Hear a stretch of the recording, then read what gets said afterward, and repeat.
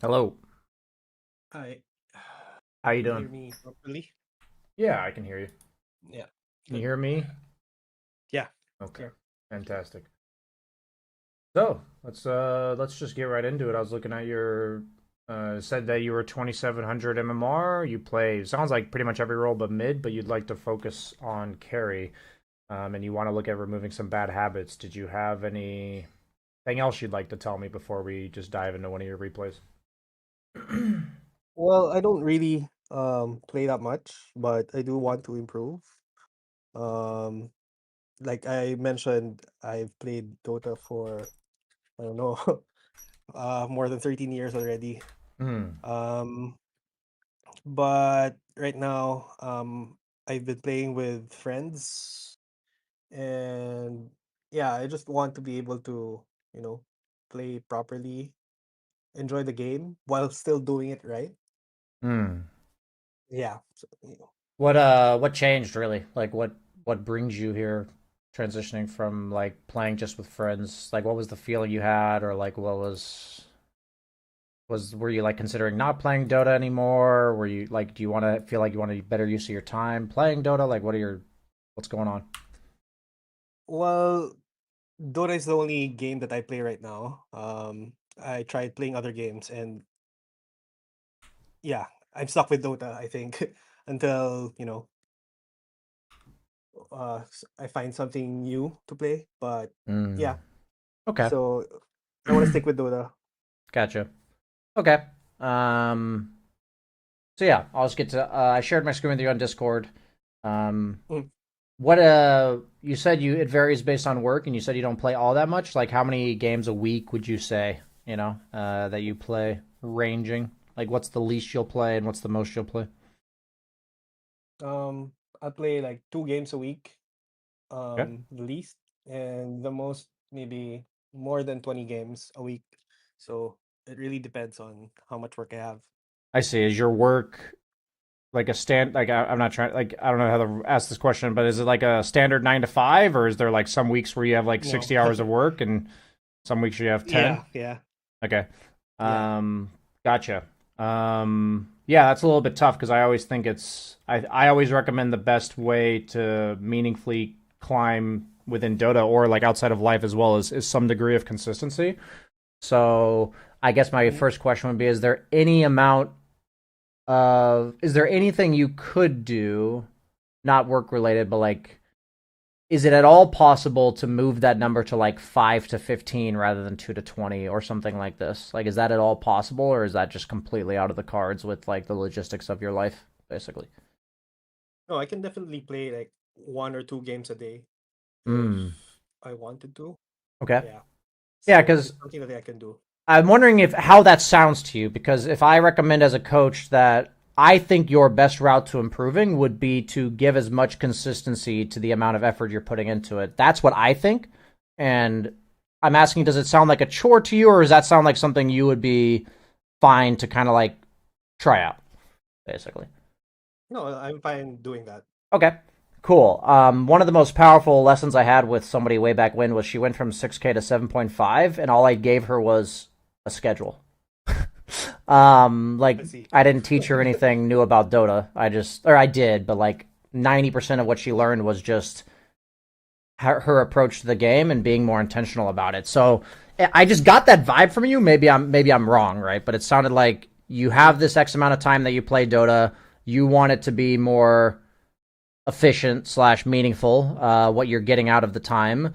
Um, Yeah. so I would just encourage you after this session to, I don't know if you use a calendar or anything like that, but whatever your most organized form can be, to just decide what time of day you think is best for you to play with as much consistency as you can. Like, if you can't do it, you can't do it, but have as much consistency as you can. And then we can kind of help you build a rhythm for making the most out of that 1 or 2 games that you play every day. Does that sound does that sound good Okay. to you? Yeah. Okay. Out of curiosity, just so I That's get a good idea, do you plan to come back for another session potentially, or is this for sure a one-off? Just so I have a better idea. Oh, no, no. If I plan to do this at least once a month. Okay, so like somewhat consistency to our sessions, if it works, of course. Yeah. I'm not making you Mhm. sign a contract right now. Okay. Yeah, yeah. Cool. Just wanted to get an idea of what I'm supposed to send you off with. Okay. So I'm loading into this game. Um, do you ever do any sort of like CS trainer to start the day or anything like that, or do you generally feel No, like you walk into the first wave of CS and you miss like two that you shouldn't miss? Does that ever happen? yeah, yes, yes.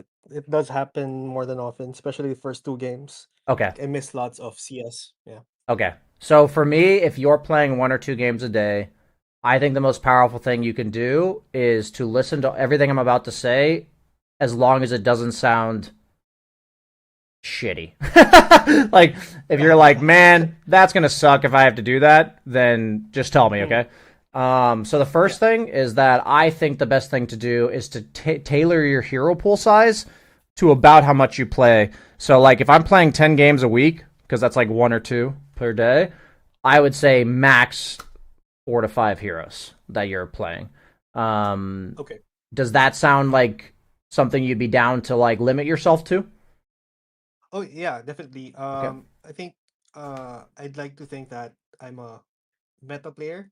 Okay. Um, so right now, what I'm spamming are Jug, Ursa, uh, pretty much both of those heroes. But when it comes, I'm finding it hard to pick carry heroes that are range because I'm Hmm. only playing Medusa and Luna Yeah. for range carry when needed. What about Terrorblade? Do you play Terrorblade? I think I'm too old and too slow for microwing multiple illusions. Okay, so that doesn't really you don't like the micro aspect. That's fine. Yeah. Okay. So I'm just looking at heroes. I personally like quite frankly, if you're 2700 MMR and you're like really good at the hero, it should be enough. But I do feel like Medusa and Luna feel pretty weak in my experience. Are you like are Mhm. they owning for you or how's that going for you? I have a good win rate for Luna and Medusa. Okay. For Luna, I don't take the DPS route. I usually Take the moon take shield thing. the yeah, moon shield and do the magic, especially if I have a DPS mid hero. Like sniper or something. Yeah, or Huskar, Ah, yeah. those type Okay. of heroes. Yeah. Gotcha. So do you go like Manta Ags or what's your build? Yeah, Mantags. Okay. Gotcha. Okay, so if those are the two hero, I thought I heard you say you were struggling to pick ranged heroes, but it sounds like you've got Yeah, Jug Ursa and you've got Luna Medusa. Is that like a good four for you, or is there something you feel like missing from there, or something you'd like to add? I tried picking Troll Warlord, Yeah. but I can't seem to win with that hero. Hmm. Uh, I, I can't farm properly. And compared to Medusa, Luna, Jug, and Ursa, I can't seem to farm fast enough with Troll Warlord. Hmm. So yeah, I mean that's up to you in the sense that like next month if you wanted to come back to me after playing 10 games of Troll throughout the month and you send me like your 10th game of Troll and say like, hey BSJ, what am I doing wrong? Um, Mhm. we can do that. Um, the question is what's going to be the most enjoyable for you? Do you think right now you need to grind like fundamentals that apply to every hero, or would you prefer to like have a new hero added to your arsenal that you're not really good with? Like what would you generally speaking like the next month or so to be focused on? I think the fundamentals that I can apply to all the heroes Okay. would be what I prefer. Okay. Yeah, so I think the most important thing for all coaching students is that they don't try to do too much because if you're trying to work on fundamentals and you're trying to learn a new hero, then quite frankly, I Mhm. think you're just going to fail at all of it. So, like that's how it's been for me and that's how I usually see it with my students. So, Mhm. I think the first thing I've had to tell a lot of people is let's just be really intentional about what you're working on.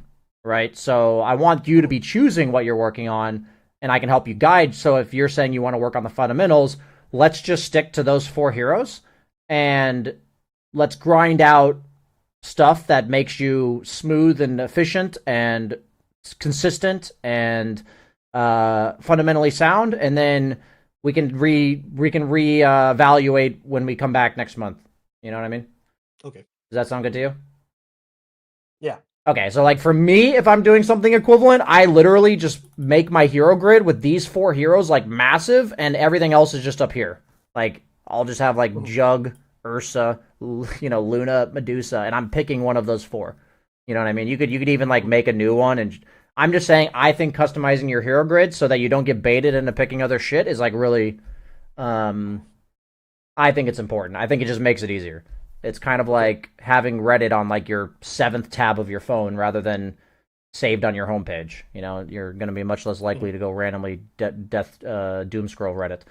Um, okay, so we're going to be working on those four heroes. We've got two jug replays today. We're going to be talking about some fundamentals.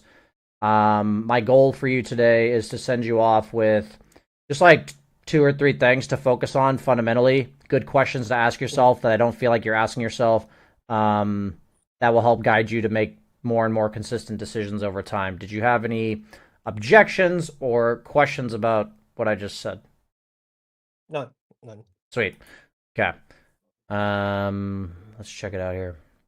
Um, I totally derailed the conversation from earlier, but I Mhm. personally benefit a shit ton from just doing 1 to 3 minutes of CS trainer on whatever hero I plan to play first. Like, maybe it changes in the game, but like if I want to play Jug and I just go into either the tier 3 welcome tab last hitting, or I can even just Oh. demo Jug and do it in like the demo lobby.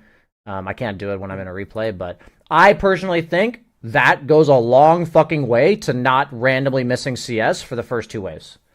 If I don't Okay. do that, I randomly miss CS for the first two waves. So my recommendation is to either choose the hero that you know you're going to pick first, or Mhm. choose the hero out of those four that you feel your CSing is the worst on, Okay.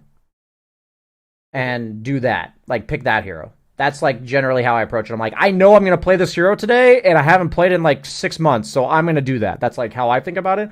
Or I'm like, out of all the heroes I'm playing currently, I feel like my CS is the least consistent on this hero, and then I Mhm. CS trainer that one. And for me, it's been like the effort to reward ratio is very high of how much better my CSing is for spending 1 to 3 minutes of my time at the beginning of every day of Dota. Um, Okay. so yeah, questions about that? None. None. None. Let me just type these things in my. So this is gonna help me. Four heroes: Jug, Ursa, Medusa, And Luna. Luna, and then 1 to 3 minutes CS trainer daily. Or we decided 1 to 2 games per day. I'm gonna put that down. 1 to 2 games per day, so you don't have to go back and watch all this. 1 minute CS trainer, 1 to 3 minutes CS trainer daily. Either hero you intend to play, or hero out of four you CS worst on. Okay, that's our notes so far. Mhm. I'll send that through. Okay. Cool. So let's go and check out some fundamentals that we can get you from the 1 or 2 games you sent me here. Um, So my gut initially is that you're against Viper offlane, a hero that doesn't really use spells very much. So I think the Mhm. wand is a bit misguided. My question is, what sort of thought process goes into your starting items at the beginning of the game? Okay. So for the what do you call this? For the wand, I was pretty sure that Venomancer was gonna spam his third.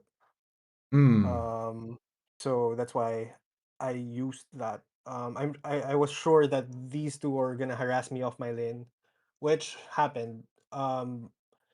So I have a friend with me in this match, but he's not on the same lane with me. This hard support was a random. Yeah. So yeah. And then my problem was I was getting pressured by him to fight when I know that I would die. So there you go. I think I died a couple of times here until I lost the lane and was forced out of it. So you got pressured by your Grimstroke to run at them? Yeah, I see. yeah. Okay. Um, I understand. Uh, Like I understand it was a good combo, the two of us, but that's Venomancer and Viper, so I would take lots of magic damage and I would die for sure if I went. do you? This is going to be kind of a leading question, but I'm Mhm, actually curious what you think. I'm not gonna. I have an answer, but I'm curious what you think. What is mhm. like the number one reason that people don't really climb MMR? Like that? Why is there people that spend 5,000 games in their Herald? Other than like not giving a rat's ass, like people who actually kind of care about getting better, but they don't.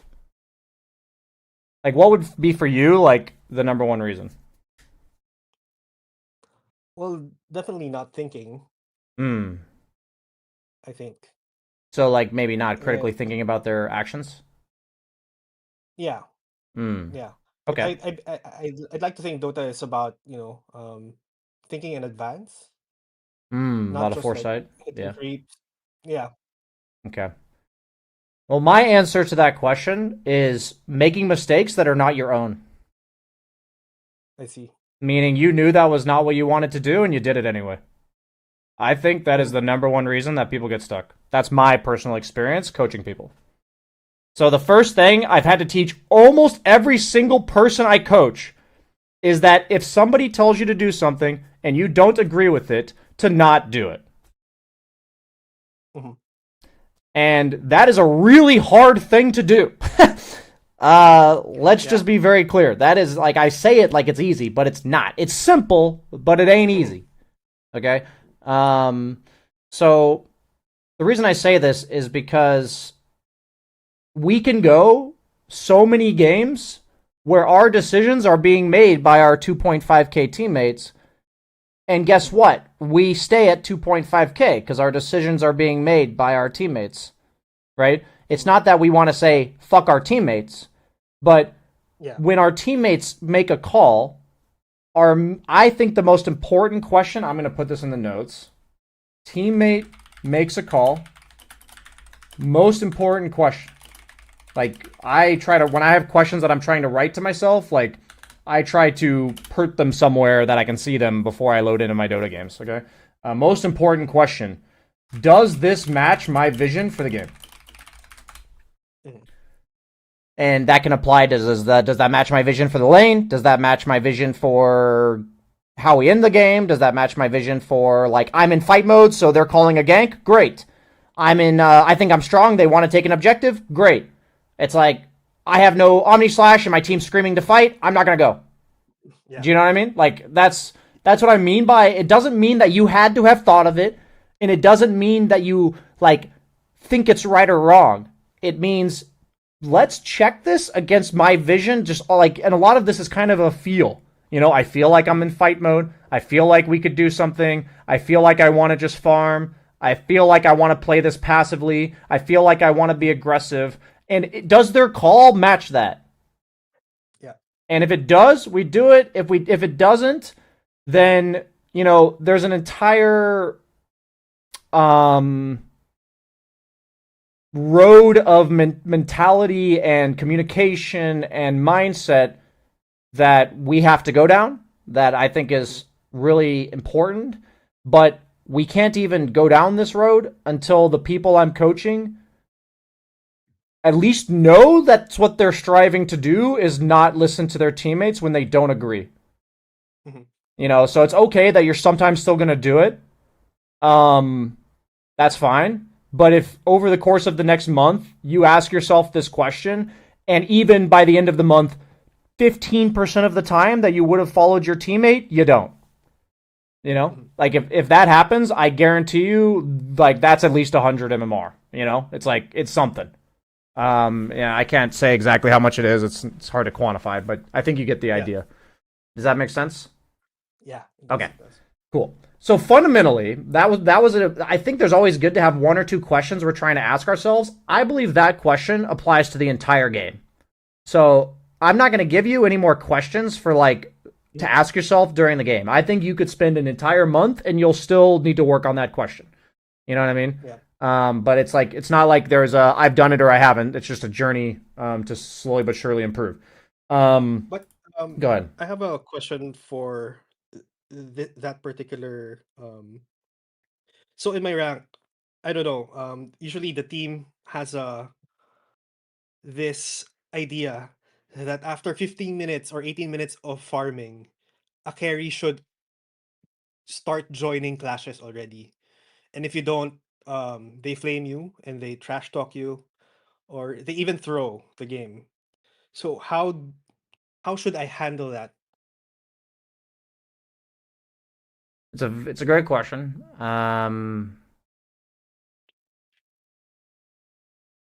Part of what I'm doing with my community is I'm trying to do my best to set a better example for because I've been that teammate before that you just Mhm. described.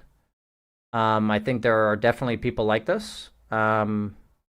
In my experience, after I've done a lot more reflecting, it's less than I thought it was. It feels Mhm. like it's a lot when it happens like once every 2 or 3 games, but all it takes is like one teammate out of eight to feel that way. Mhm. So I want to first say that it is very hard to deal with this. It's very demoralizing. It's very frustrating. It's a lot of things. There's a lot of shitty feelings that crop up when this sort of thing happens. Mhm. Um,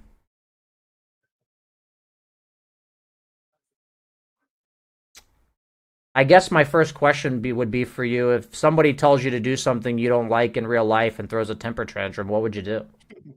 Oh well, I still wouldn't do it. Okay, but like, what would you do in regards to that person? You know? Well, just ignore it. Okay, so there's your answer. Okay. Like it's not that it's like huh, Captain Obvious. It's like Mhm. for some reason it's not you in particular, but for some reason everyone treats acting on the internet differently than real life when people also simultaneously complain that people are like mean to them on the internet. Mhm. It's like somehow that's allowed, but then it also people are upset that that happens, but they also say it's how the internet is. So it's like, Mhm. well, we can choose to be upset that it happens and say I'm not okay with that, and I'm not gonna like change the way I act because you're throwing a temper tantrum. Mhm. You know what I'm saying? Like it's enabling the behavior.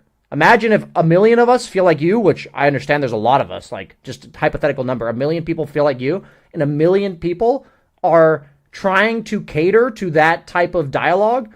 It just enables it. Like Okay. the guy's gonna go do it again because it worked, you know? Mhm. And I know that that sounds shitty because in the short term you'll lose some games and it's going to be frustrating.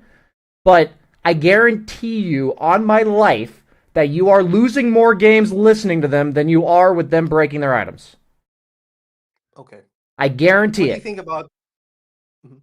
Go ahead. What are your thoughts about pre-muting your teammates at the start of the game?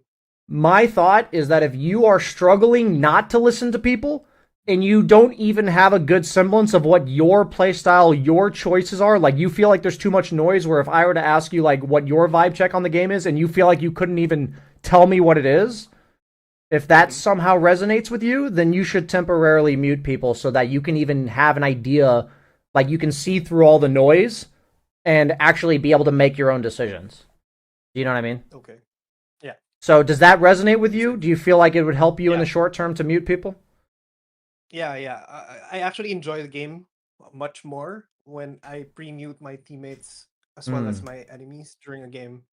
I get to focus more and do what I think I should be doing instead. Mm. Yeah, so I think it's really important personally that people first prioritize themselves, like take care of yourself.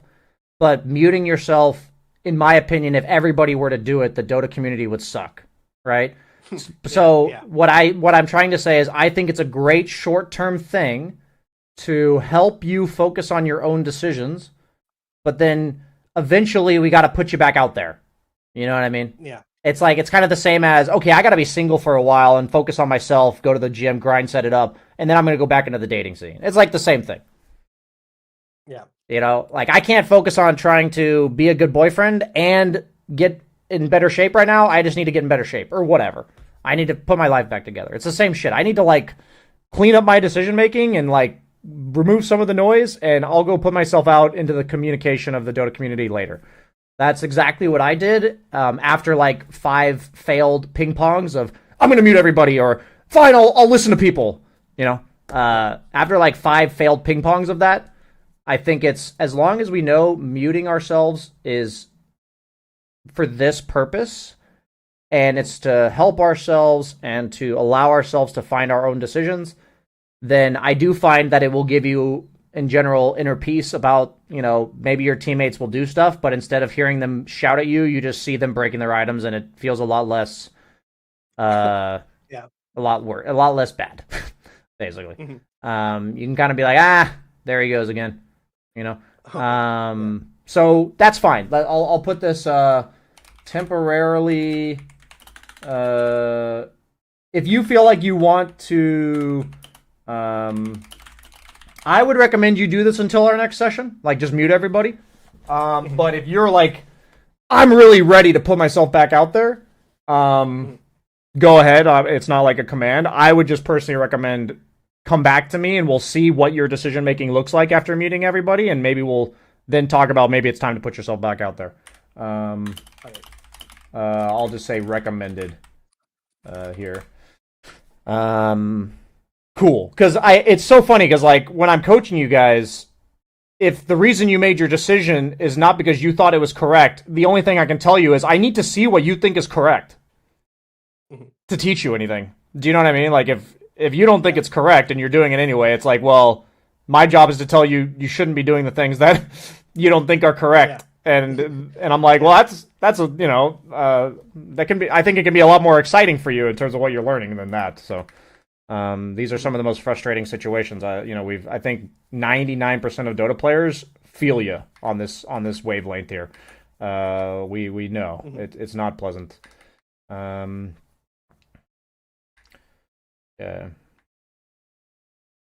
Yeah, the Venom War, yeah, you're going again. Okay, so rough lane, we talked about that. We're gonna fast forward a bit. Okay. Yeah. I'm gonna quickly say this is your one fundamental for the month. One fundamental for the month. Queue up the next item you're gonna buy. Okay, so you already do it, but just to make sure we're on the same page, meaning you do it, you already know how to queue things up, like I see you doing that. But so say I have my starting items of like this, and I'm like, oh, I want a Wraith Band. I'm going to do this and do this. I'm like consciously deciding what order of the treads I want. And then I'm going to mark them for purchase by right-clicking them. I can't show you that in here because it just buys them. And once you clear this cache of stuff, that, like, in the next 5 seconds, assuming you're not literally fucking dying, you know, like if you're in the middle of a fight or whatever, the first second you have breath of fresh air, you go this, you know? You do this. So the reason I'm saying this is when I go back through your game,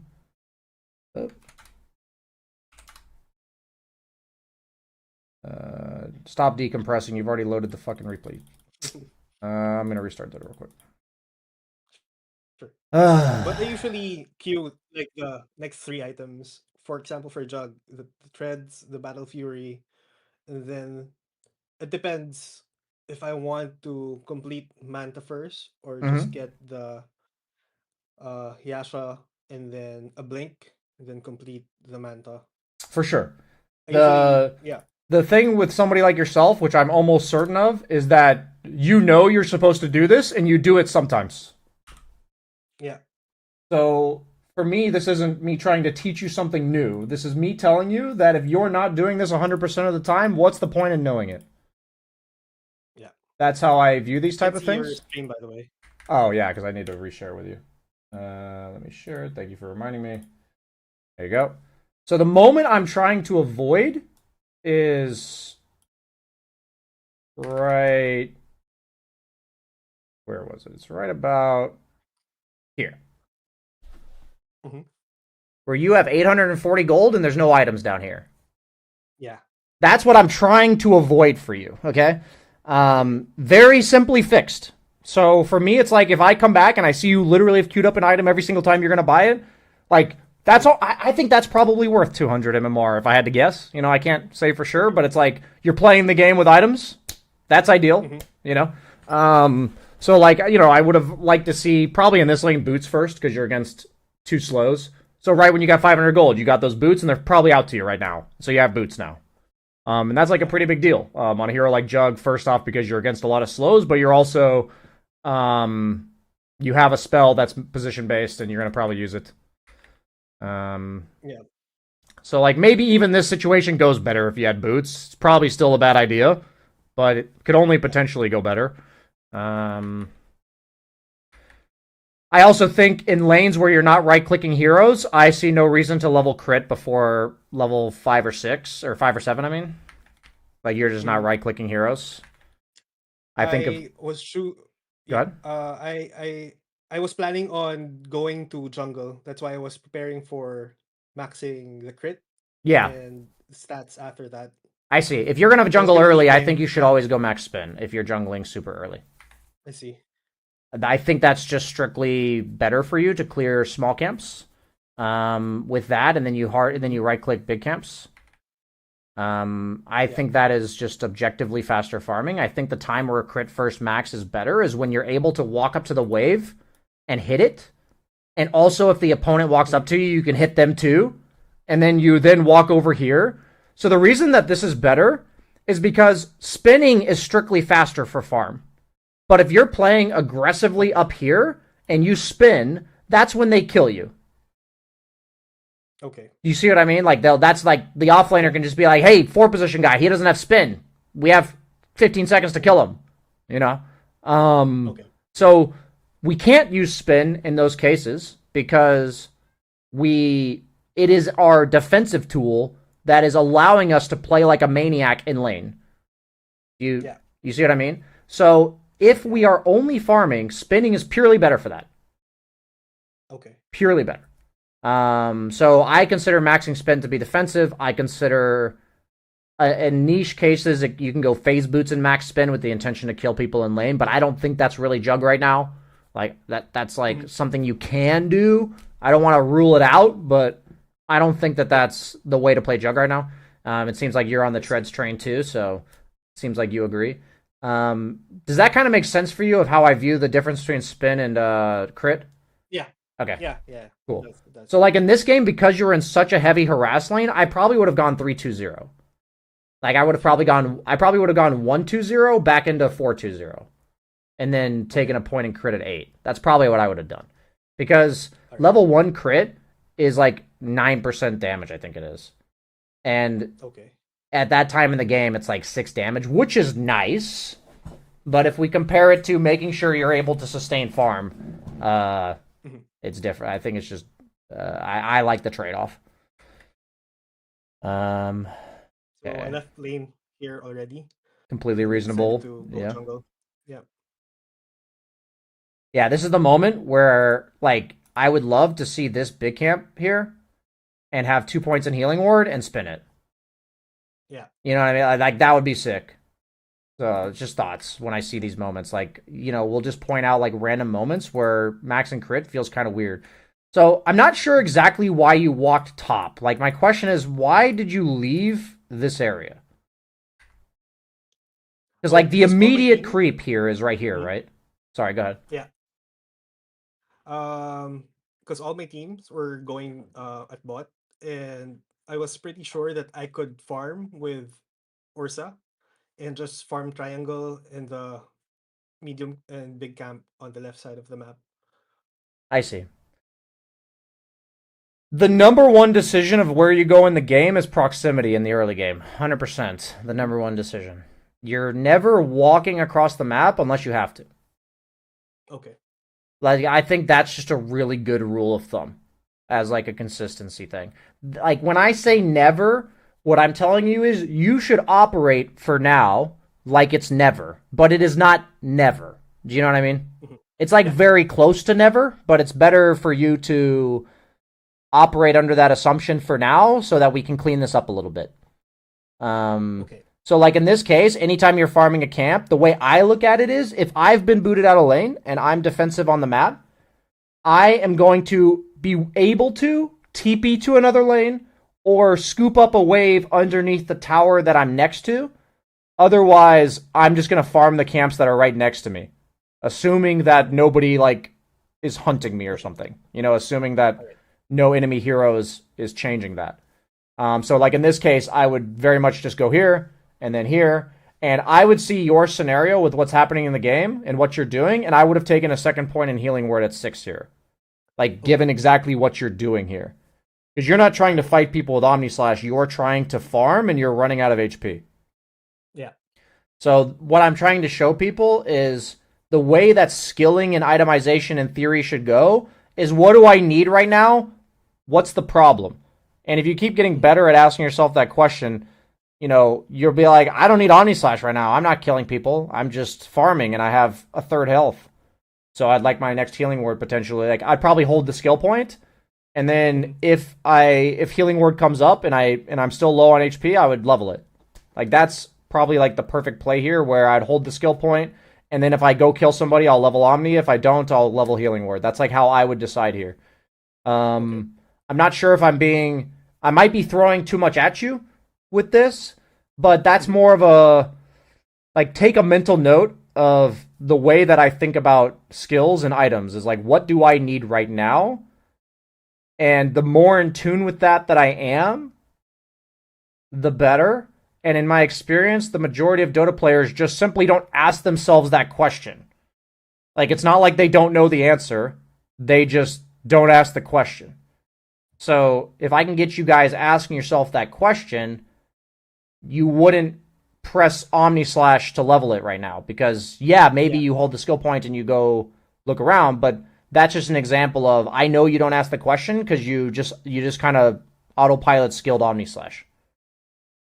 Yeah. Does that make Mhm. sense? Yeah. Do It you have questions or makes sense. thoughts about that? Is it too much? No. No. Is it good? No. I was thinking like how Medusa players would opt not to skill their ult first because they would just want to farm. Oh yeah. That they would go like 4-4-1 before they level their ult. Yeah. Is what you're saying? Yeah. Yeah. And it's like Yeah. I've seen Jug players not take Omni Slash. Like I've seen it as late as like level 8 or 9. That's an exception because most Mhm. of the time you would like to be able to Omni Slash people. But it's also a pretty good skill for holding the skill point for because Jug really likes the potential of leveling Healing Ward, and he also can very easily level Omni Slash when he's about to use it. Like it's not like a targeted spell like a Arena or something where you have to level it and then land it in the right spot. It's like I Yeah. just level it and click it on this guy. So um, yeah, it's the same thing. We want to be optimal in this way of like our items and skills are matching what we're currently doing in the game. Um, Okay. yeah, this is really awkward now because you've put yourself on the side of the map where you only have 1 point in spin and you have 1 point in healing ward. Okay, so you TP back here. Okay, that's a reasonable TP. I think if you had just been farming bottom the whole time and then TP there to scoop that up, that would have been like that would all make logical sense to me. Mhm. Um, you also don't lane very well against Ursa. I'll just veto you on that Yeah. one. I would not Okay. intentionally lane against Ursa as Jug. I think that's a pretty bad counter for you because he's purely physical damage and he doesn't care about your Mhm. spells. Okay, so you end up with a decent timed Battle Fury regardless. Ursa lets you clear it. Very nice guy. He shouldn't really let you do that. It works out. Looks like you hesitated a little bit there, going back and forth. Do you remember what this hesitation was? Sorry. Which part? Uh, maybe I misunderstood it. Oh yeah. That were you considering going to this fight, or was that a misclick? Like you Yes. Yeah. misclick, or I was considering going to considering the on fight? joining. I see. I was So the way I considering look at joining the fight. this is a great habit is if you're considering joining fights, right click yourself to your destination and then look. Because what you did Okay. was you like right click down here, so your hero went like this, and then this, and then this. You Okay. I you know what I'm see. saying? Yeah. So like you can do exactly. I think what you're doing with your camera is fantastic. Like you have Omni Slash. You're like maybe I go to this fight. Like these are all reasonable things to be doing. But it sucks to think you're actually moving your camera around and it's costing you 10 seconds of farm because you did the good old back and forth. And there's no way you're walking to that fight. You know Yeah. that, Yeah. right? Yes. Like that's illegal. You're not allowed to walk from here to here for the fight. So we're on the same page there. Yeah. Okay. I Yeah. feel like you might even do that. Like based on your reaction, you're like, I'm not fully convinced here. But yeah, I do believe that when I see this happening, that the number one thing I recommend, if you see the opportunity, would have been to walk mid to clear this wave. You can even I consider see. TPing here, clearing this, clearing the one at 15, and then like walking this way, where if the fight still goes, you Towards the keep team. walking. If it doesn't, you just do this.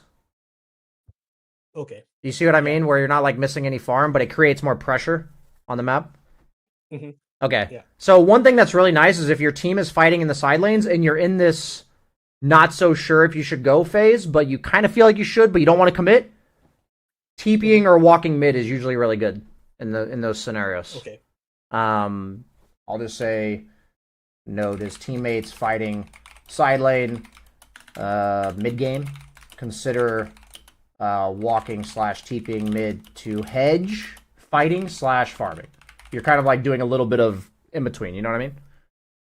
Yeah. Where you're like, I might go to this fight, but I'm gonna farm my way there rather than like, just TPing or walking or whatever. Okay, so I got Blink queued up. yeah, I saw that when I hadn't loaded my stream yet. Why Blink right now? Like, why not Yasha, which I would consider the more standard? I wanted to start fighting with them already, and I know there was a shaman, so I'd like to be able to blink in and focus on Zeus or shaman or Veno, which deals damage towards my teammates. And walking wouldn't be able. I wouldn't be able to walk towards them because Veno has slow, Zeus has slow, shaman has his skills. So I thought buying a blink would be able to jump directly towards them and just spam my last kill. Hmm.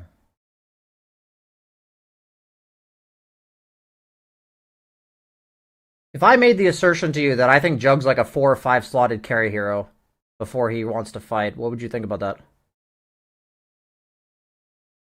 Mm, four. Like, I'm not saying you can't fight before that, but I'd just Yeah, rather not yeah, before yeah, 4 or 5 slots. Like, what do you think about that? Mhm. I'm not, mhm. Or maybe it's just my rank. I'm really just used to the team calling the carry like at 20 minutes to fight with them and try to end it early without, anything else. Okay, this lines up with what you told me at the very beginning of this session with the Grimstroke decision in lane. Yeah. I'm gonna need you to go Manta after Battle Fury every game for the next month. Okay. Like this blink thing is like it's not that it's atrocious, but it is playing into the bad habit you have of trying to appeal to your team. Do you know what I mean? So Mm. like what I'm trying to say is that the way carry functions until maybe 25 minutes is that you are able to show up to fights according to how aggressive you're allowed to farm. Okay? So like if you're not allowed to farm aggressive because you had a rough start or because you have bad matchups in the game or whatever, then the only fights you're really showing up to are ones like somewhat close to your towers. You know, like those are the ones you'll show up to. If you're like really strong in the game, you're free farming, nobody can kill you through spin, and you're like farming up here, and you can like circle through their jungle for your patterns, you could probably help your team. Roche, you could probably like look for kills with them when they're smoking into the enemy jungle. You can easily do Tormentor if you're controlling this area at all. Do you see how that like Okay. how I think about carries participating in fights? So You don't have to directly join the clashes, but you should help secure the other places of the map. yes. So Yeah. what you said I agree with. And what I'm trying to direct your attention to is all I care about is how aggressive you think you can farm, and I want you to maximize that, and I want to see that. So, like at 17 Okay. minutes, this is an example. Where was it? It was like 16:30. Where this is a very nitpicky thing, but I would want you to Mm-hmm. walk mid right now Mm-hmm. to clear this wave. Because all of your team is bottom, and you can do that, then this, rather than this, than that. Do Yeah. you see what I mean? How that's Yeah. technically more aggressive because it puts lane pressure on mid faster? Mm-hmm. Okay, so that's an example of I want you to farm more aggressively in this sense. And I know Quap went there, and so like worst case scenario, like I think he TP'd. If you're like walking like this and somebody TP's in front of you, then you lost 4 seconds and you walk back to these camps. Mm-hmm. But Yeah. what I'm trying to say is, from what I've seen from you so far, there's these random moments where you could have cleared a wave and you didn't. It's happened like 2 or 3 times. And it's not that I want to harp on that right now, because I think the most important thing we get drilled into you is that you play for your own farm and you show up to fights according to the farm, and that the order of operations is you learn how to farm properly and we can worry about fighting later. Okay. So what might happen in the first like month is that you overly farm. If you do that, you've succeeded. Mm-hmm. Okay? I'm not saying it's good, meaning like long term, but we've Mm-hmm. addressed the problem if I see you farming too much.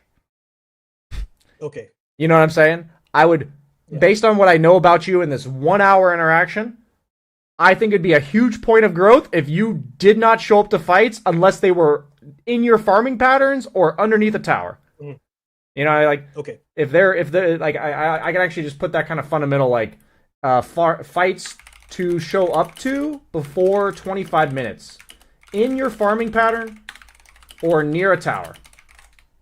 Mm-hmm. That's a good rule of thumb for you. Like I think that's a great way where your goal for the first 25 minutes is to hit 3 items. Okay. And along the way, there's definitely interactions with enemy heroes. Like we're not just playing PvE, but we don't Mm-hmm. want to interact with enemy heroes in a way that prevents us from doing our job that we established for the first 25 minutes. Does that like make sense how we just reorder that priority a little bit? Yeah. Sweet. Yes. Any questions about that? None. None. I think Cool. it's clear. Nice. Very good. Okay.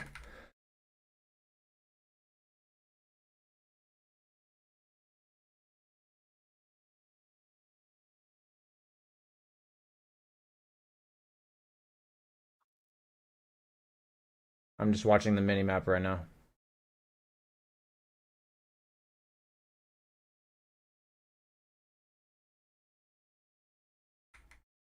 Hey, what happened here? You TP'd to a fight and got an ultra kill? What? So I was with comms with my friend, and Oh I asked shit. him Okay. if he has all. Yeah. Loggers. Okay. Um.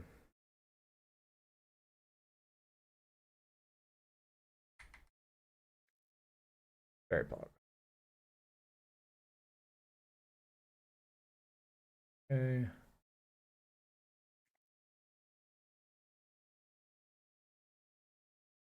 Okay. Here's a quick example, tangible example of how I want you to shift your mentality. So right here, your team is like posturing to go aggressively top. You see that?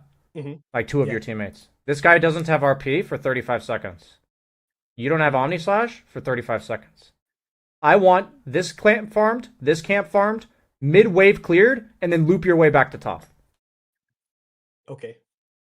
That is how we prioritize farming while still being in the fucking game. You see what I mean? Like we Yeah. see that our teammates want to be aggressive, so we're not like unaware, but we don't just walk with them. Mm-hmm. We Yeah. so like your farming pattern when we look at the map right now would be boom, boom, boom, boom. You know? Yeah. And then it's So just farming like, while waiting for my skills. yeah, you just have an extra Yeah. 12 CS and you're also back here like 5 seconds later than you would have been. Mm-hmm. or maybe 15 seconds later because you literally are sitting here. But you get the idea. It's like you're still ready to fight, but you're not gimping your farm in order to do it. Okay.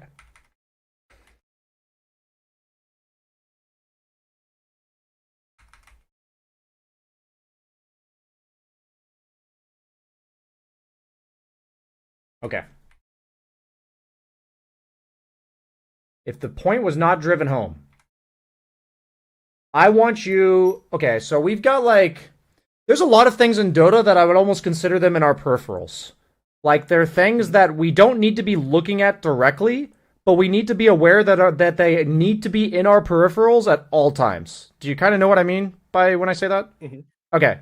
Mid lane getting pushed needs to be in your peripherals at all fucking times. I've seen you walk away from mid lane like 7 times and not push it. Okay. We want to dial that up in terms of like the priority of the wave meets right here when shit's happening in the game. Like, there's just people showing, there's like whatever this is, and there's just a wave here. Mm-hmm. You can't just clear the wave if everyone's missing. You know what I mean? Like, it's very different. But there's like shit happening in the game, and we just ignore the mid wave. So I'll just put shit happening in game, mid lane in peripherals. And I think you'll know what I mean by that. Peripherals. These are the type of fundamentals. Like, the bad habit, I would say, is the ignoring of the mid lane. Like, the fundamental is to bump it up on the priority, and as long as I see enough information where I'm not going to get like stun locked and die, at the very least I'm going to send Manta illusions at it. Like, at the very least, especially since all of your heroes except for Ursa can do that. Luna, Medusa, Jug. So at the very least, if I'm playing carry, I would walk here and summon some Mantas if I feel like it's dangerous. But like in this exact scenario, based on what I see, I would probably walk up and hit it. Okay. And same thing, you would clear the wave and then loop your way back here if you think a fight's going to happen. But what doesn't happen is this just sits here and the enemy walks down a lane. Do you see what I'm going for as your role in the game here? Like, this could have been cleared like 3 times over while all this shit's happening. And then you TP to the fight, but I want this. This needs to be pushed into their tier 2, and then we like walk over here and maybe we kill this guy. Yeah. You see what I mean? Like, they're grouped up as 3 or 4, and rather than running into the 3 or 4 heroes, we're pressuring other lanes the way that like that's the carry's job in the game, is to set up the lanes. And then we kind of like, we can TP to where the enemy is, so we should walk away from them. If we don't have TP, then we can walk towards them if we feel like we need to, but that's also kind of speaking to the importance of not TPing unnecessarily, because in this exact case where they're all showing here, if we had just done this, and then like this, and then this, and then this, and then this, it feels like really good. Mm-hmm. Do you see how that like would look really nice? Farming, efficiency, kill the guy over here? Yeah. Yeah. Okay, cool. There's like, you know, I'm sending you away for a month, so, you know, when you're looking at your notes here, I would focus on the first 4 things I sent as like, let's do this until I feel like I don't have to really think hard to do these things. The next like 5 things, I guess temporarily mute is fine. Like, that's just something you're gonna do. But like, I guess what I'm trying to say is, you have your 4 heroes, you have your 1 or 2 games per day, you're going to mute your teammates for the next month. That's recommended, up to you on how long you want to do that. You're going to 1 to 3 minutes CS trainer daily, and you're going to... so that's already kind of a lot. Like, it's like you're limiting yourself in a disciplined way, you're adding 1 to 3 minutes of something you've never done before, you're changing the way you're going to interact with the game by muting people. But then during the game itself, the only thing I want you to focus on until it's not overwhelming, and that might even be for the full month, okay, is does this match my vision when a teammate makes a call? But you might not, you might just ignore that one because everyone's muted. What am I fucking talking about? You can just ignore that one. If I see my teammates doing something, does it match my vision? Okay, that's probably the better way to word that question since you're muting people. And then the one fundamental is to queue up all your items you buy. So if during your games, everything your teammate's doing, you're like, does that match my farming pattern? Okay, I'm rambling. we are going to combine this. Does this match the vision for my game? And we're going to combine it with the fights are they in my farming pattern or near a tower? If not, I don't go. Mhm. Yeah. Does that sound good? That's what we're going to replace that with. Okay. So like that's equivalently like we're giving you a vision for the first 25 minutes of the game. And so rather than asking, does this match my vision? We're giving you a specific vision and saying the way we figure that out is that farming, is that in my farming pattern or near a tower? If not, I don't go. Hmm. And what's going to happen is there's going to be a few fights that you probably should have gone to that don't fit that exact description because Dota's not that simple. But this is an incredibly good fundamental to get across in what we're trying to do. How does all? I know it's a lot to digest. How does all that sound? I think it's doable, and it's something that I can do for the first month before we meet again. Does it sound like good to you though? I know it sounds doable, but like, do you kind of see like how it could help you? I know it's hard to see now Yeah, for sure, but does it seem like it yeah, it addresses the problems you felt in your games? yeah, it does. Hmm. I think prioritizing the CS and the how I move in the map um, is a very important skill to learn. So yeah. Okay, cool, man. I just it's like to some degree I'm giving you a prescription, and I want you to know. I want to know if like that doesn't sound like it's gonna help. I could do it, but like just trying to make sure you feel like I gave you an appropriate Mhm. prescription per se.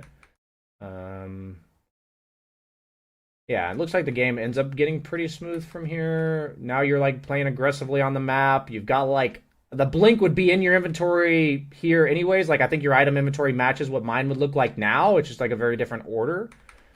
We Mhm. end up going high ground with no Aegis, which is a little bit over aggro for sure.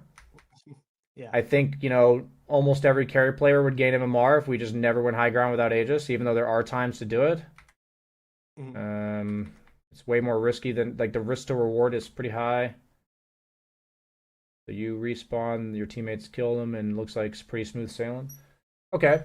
Um, so we're about 5 minutes or so away from the hour. So what would you like to Yeah. do for the last 5 or 10 minutes? Would you like me to quickly check out the other game just to skim it, or did you have any other questions you'd like to get in there, theoretical ones or anything like that?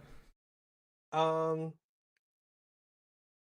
you can check the other one Okay, quickly if you want, because that's sure. a game that I farmed decently, but I wasn't able to carry the team. Okay, so we'll fast forward real quick to like 25 Yeah, minutes sure. because that's like the point where I'd consider somebody being like farmed and then losing despite that. So let's just see kind of what happened here. Let's see. You are the joke. Okay, you're really into this blink thing. Okay, I got it. Got it. Yeah. Um,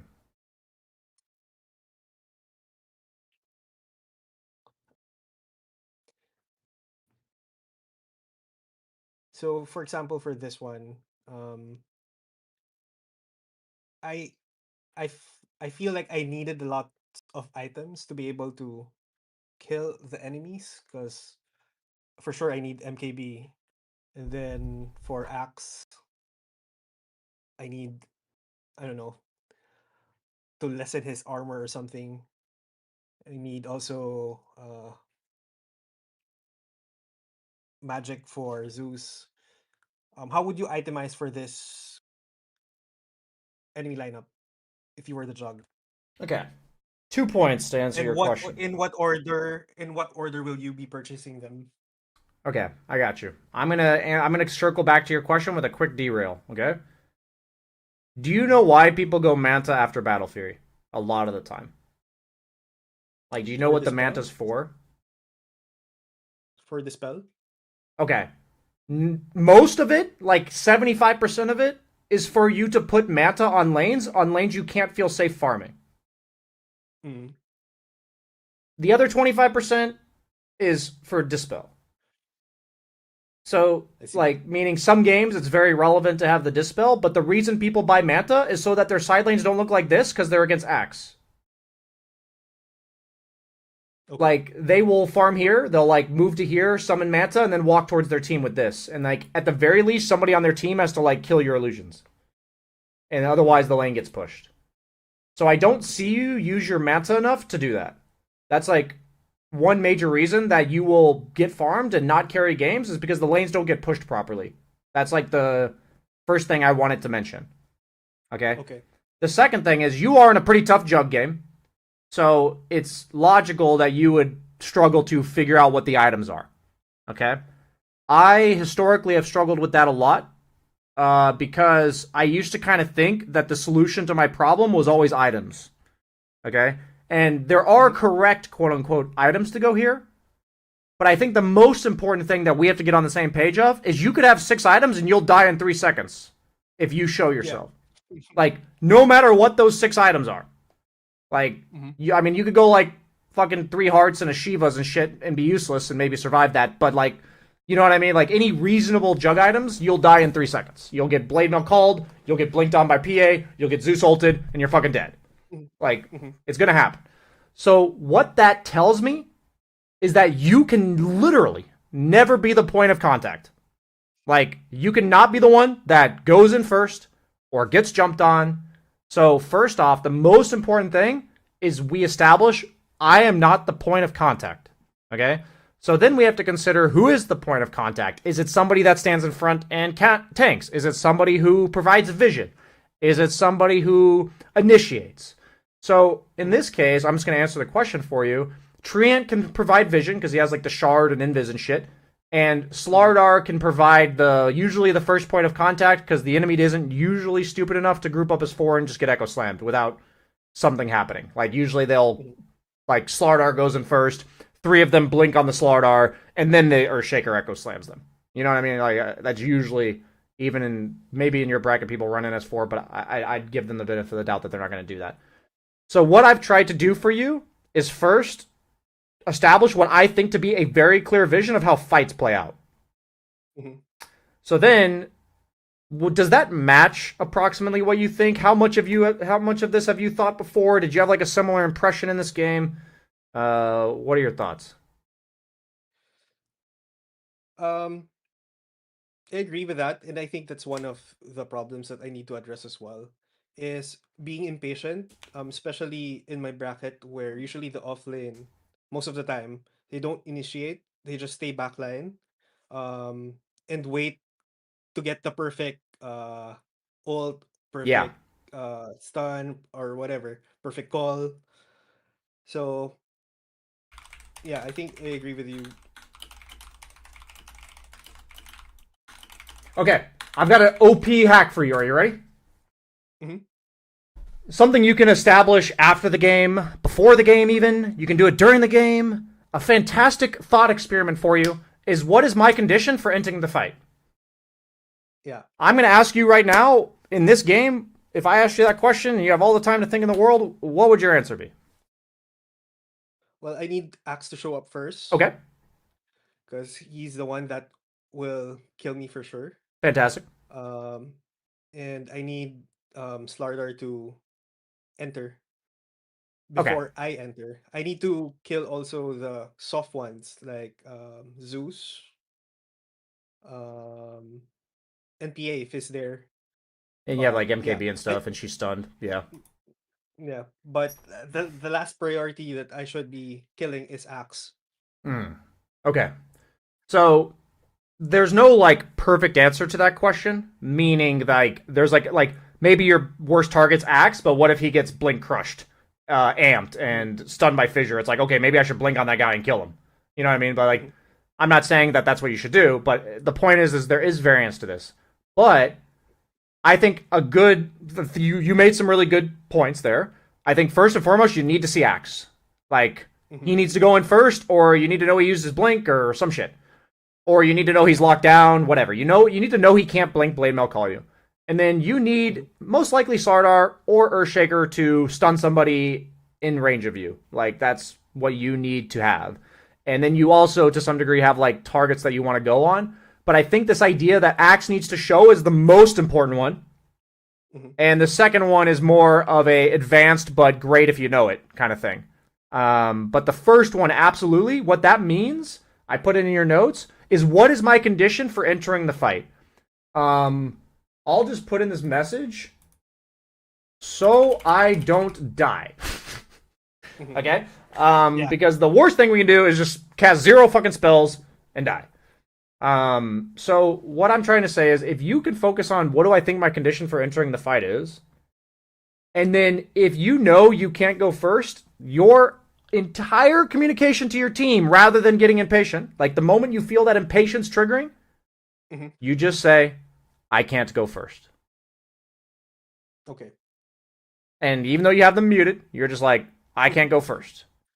And the goal is for you to identify the one thing you need to see. There's going to be like multiple, but like the most important one, you know? And just don't go until you see it. If that means you're sitting behind your team for 70 fucking seconds, then sit behind them for 70 seconds. You know what I mean? Yeah. It's amazing if you can do that. Like, if you find yourself waiting outside of a fight for 35 seconds because Axe literally never shows, you've graduated this course, okay? Like, it's hard. Like, it is hard to be that patient, and I know that it's an uphill battle for everyone involved, but if we can recognize the condition for showing ourselves, remain aware of it, like the days where I'm not playing well, I forget this shit. Like, I lose the discipline, I lose the presence of mind, and I just walk in and get called. Or, like, I see the PA get stunned, and I'm like, get him! And then I get called. You know what I mean? So that's my other thing is, you can do a little thought experiment with your condition for entering the fight, and look at your patience here. So if we amp up the wave clearing by 5 to 10% or more, and we add patience to fights, you will win these type of games that you would have normally lost. Not that you'll win all of them, but maybe you'll win, 20 to 30% of them or something. So like, I'm just gonna watch like one fight for you, just out of curiosity. Yeah, so you blinked in. So, yeah, I would just like, I'm never doing this. Yeah. Like, even if it fucking works, I will not do that. You can give, like, we can literally end it right there, right? It's like, unless I see Axe showing bottom lane. You know what I mean? Yeah. I'm never doing that. So that's an example of, it definitely displays impatience. It doesn't even look that bad. Like, you killed 2 heroes, lost 1. But I think if you were to play that out 1,000 times and do that, the risk is way higher than the reward to blink blind uphill first with Axe missing. If we never do that again, that's at least 1,000 MMR. So if you do it 10% less, that's 100 MMR. Go ahead. Yeah. I think it's the offlane player in me because I think prior to deciding to play POS 1, I've played POS 3 for the longest time. Yeah. So, yeah, the urge to jump in, cast all the spells, and die. I believe it. It's a strong one. It's a strong one. It's a strong one for sure, man. Sadly, we don't have that luxury as a carry player. We must value our lives. But honestly, the rule I'm making is equally applicable to offlane. There are games where you need to be patient too. It's just less often. It's like maybe 60% of games the offlaner is the initiator. So in those 60%, you're not supposed to be patient. But I remember learning this lesson in one of my Axe games. This was like 2 months ago, where I specifically remember this game where I'm like, I am an Axe and I need to go third. And I only realized it after like the third fight of initiating. And I was like, I need to stop going. My job is to blink BKB call the SF when he goes in.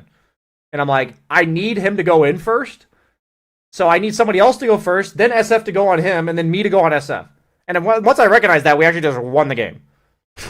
It was like, it was really cool, actually. I remember this. That's why I remember this random fucking game from like 2 months ago. Because like, I was like, wait a minute, I'm Axe and I'm not supposed to go first. That's strange. Yeah. But yeah, it's a very powerful thing on any role to think about the, like, 1, 2, 3, it can go pretty deep in terms of the conditions that need to be met for the fight to go perfectly. But for anyone that's new to this, just thinking about the 1. And usually the 1 is kind of surface level, and I think any experienced Dota player, if asking themselves that question, could answer it in most games. I think. Like, you answered it immediately.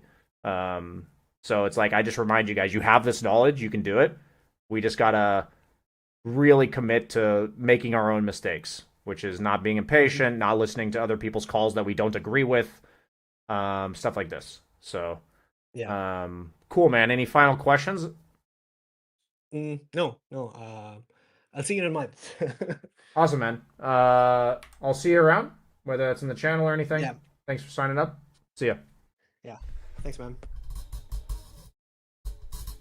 Okay. Imagine Dota if everyone's patient, axe waiting jug, jug waiting axe. I will never forget a game of Faceless Void that I played against Pure. I haven't played that many Faceless Void games. Maybe it's in my last 20. Let me see. I will never forget this game because let's see. It's gonna be. It might be one of these two. Look at how high rank I used to be. He was Morphling. I was Dire and he was Morphling. I don't think it would be 024.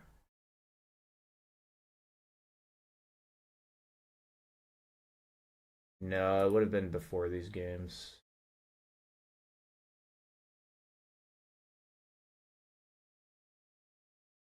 I'll never forget this game because it wasn't this game.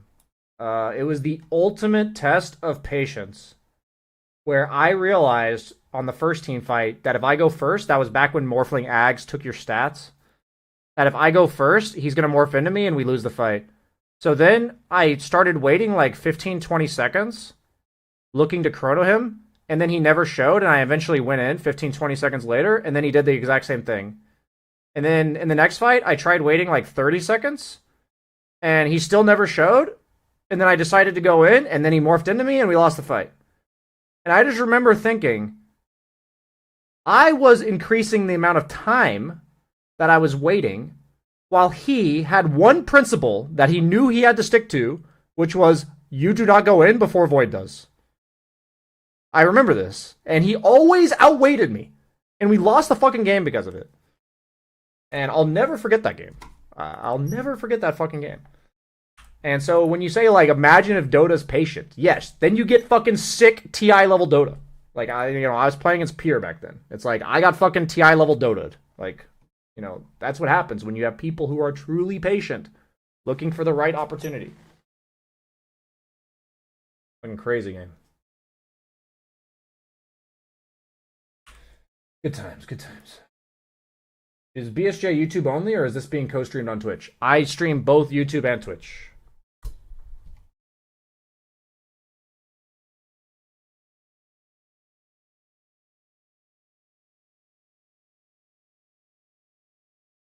One of the main struggles with my game is that more often than not, I am clueless and unsure what the ideal thing to do in the game is. You know what is beautiful about this? The reason that you are struggling is because you think that there is an ideal thing to do in the game that you are supposed to know. What if I just told you that doesn't fucking exist? What if I told you that? I want you to think that one over. Like the thing that you're searching for, you will literally never find because it doesn't exist. What do you think about that?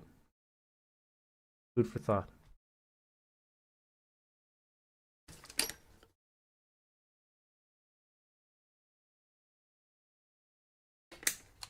I mean, I would have had to play the game out. Pierre's not the most exactly talkative person. I mean, he's talkative on interviews, but at events, I've never really socialized with him. I'll be right back.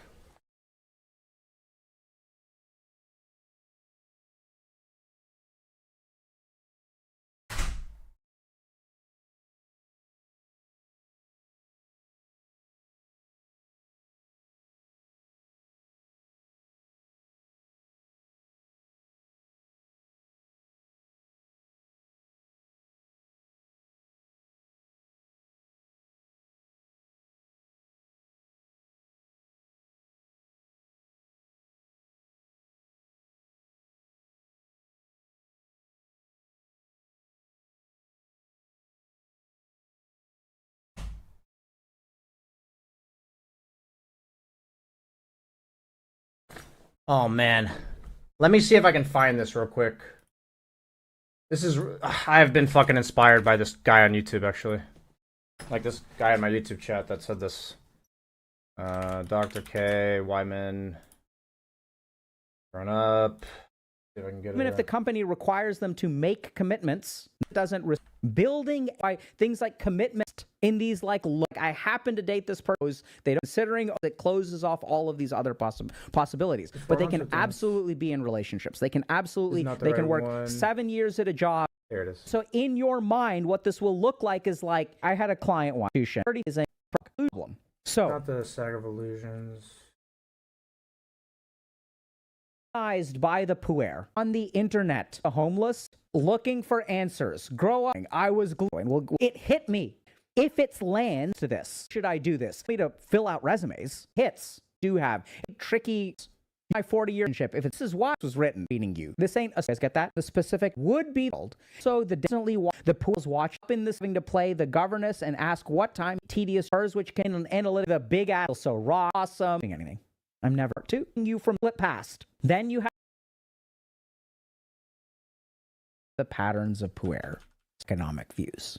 This post has been built of Dr. Personal attack it on it by the boom is based on do or America. What there is a huge step. So here's the step. First, step number 1 is I'm hopeless because I've tried and nothing works. Step number 2 is the analyst shows up. And the end is the help me out of trans disillusion. Perfect part pave the way such an votes. Night, realizing that does he understand to get off this not because man, I want to find this so bad. You're hopeless. Them philosophically reject due to impatience. It is hard. This is why psychotherapy is a work. I could give you all advice until I'm blue in the face. Whatever advice I give, I can guarantee you that someone will post, say this doesn't parasocially. So the first is there is, I think we're, what is, I make this, so like on, maybe forge, and faith in me. In your mental earth, right? And after sideline, no life that I give is the, and there is fit with fuck in me, economic views. Sorry this guys, I'm gonna is find what it. I said. I don't. I do lecture. Knowing I've tried just like Prince in a way that must happen. Just do it, and you have to be careful because if you amputate off with like this, just took a problem of fight. You'll say that's what I want. I would not great paradox function someone just level. They're like kind of a bar. You're an individual moving in or zoom turn is same. They're like, and there's a right in there. I didn't go into cause. If y'all are nothing and an equal where is what I would call it struggle towards inaction. The beautiful thing its own you have when saying so because it puer where the work ecology. And so what I my full good data Can't find it. Huge problem with puers. They think they have data, but what they have Fuck man, I can't find it. What Dr. K says sometime in that video is the entire problem with the way you guys are approaching the problem, whether it's in the Dota game or it's real life, is that you think there's a right answer that you are supposed to find. That you think there is a universally correct answer, and you must find it. And as long as you are looking for that correct answer, you will never progress. It's food for thought. Food for thought. It's missing a lot of context for you guys, but just know that if your general perspective on Dota is, I don't know what the right thing to do is, you need to get rid of that. You need to replace it with, what's one thing I can work on?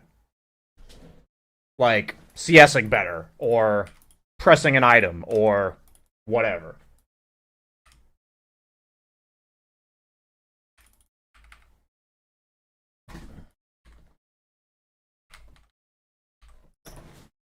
Ugh.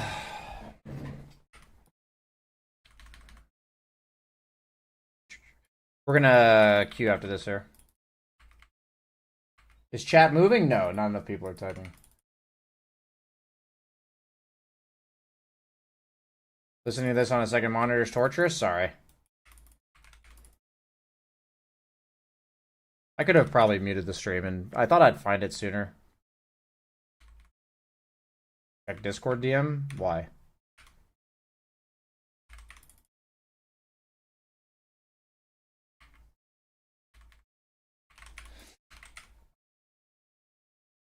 Hey, that's fuck yeah, Paul Flois Plays. Welcome to the Dota community, bruh.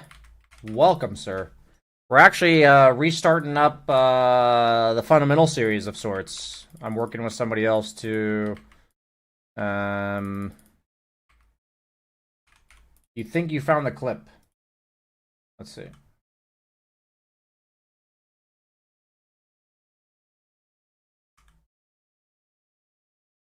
Some people go through life and in their mind, there is a right decision or a wrong decision. And their happiness or security is determined by the decision. And since there's so much weight in the decision, you're paralyzed. Because if you choose wrong, the rest of your life is screwed. It's so deterministic. There's no adaptation. There's no modification. This isn't I'm sort exactly of the it, same but way, it's and the I think same a lot thing, of my yeah. confidence comes from, I would use the word faith, that things will be okay. I don't determine whether I'm successful or not. All I determine is what my actions are, and that's what I'm going to focus on. Yes. Yeah, I think there's no wrong decisions. I think that's where a lot of your confidence comes from, or vice versa. Yeah. Yeah, I think that's dope. Yeah, I think it's dope too. Some people go Absolutely, man. Abso-fucking-lutely. Thank you for the clip.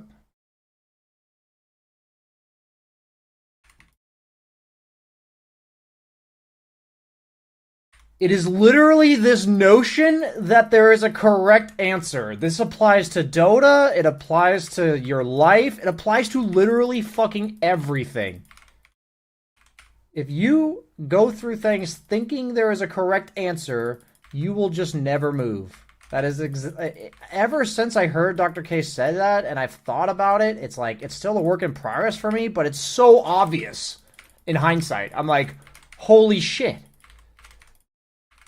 I just have to do what I think is best next. Like, not the best, like the right answer, but just whatever is the best I know how. And I can just look at whatever I'm doing now and be like, I should slightly adjust that. You know? It's like, I guarantee you, if you're new to the game, you could easily recognize at least 5 things you could work on. New hero, practicing some CS, you can come into a stream and ask, hey, BSJ, I'm a new player. What do you recommend? Well, I'd say do CS Trainer 1 to 3 minutes a day with right-click spam stop. Hey, man, queue items in your inventory every game. These are the type of things I'd say to you. And instead, people are like, how do I make the perfect decision? And it's like, you queue up your items and you get CS. That's like 1,000 MMR. That's at least 1,000.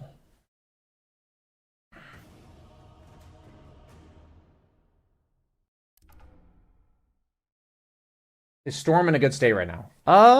Yeah, he's picked. I wouldn't say I would say he's above average mid. He's definitely picked.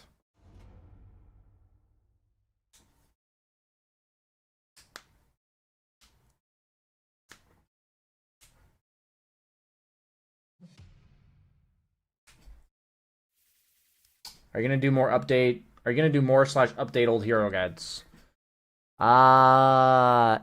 Yes and no.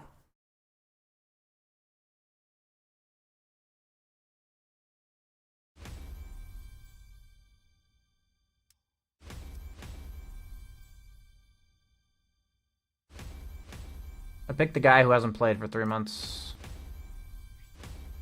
Go roll, Brown.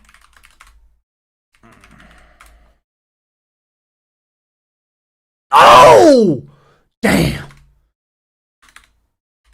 Fucking nail biter. That's crazy. Dude, I literally saw his 66 and I saw my 6. And I was like... That was actually suspenseful as fuck.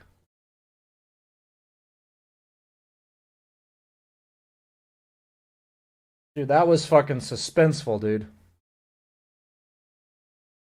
Looking at these 2 heroes, I think Troll Warlord is the shiznaz.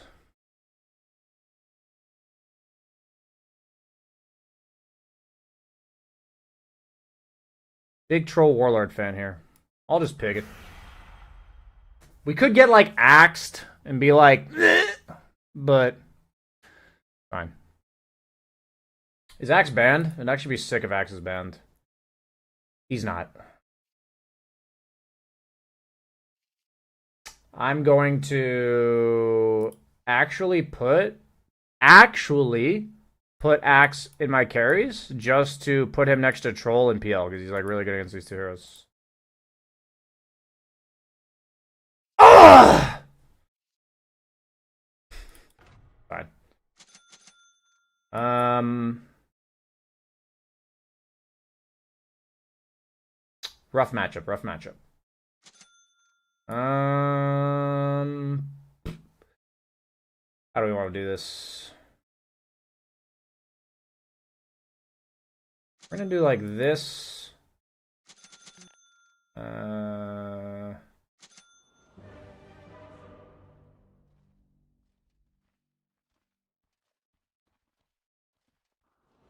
You have to go the shit armor facet? Yeah.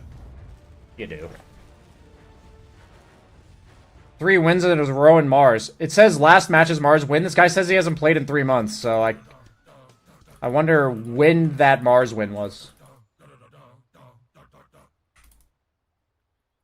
So many emotions and the game hasn't even started. I'm in a pretty riled up mood today. Do you guys know how, like, you have something that's really stressing you out, some decision that you don't really, like, you're in some limbo, and you're like, what do I do about this thing? I'm definitely getting, like, anxious or frustrated, and then, like, you have a conversation with somebody close to you, and you're like, I understand now. I can see what I was doing that contributes to this problem. That's what happened to me today. So I'm, like, revitalized, re-energized. And I'm keeping a PMA, keep a BSJ. I'm keeping a PMA until I die to axe and break my items. And then we're no longer PMA. Talk about it? I'll talk about it after the game if you'd like me to. If you'd like me to, I'll talk about it. I can't do it now, though. Remind me after the game if you'd like to hear about it. That's how I get you sticking around. It's all a sales ploy at the end of the day. For the clout! And viewership. This guy is Ricky Mid. Ricky Sticky Dicky. That's what I used to call my friend Ricky. Was Ricky Sticky Dicky.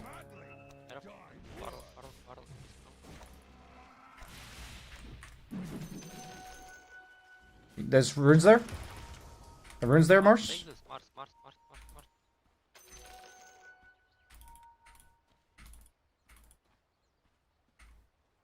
Dude, they're fucking going. What the fuck?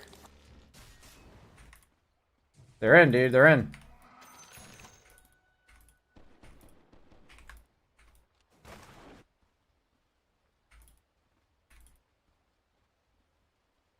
Dog's still behind you.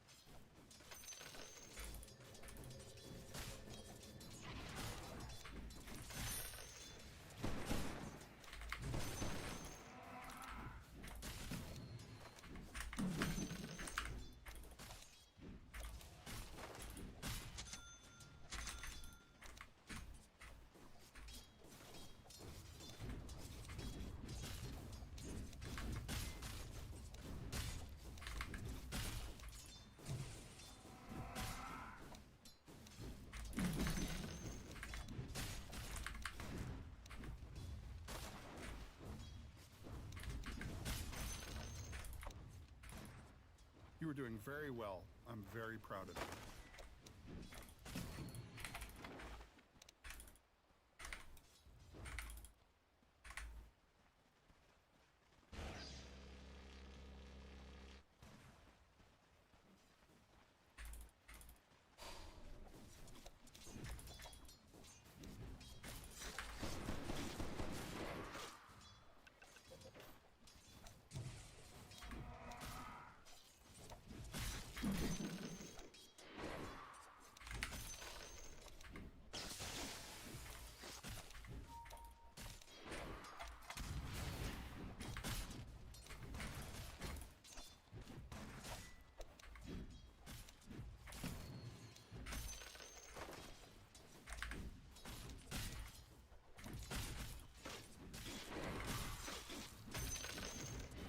Push away for Lotus.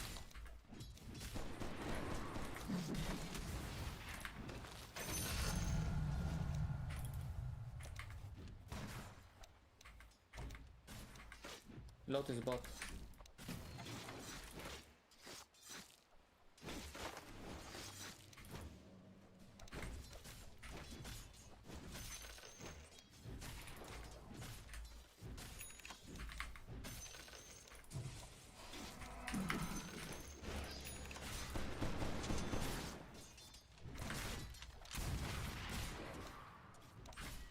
Lotus me, lotus me, lotus me, lotus me, lotus me.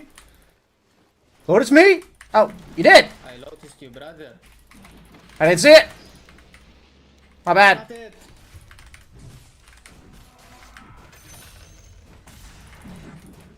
I was too busy flaming you to do my job. Sorry about that. It's okay.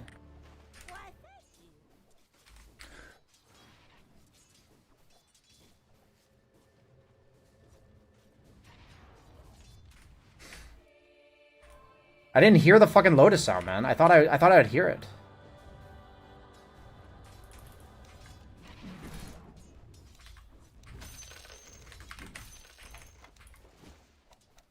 It's fucking Nature's Prophet TPing to our lane like that. Dude, how do you just hit that, dude?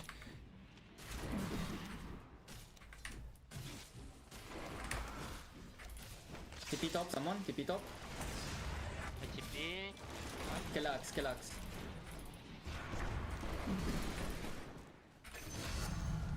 Kill, nature.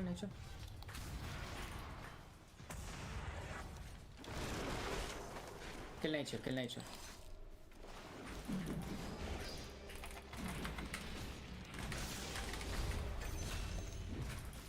Nice, we kill.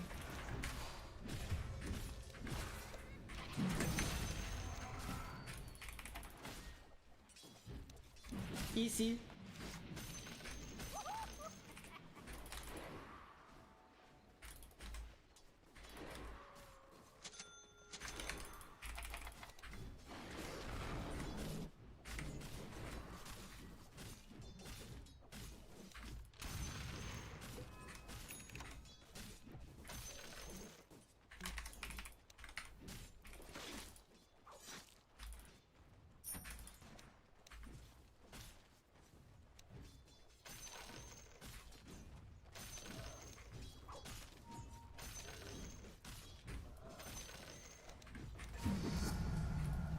Sorry.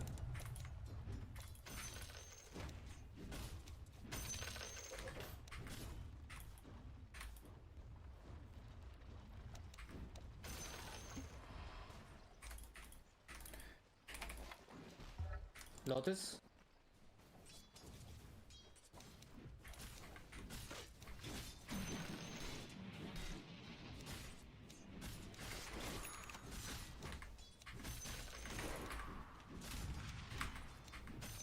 And then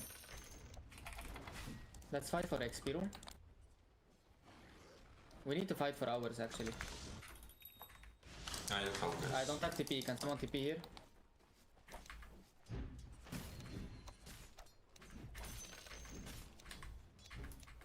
Oh, come on. Go, Luke.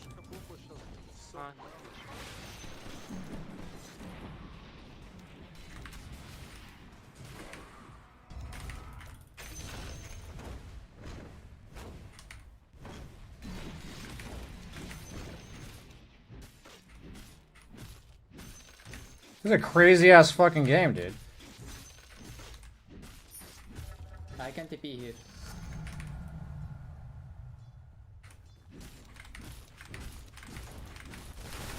Let's fight it. It's hard. Can't.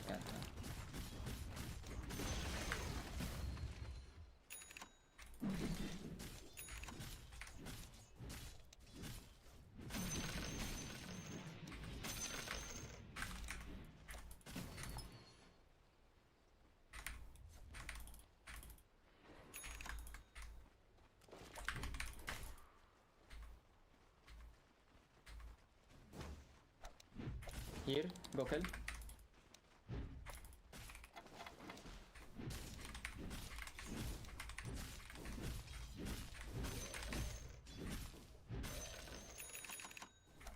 Thank you.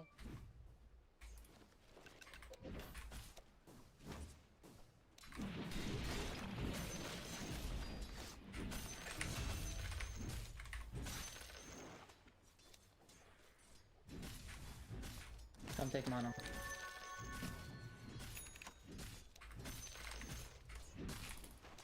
On my way, wait. I can use ulti actually. Coming.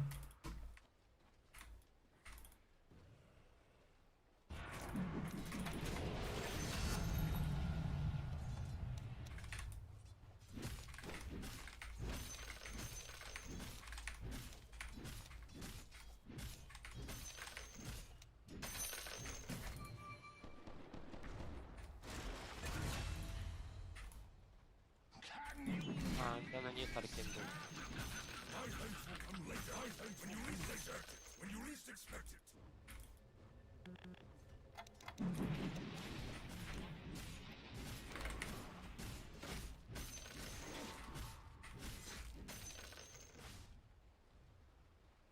Nice camp's axe.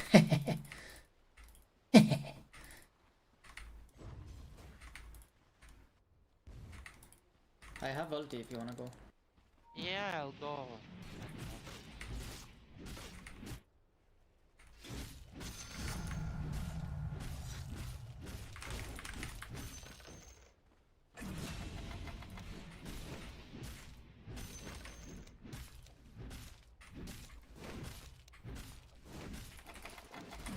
Axe coming here, you wanna go? I can go.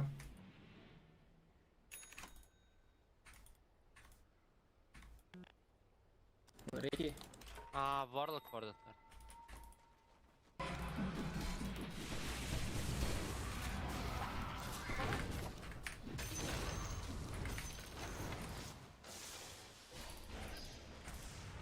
I'm out. It's okay. I'm on way. Warded here. And maybe here.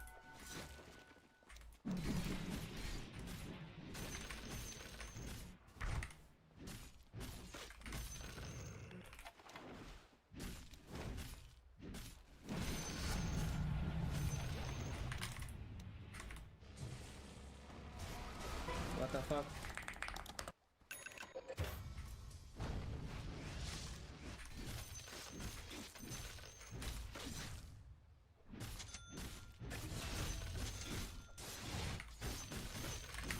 You can TP mid. Guys, nature's here. TP mid, TP mid. I cannot TP mid. I'll actually die to X. 100% I will die. Go fight, Ricky. I TP.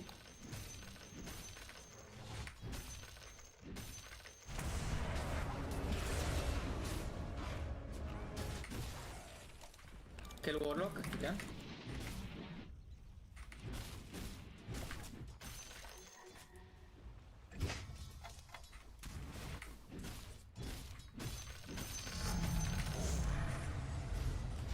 Can you just go bait yourself? I have ulti. Go right now. Wait, do I not get movement speed since I don't have it leveled actually? I just realized.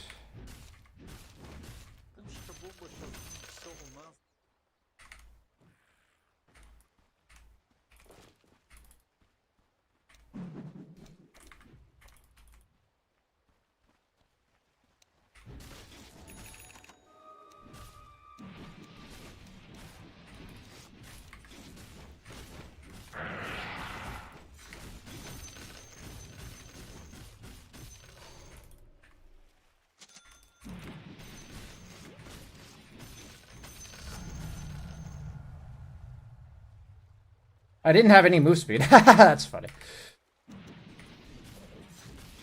I've never had that situation. I've never gone this exact skill build before.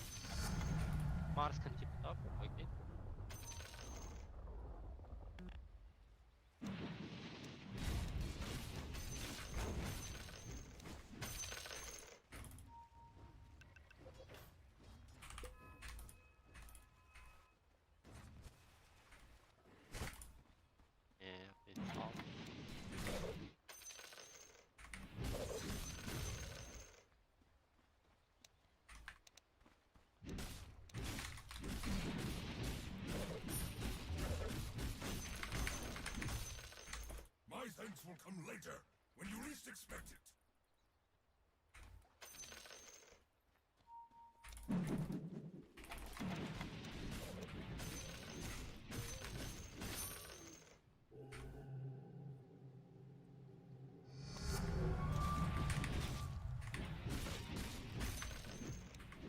And that.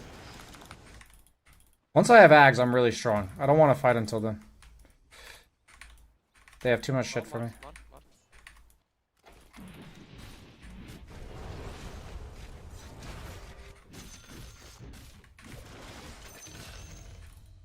What's up with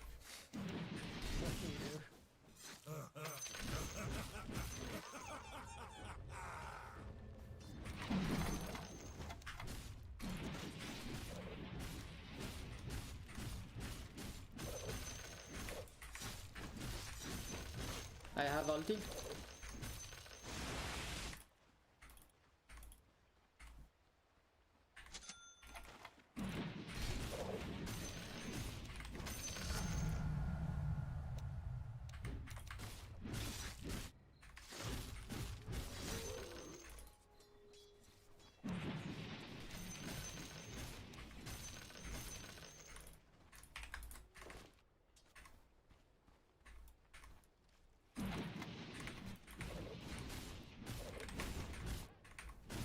I'm pretty farmed. I'm really strong. I have Ags. If we take a fight, I'm down to smoke. We have smoke. Let's smoke here. Yeah, I'm finishing this camp and I'll come. I push right, then we go. Oh, my TP's 10 seconds actually. I'll walk to you. Your team is doing great, giving you space. Yeah, this game's nuts. Go smoke here.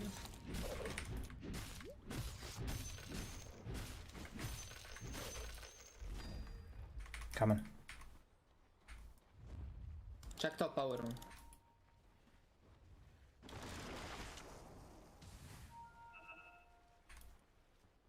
Take on Ricky. Can we get a ward in here? Ricky.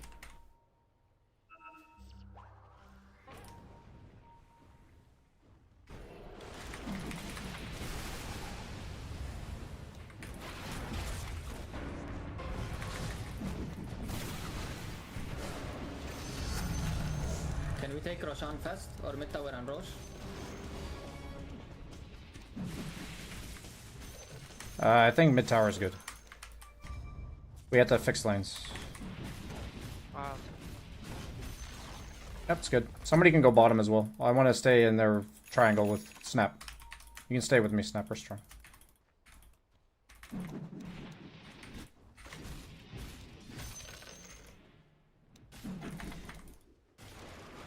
Hi, Cookie.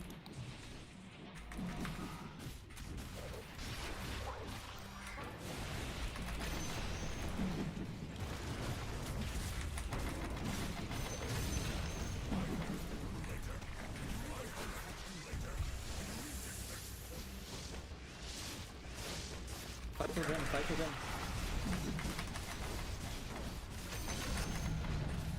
I'm moving to you. Mars, I'll just need you to spear the shaman when he shackles me and we can kill people. I'm just saying, like, save your spear for the shackle. Like, you used it before is what I'm saying. Yeah. If he saved his spear for the shackle and then he speared the guy when he shackled me, I think I killed both of them, actually.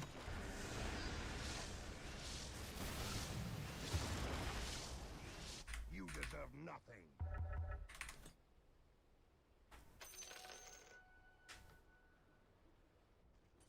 Yeah, I mean, I can purge the Sister Shroud with this.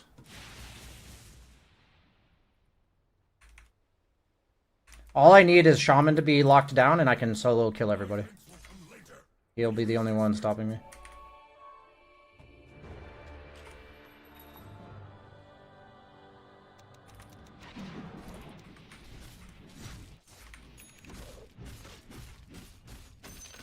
X doesn't have blink. I think we should be fighting for Rosh. Yeah, we can go. We're definitely stronger than them. We can go.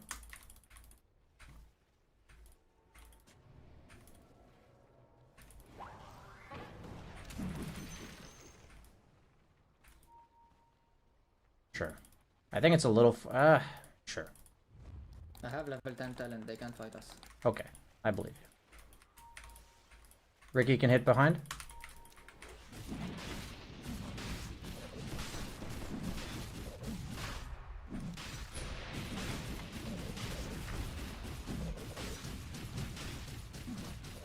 I need somebody else to hit with me. I don't actually do that much damage, guys.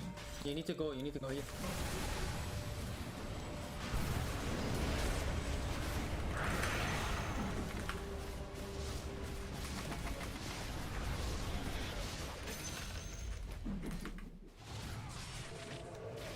I cook you. Can we finish rush? 15 seconds. It's not gonna finish, I think. Gonna go bottom. Just finish items. I'm not too concerned about the Aegis.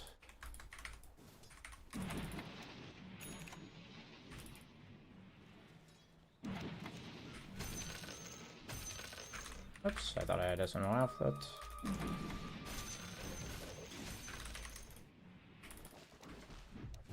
I hope I didn't pass up lifesteal. I don't think I had it as an option for my neutral.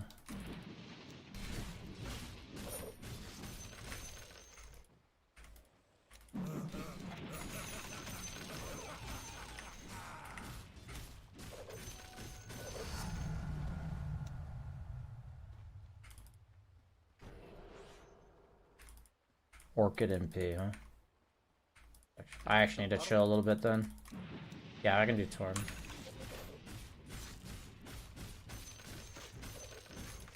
Actually didn't even consider Torn. It's pretty obvious, actually. I'll do crown.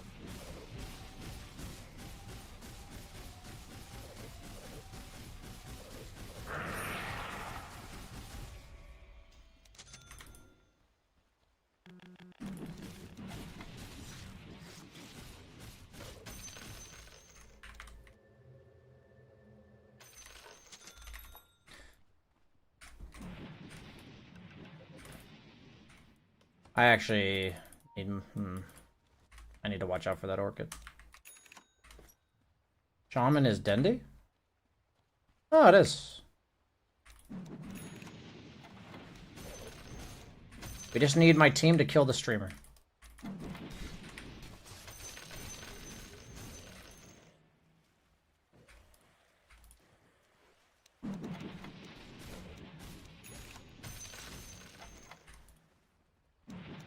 We can group up. They're all missing.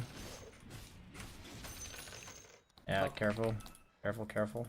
Not good. Smoked. If you guys can get out, it's really good. Yeah, they Rune want bottom? They think that we're playing next to it. Yeah, we can smoke. Not has smoke. Into the front rush, guys. Do not pick. Do we have one or no? Okay, nice. Can we go up and around? They have a sentry right here. You broke, guys? The reveal.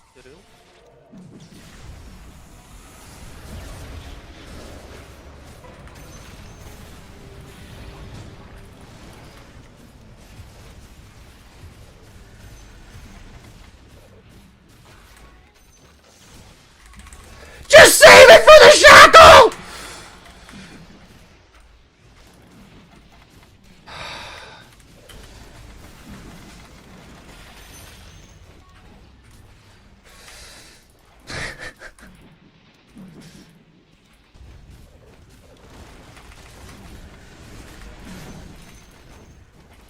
Get these fucking sprouts.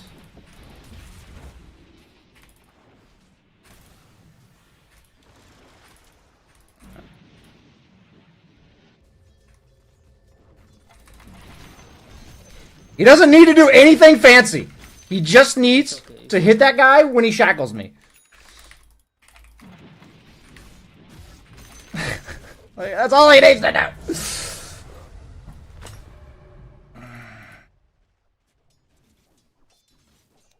Maybe it's the time to fight for Roche. They don't have golem. We get our ultis before him.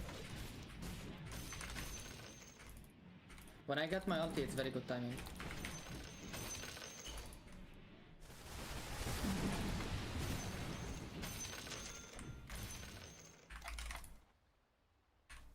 Actually, Roach guys, Roach, come on.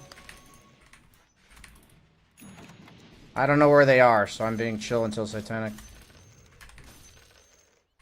They have no golem, we won't die. Tiny good spike, bro.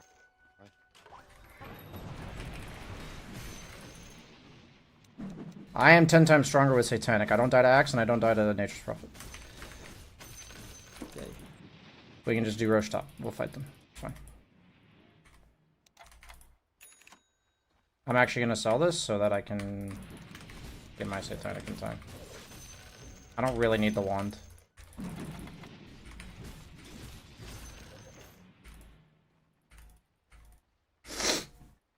I'll have Satanic on this ancient camp right here, guys, and I want to smoke from it if we have one.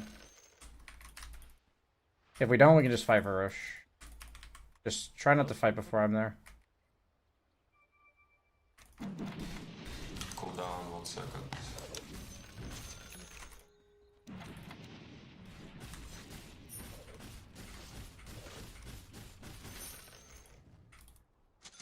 Okay, we can do Roche, guys. I'm pretty unkillable.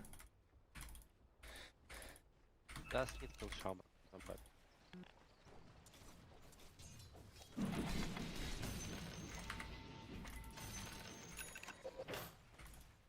As long as I have somebody to cancel this. Oh no.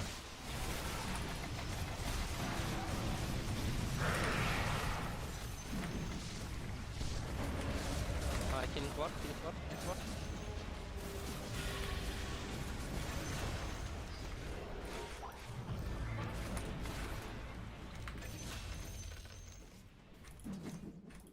As long as you love me.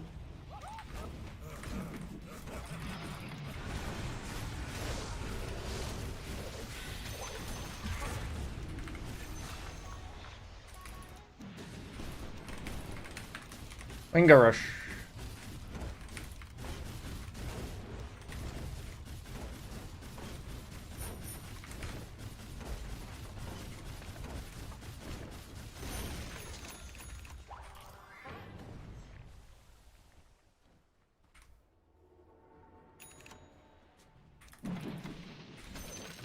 I push one wave.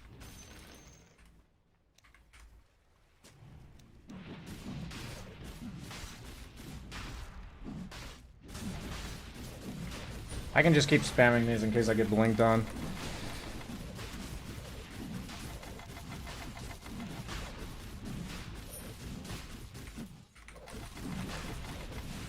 I can tank, dude. Don't get too low. We're gonna need to fix lanes a little bit. Axe is coming also.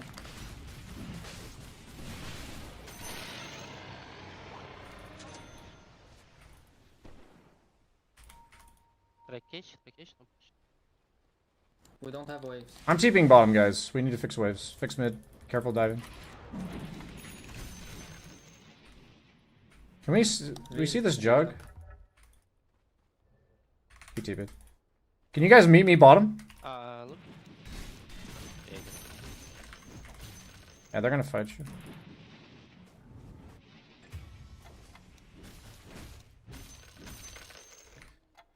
I'd be really sad if we lose this game.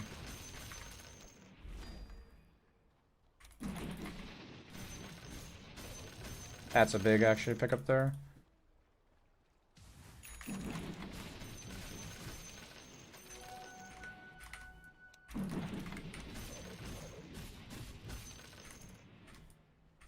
Can Mars get here?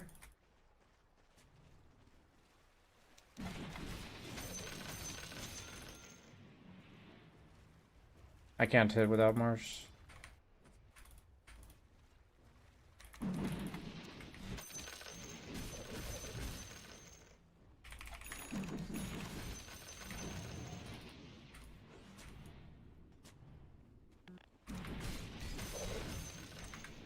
As long as we cancel Shaman Shackle, I can carry fights.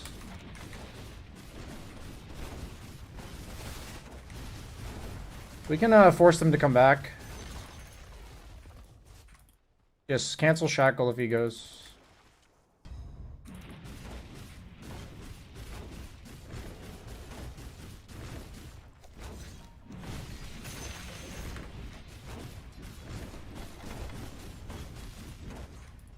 Don't you have banner? It's fine. I can clear the tower. Banner tower him back. We took Roche one time. We can also get range racks, actually. Okay. We can back, guys. TPing mid. I find warlord. Sorry, I don't have a TP. I'm noob. I don't have TP, guys. Noob carry player. Wanna fight maybe? Nature was TPing. Okay. Just be ready if they go on me. I'm walking with you.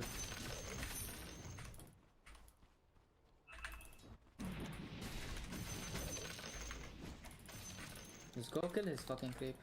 Real Ja, guys. Coming? They are not solo, they are at least 4 or 5. I'm coming behind them.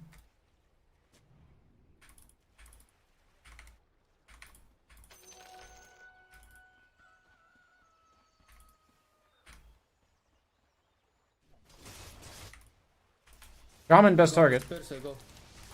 Fuck.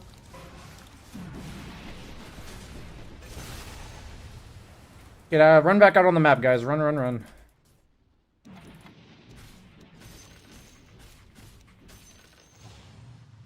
Is it Ja? Tormentor should be up, no? Yeah, but we want to run at them.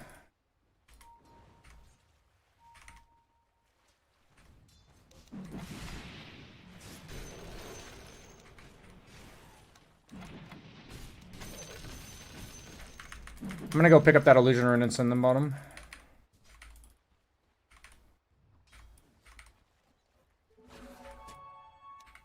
We can force this. Just don't overcommit. Just cancel Shaman Shackles, I'll hit racks. That's all we need to do. We have creeps mid.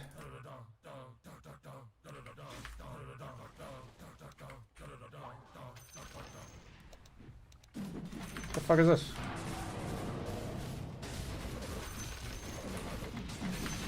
The fuck?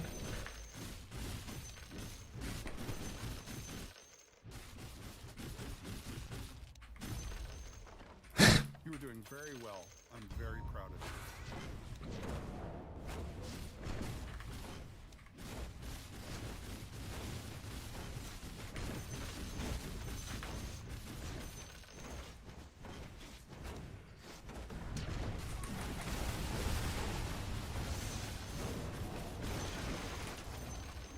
He just faints. I can just go Satanic off a jungle camp too. Actually, Aegis is almost out.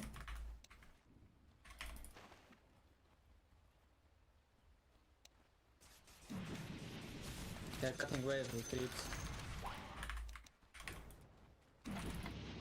Yeah, I see that. We don't need to go high ground, we got a Rex. If they chase out, we kill them, I think. DD top? Easy. Gonna be ready, guys? My thanks will come later, when you least expect it. I actually want to fight with this. I think if they go on me at all, you just arena them, and we're good.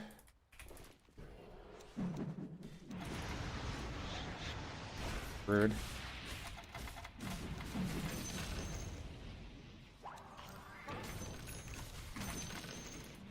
Yeah, we can push now. No golem. No.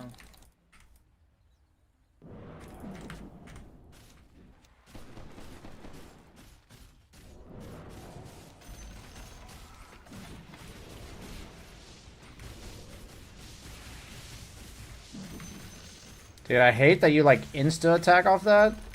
Yeah, we can back and go top.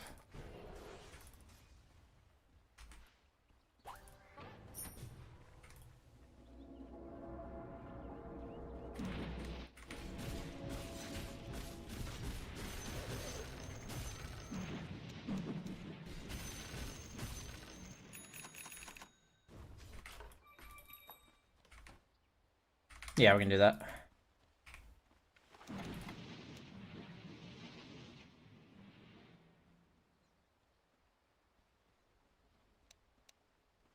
Axe has BKB.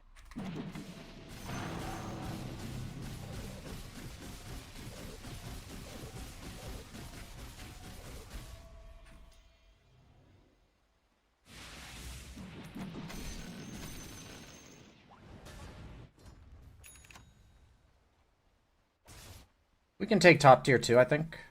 We don't need to commit to racks or anything. Jungle.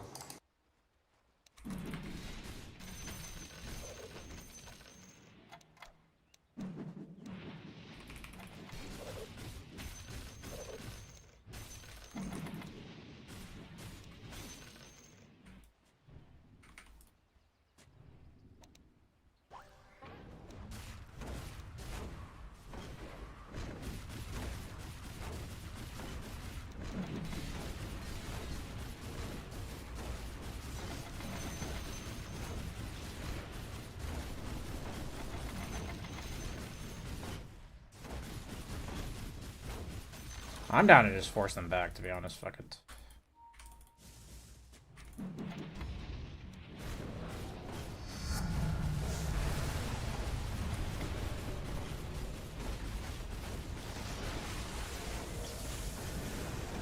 He can't catch you, he can't. What? Okay. Didn't think that would work. Not bad. I apparently can't man fight with old satanic. That's crazy, actually. Okay, I just thought if I old satanic, I turn. Like, I just thought that's what would happen. Wow. Well, you learn your limits only one way, you know? That you can be that farmed as troll and still die. That's crazy, actually.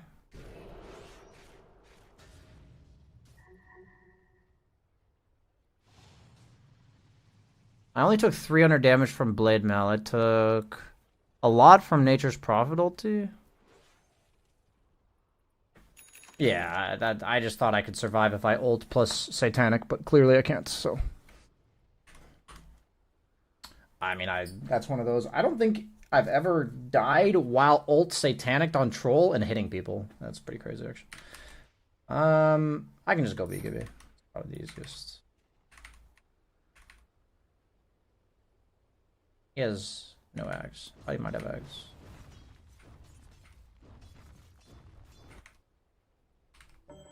Yeah, they're gonna get Roche off that. That sucks, actually. Maybe not up yet. I liked the optimism. You didn't get to hit during Satanic? Oh, did I get locked down? I thought I was hitting.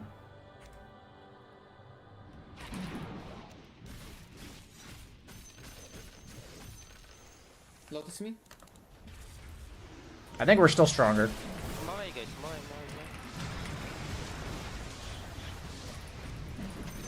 come away. I'm resetting.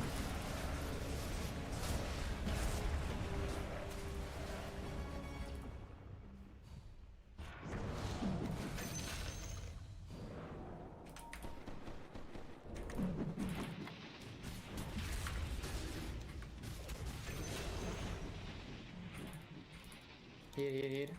Found this.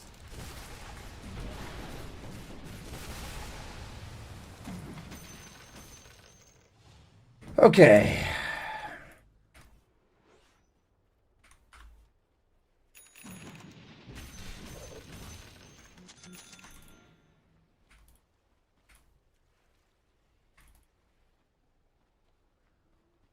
Little bit of a scare this game.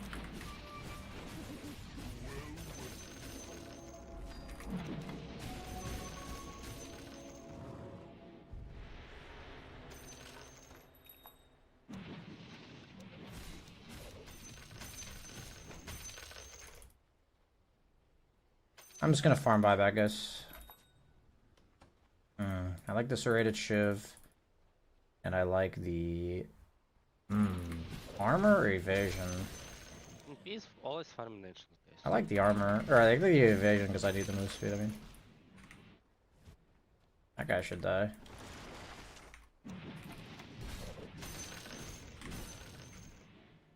He's dead, right?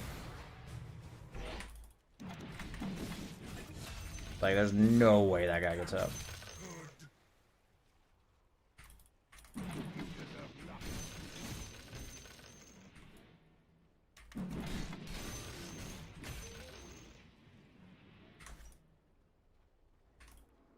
I mean, he probably has buyback, so let's not get... Yeah, I actually just want to keep farming.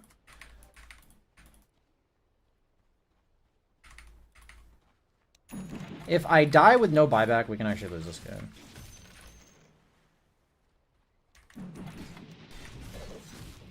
I almost have buyback, guys.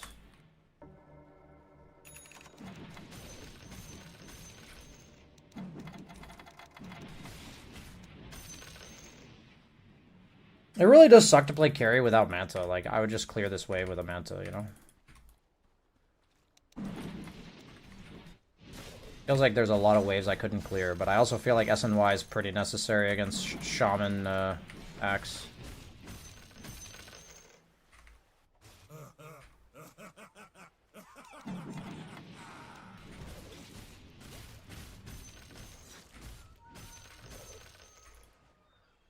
Come to me, Snap, I give you a jump. Ricky's very farmed. I think our next item is still Disperser. It might be Scotty, but probably Disperser. Could also be Swiftblink, actually. Swiftblink's like always good on carry, I feel like.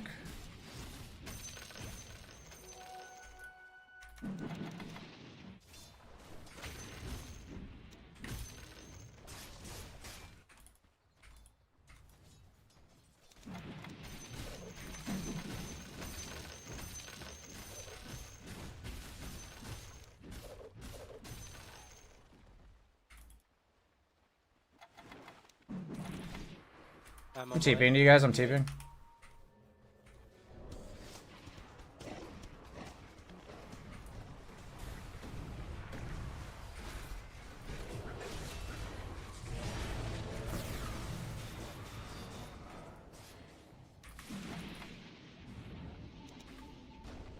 He still has a just. It's actually noticeable that I don't have the attack range anymore. Maybe I should have kept the attack range.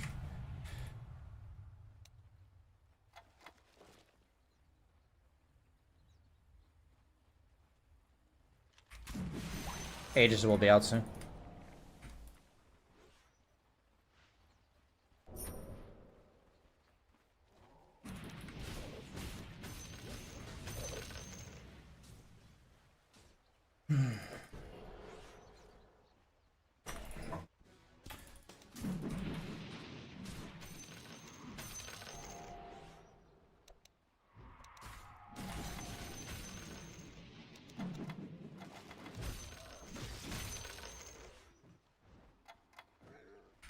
I have to tip top.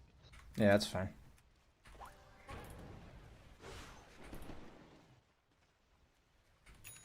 I don't really have to do damage this game because I have Ricky. Even Snapfire, like Rubik, are pretty high damage supports. Because BSG have 2 Sanges, the Sange bonuses do not stack. But, I mean, you still get like 16 strength from each one, so still pretty good. I have X. Let's go smoke to someone.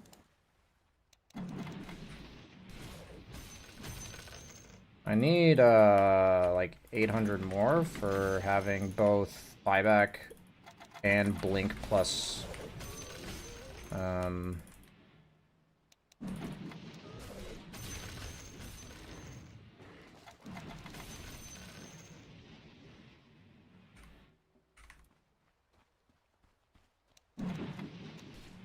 Ag Scepter.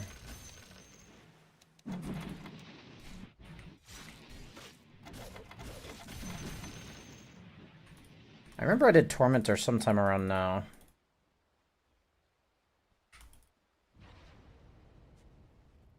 Tormentor should be up in like a second here, if we just want to wait. I can't remember exactly what time it was.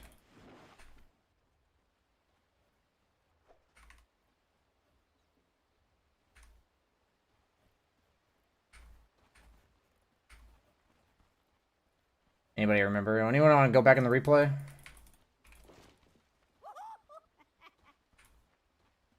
We can just go on them, yeah. Yeah, just smoke us, yeah. Probably. Tormentor is up. Yeah, that's fine. Smoke me, smoke me. Rapier. Rapier and Blink on drop. How is this guy not getting initiated onto?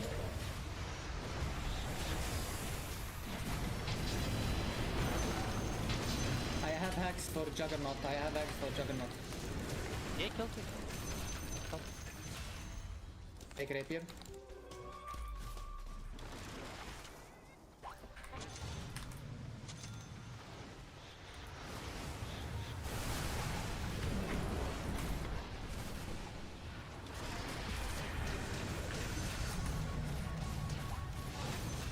We did it.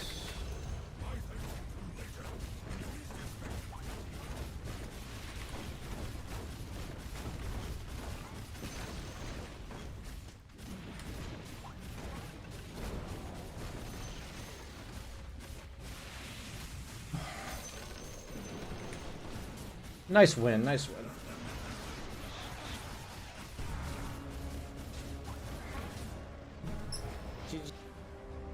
Yeah, dude, Troll Warlord is just like my vibe. You know? Like this is the hero that put me on the map. This was the Troll Warlord sniper patch. Like, this is probably my top 3 heroes, I think. Like, when I'm mechanically up to date with him, I feel like he's one of my best heroes. Like, I don't lose on this fucking hero, dude. When I'm in a good headspace.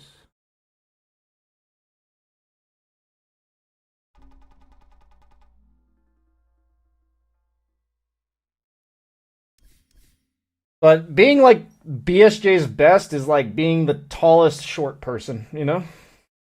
Doesn't really mean much. But we take it. Then he said GG. I did not notice, and that was not meant to be ignored. I'll send him a message. GG, brother.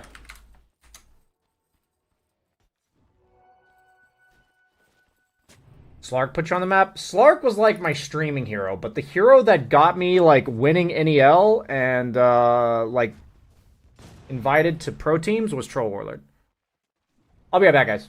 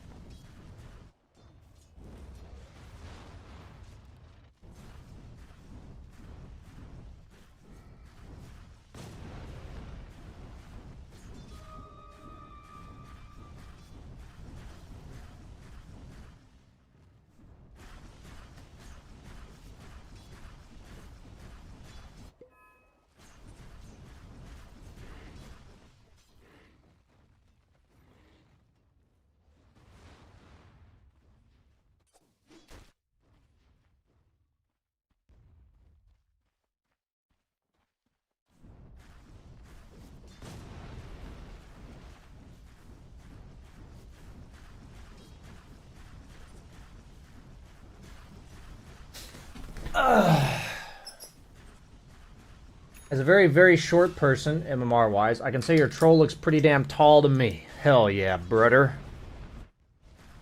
I'm glad I'm tall to somebody. I mean, that's why my girlfriend's, like, really short. So I could just compensate by feeling tall. Do you know what I'm saying?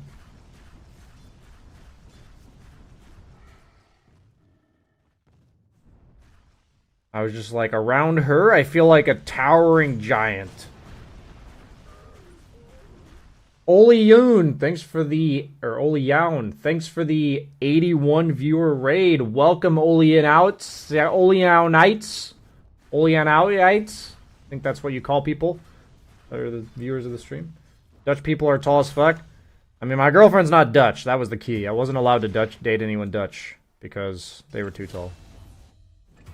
I mean, I actually did briefly date a Dutch person, but they weren't, like, really tall.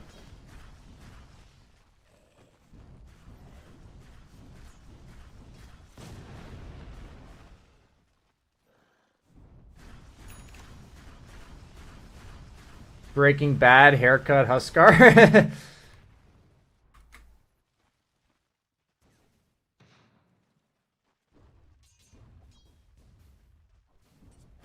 You think games are going too long? This game was in the bag, minute 10. I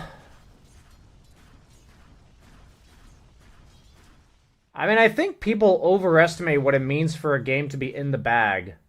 You know, I think the opponent did a lot of things right. They were cutting creeps with the Helm Dom creep.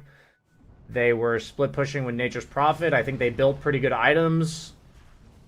They actually, like, gave up racks when they couldn't defend, and then they bought, like, a rapier. Like, they made plays to win the game. I'm curious why that is not desired. Like, I'm curious as to why you see a game like that and you think, aren't games going on too long? When I look at that game and be like, the opponent actually made a lot of good plays to, like, keep the game going. Like, in theory, it could have ended earlier, but they didn't give up and they made some cool plays. All perspective, you know? All perspective.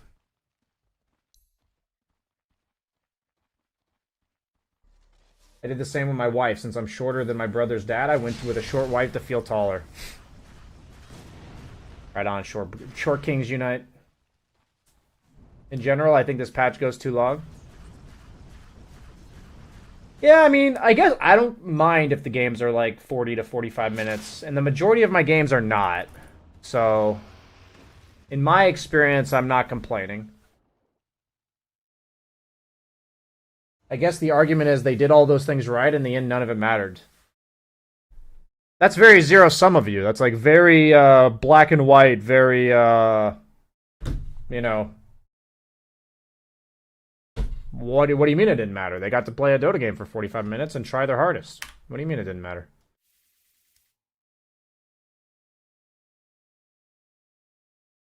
The game is in the bag if, from a ghastly Eyrie, you can see to the end of the world, and from that vantage point, you can declare it with utter certainty. That's a good one.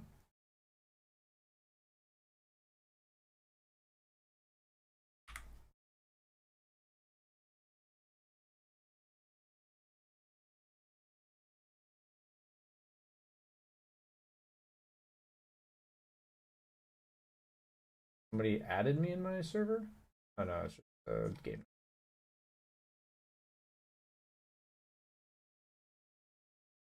Who is BSV? How do you not know who BSV is? He's my long-lost brother. Together we make up VJJ. How do you not know who this guy is? Like, come on, dude. At least act like you've been here before. If he picks both carries, I'll go roll. Down to roll, brother.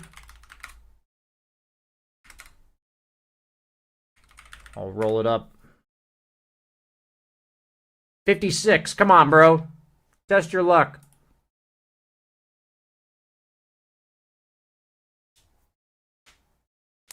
Can you pick Jug? I want to see you pick it.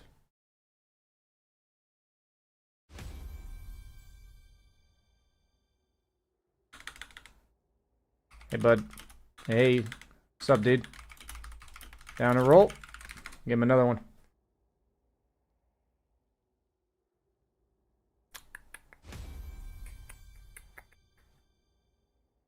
Beat him! Let's fucking go. Fuck yeah, we're 2 for 2 today, boys. That's how you fucking take it down. Okay, we've got an offlane natures. I like this guy's attitude. He's like, I'm just gonna pick a carry in the offlane. I like that. So that means that we can pick a like non-carry.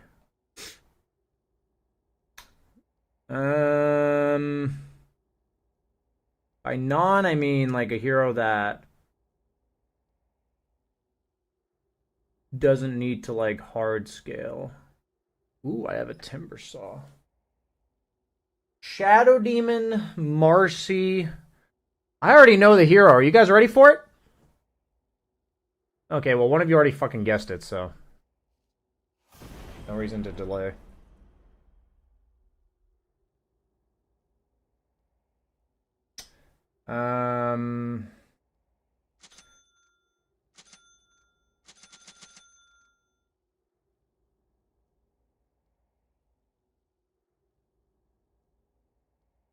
Olnatal is a 15-year-old boy, less than 1K since 7 years. So in 7 years, he was 1K. Wow. Respect. I mean, the biggest thing about this game is I'm just trying to encourage us all to treat each other with some respect. You know, it's like, hey, buddy, go roll, you know? If you beat me, you get the roll. You know, we both want to play carry. We both know this. I respect you. You respect me. We get a cordial thing. You get to play offlane natures. It's all good in the hood, you know what I'm saying? None of this dual carry shit toxicity, you know? However, we do have to prepare for when somebody rejects me, because I do have a line copy-pasted ready to go. I will politely request that they do it next time, and then next time if they don't do it, we're going to get serious. Work in progress, guys. Work in progress.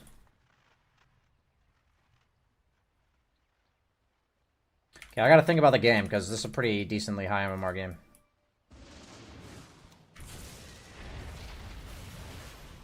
What? Why me, bro? Dude. Why me? Anybody walk in? That's pretty funny, actually.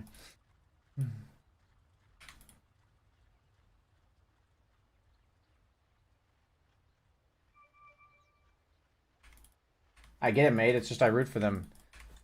There's nothing that I'm not rooting for him. I was saying, like, hey, man, he's a fellow carry player. Let's fucking go. Like, let's have some respect. I don't know if it's Marcy or Abaddon 3. I'm not actually sure what the iteration here is. Abaddon offlane or Abaddon carry? Yeah. Abaddon carry, Marcy off.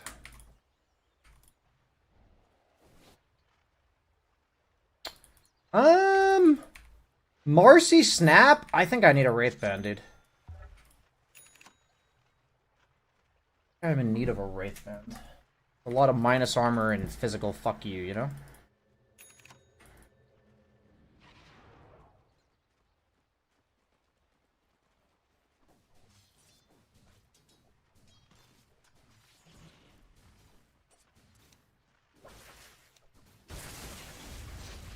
Oh, come on, dude.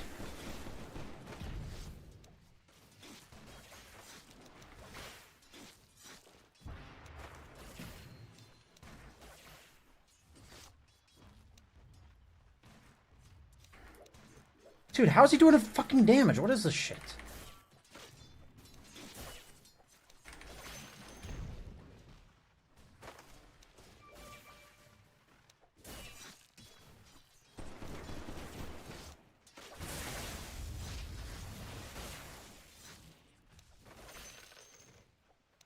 I didn't get known right now.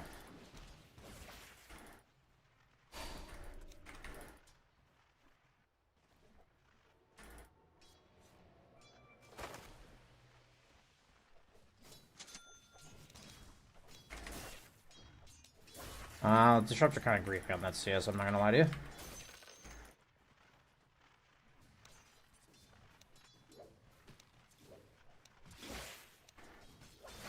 Dude.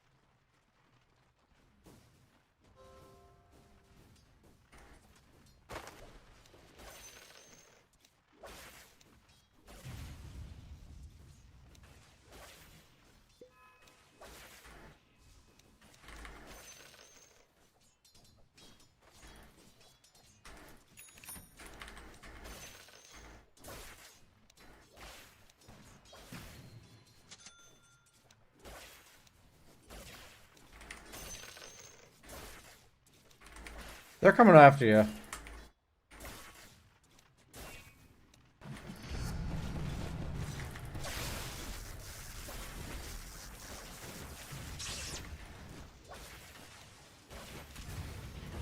I think it's better I die there. I think, like, if I try to stay in lane with a 3rd HP, like, I'll just never farm, so.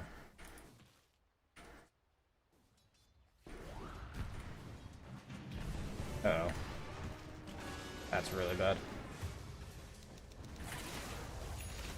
Dude, you gotta be kidding me, dude. He did not just deny both those range creeps.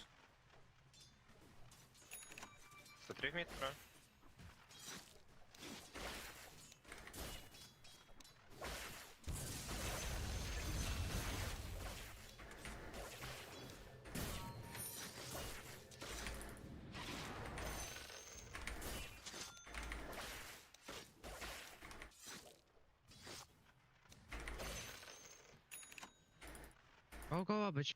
I think we can fight them here. Go в топе обычно сейчас убьем.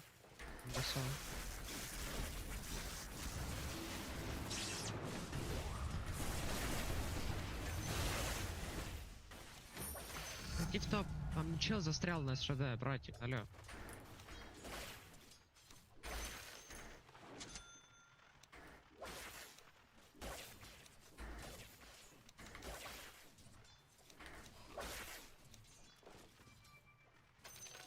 Рофлиш.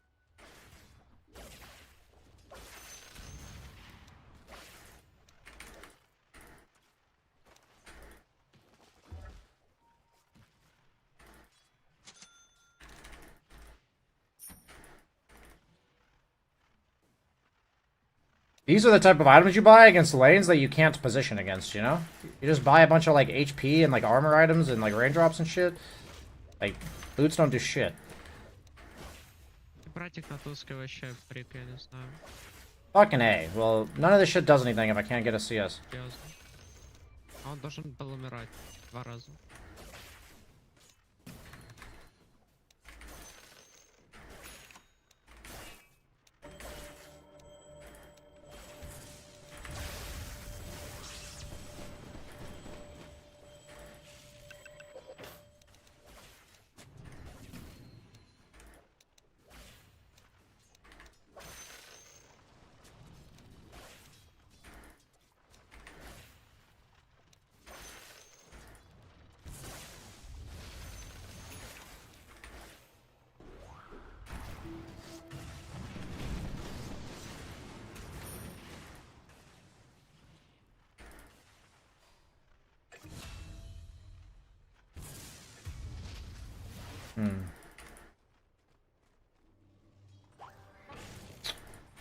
I can TP bottom.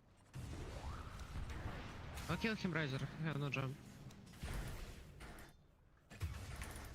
I don't think we're killing that guy.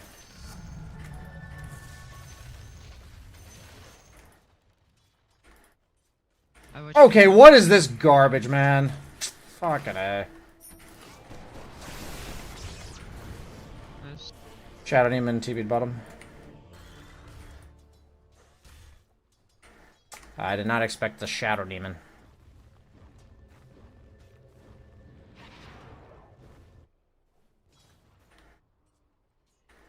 It's probably going Mage Slayer? Probably not.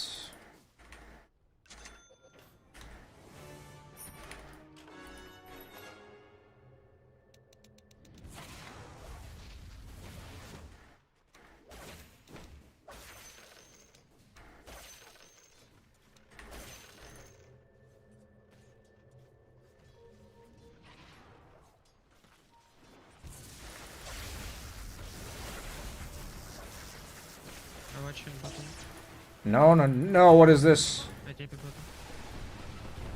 I'm not TP. Snap chip it. Snap take it. What the fuck? Snap took. I need help. Snap gold from here. Retard. Yeah, let's. Oh no, I don't know it. Oh, this sucks. Oh, I did not want to go! I did not want to actually go on that guy. I just wanted to harass him. Like, I don't want to dive him under his fucking tower. Don't cut my tree, priest timber. There's like a big difference between wanting to like go on the guy aggressively and fucking diving his ass. Like there's a fucking huge difference.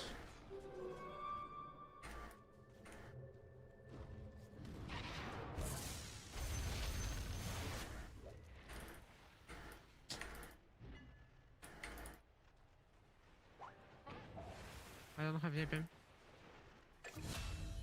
Marcy has 6, guys.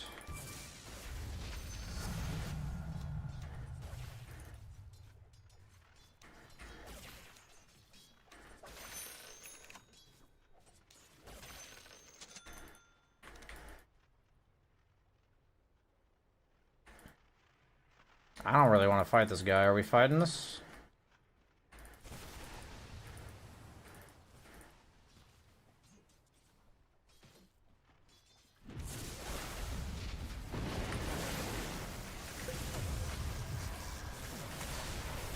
Okay, we're fighting. Can they stop it with the fucking disruptions?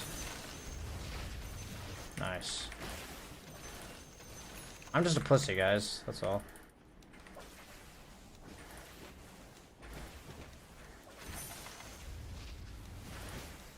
Did they really block our fucking small camp, bro?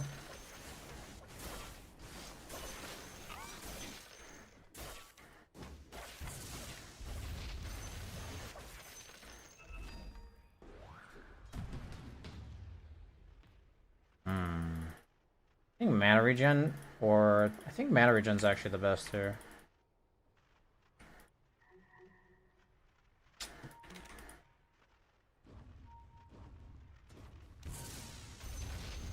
Ah, not quite enough damage with my positioning.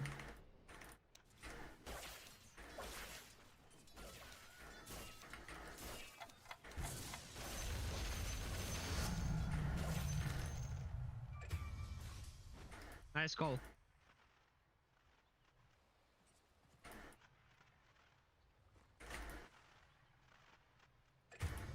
This Badden's free farming, that kind of sucks.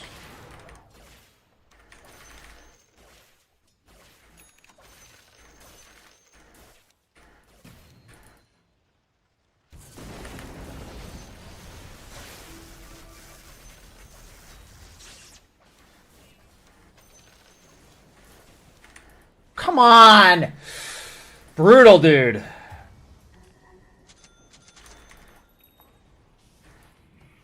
Coming.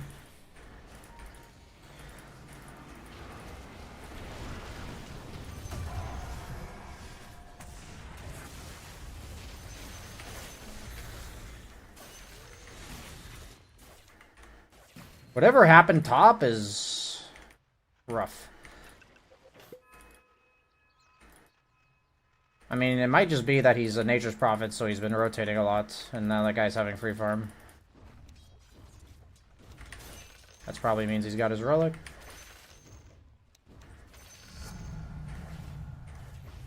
That sucks. I think this is a game where I need to max drain.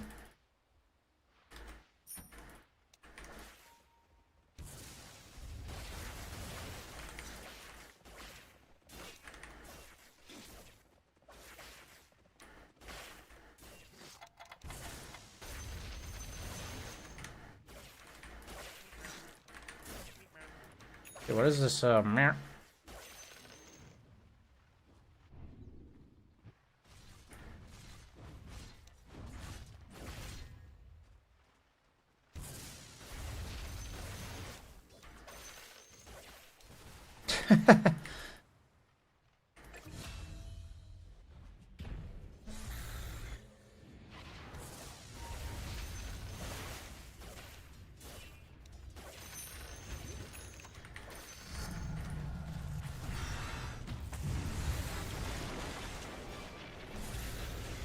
Varsa.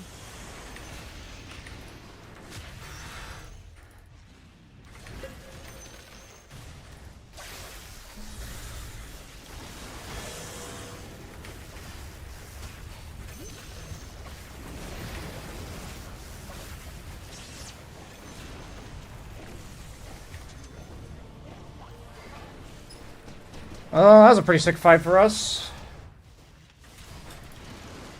Oh, he died! I actually didn't think he was gonna die. That's the type of TP mid that we talk about as carry players. You need to make that TP mid when you're farming a side lane and you see a fight breaking out that's not at mid and there's a wave here. If you see that formula, you TP. I should make a video on that, actually. It's actually, like, really OP.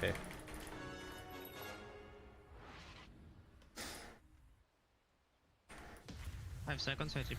4 seconds on my TP.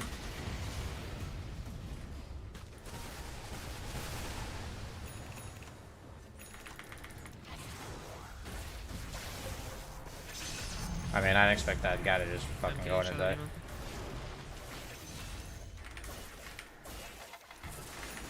Wisdom, wisdom. Riser gone, wisdom, riser gone, wisdom.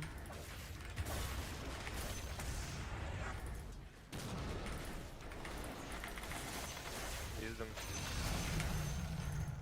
Gone, wisdom.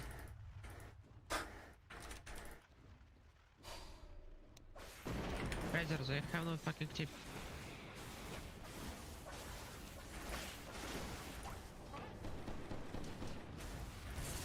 Yeah, I'm not doing this type of shit. Like, you gotta be fucking kidding me, dude. I'm stopping the aggression. Like, it is just back and forth feeding between these two teams, dude.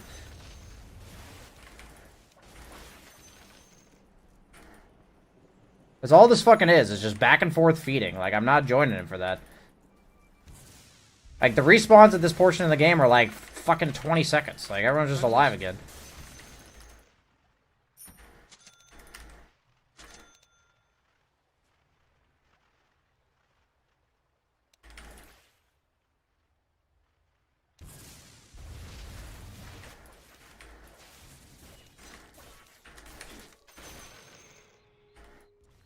You guys gotta, like, not... You gotta, like, resist, you know? I'm like, I don't want to go get that Wisdom Shrine. I don't think we can do that. And I don't go.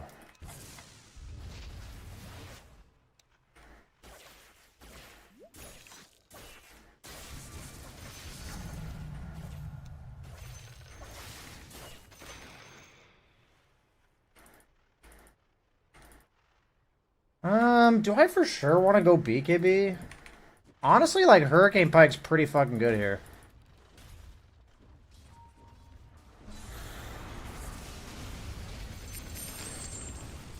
I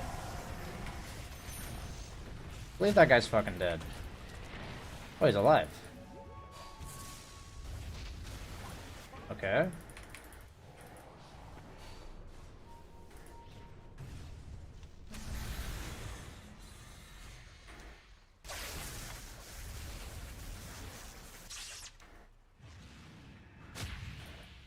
I don't think we can go on anyone here. I pushed up.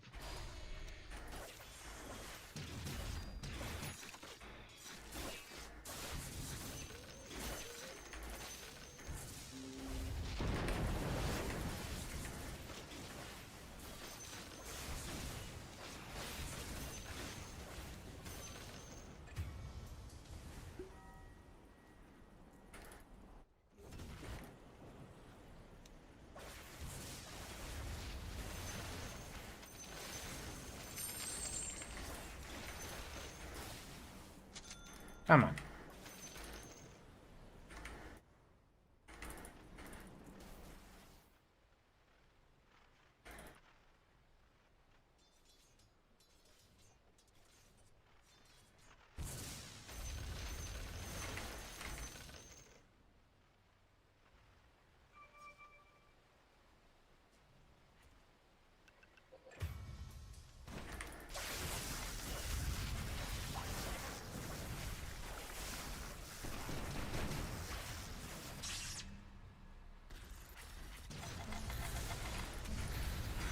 Did he really clip me with that shit?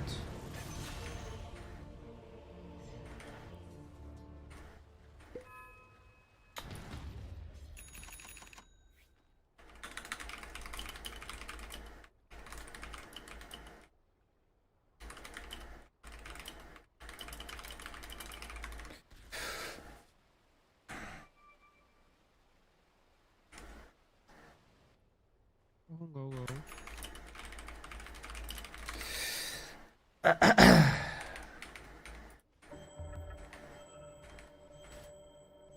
I'm down to take a smoke fight. Like, I think we can fight them. I'm also down to just farm. I have 11,000 networks. Okay.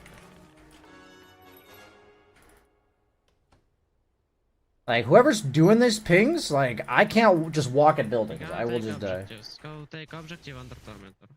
Kind of want to mute this guy. I don't like him very much. I know he's like the young kid that you guys are, the young superstar or whatever. I tipping for kill rush.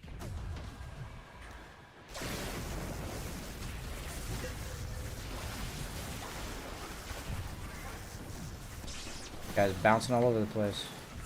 Into back, into back. Dude, fuck this game, dude. Okay. Go farm. Look at Honestly, this. I'm gonna mute my team.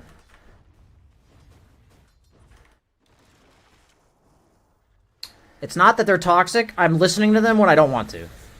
So, and I'm getting like consistently debated.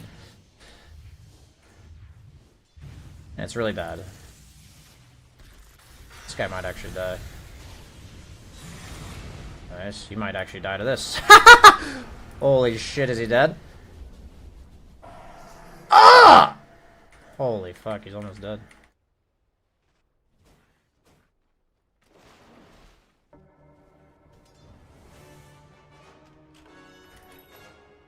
I hit creep still this. Okay, I TP.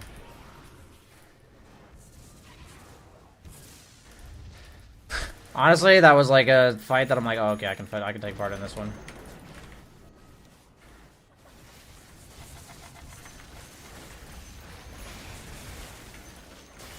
But I shouldn't have even TP'd.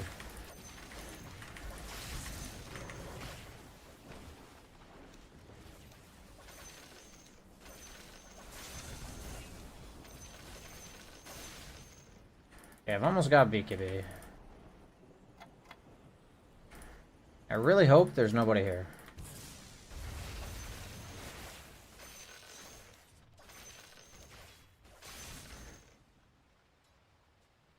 Okay.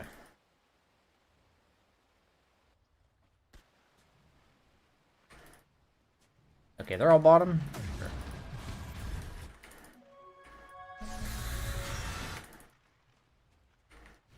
He might actually get out because he has a regenerate.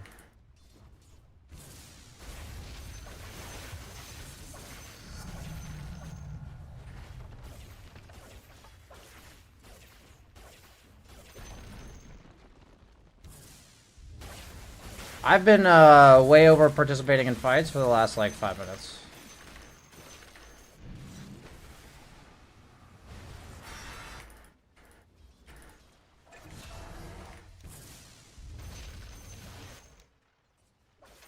I need to let my team make space for me because I'm a carry that has a carry offlane, so I actually have less farm because I have a carry offlane. And that's fine.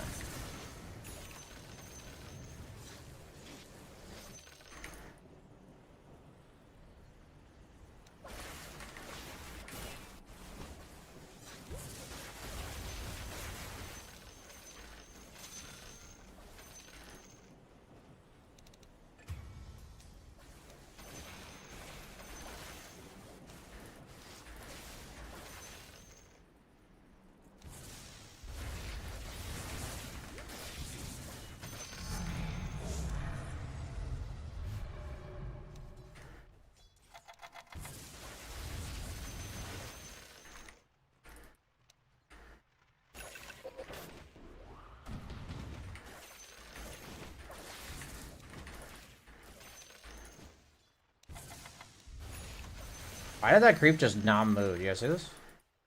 Just didn't move.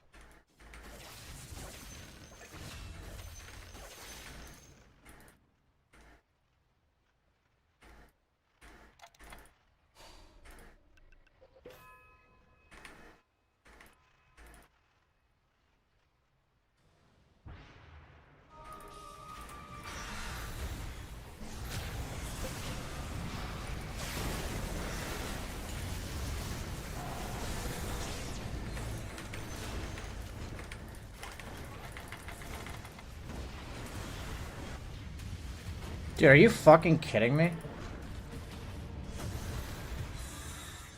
Okay, well, Lesh brought back. I apparently can't kill a fucking Snapfire with BKB on. So that sucks.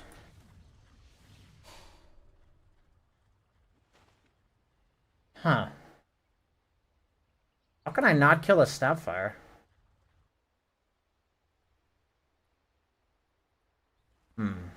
Okay, I'm like more useless than I thought.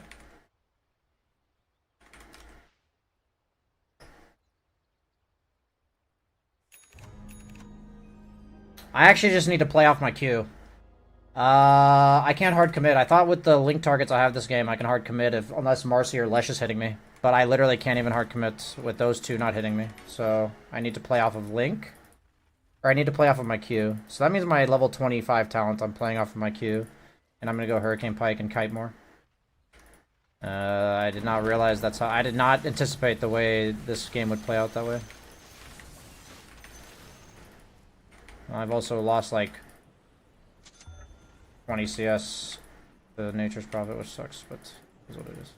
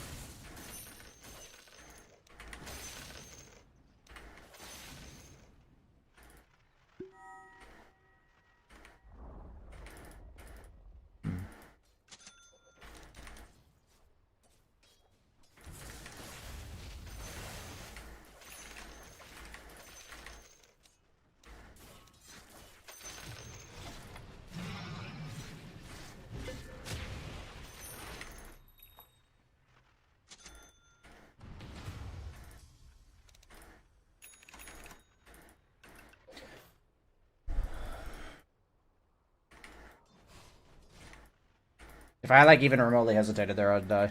So I'm glad I TP'd immediately.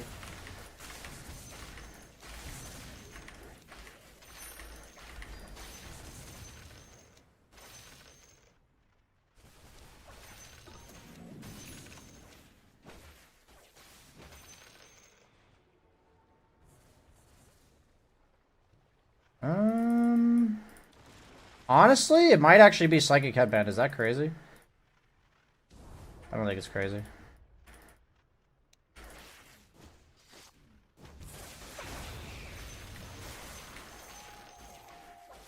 I can cancel Marcy's jump with it.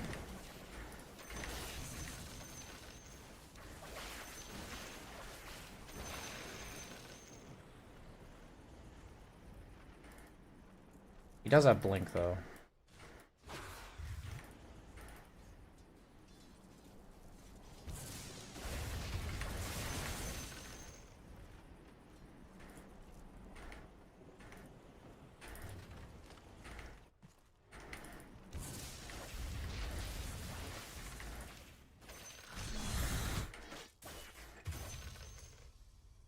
I think Lush is coming here. Oh, he's not.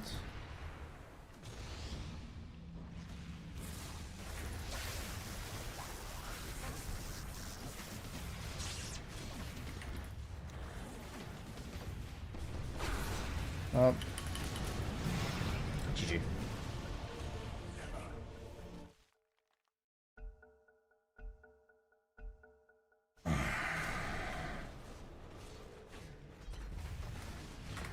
Why'd I get paused on?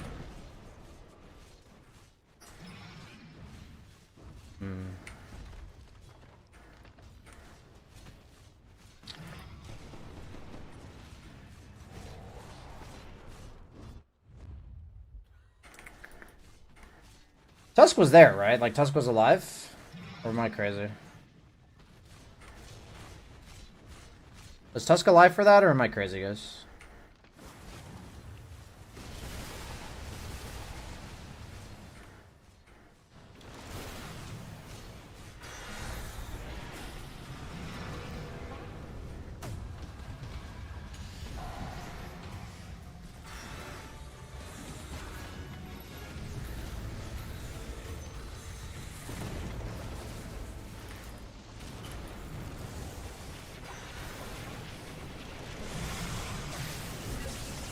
Dude, he pulled me away from the guy.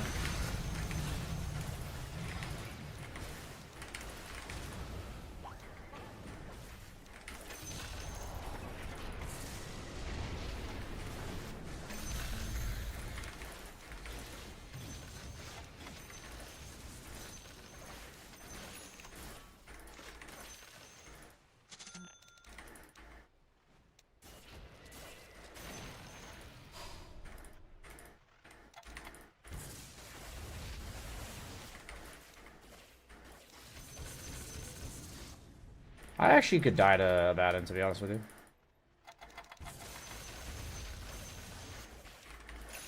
Okay, he's bottom.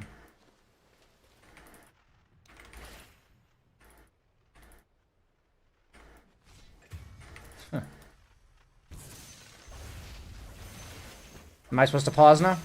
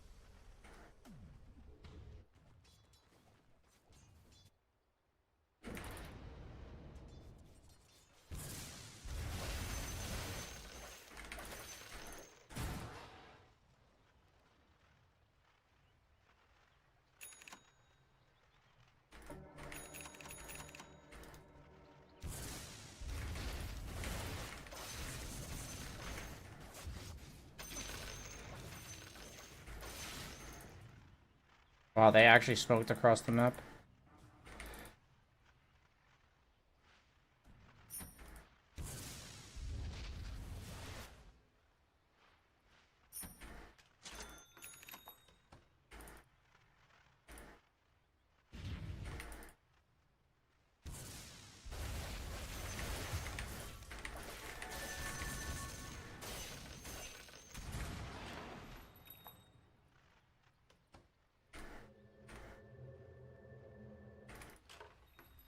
Damn. Not a big fan of this guy. This Nature's Prophet. Not a big fan. Not a big fan.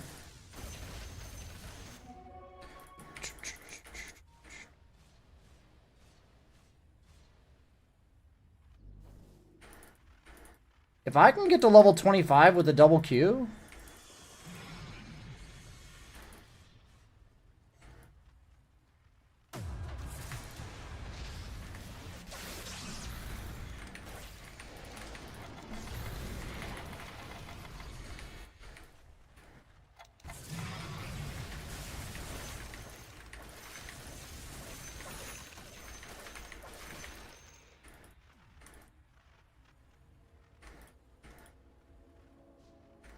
Yeah, it's mainly like the pause on me and like the making calls all game that were very, I don't know, it's hard to explain, but they, like, it felt very tense whenever he made calls. Like, it felt like he felt panicked, you know?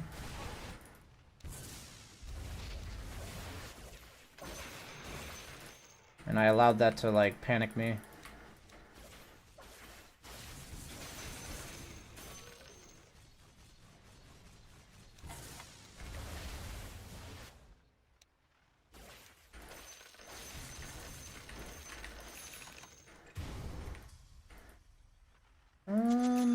Oh yeah, I'm gonna buy up.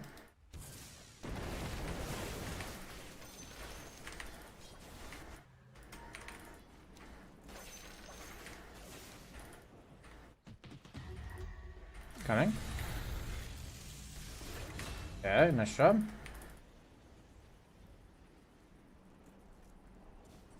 The moment I kind of started playing for my own game, things on average did start going better. And I just need to remember that. That's the takeaway from games like this. It always does. I need my own advice from the coaching session I did today.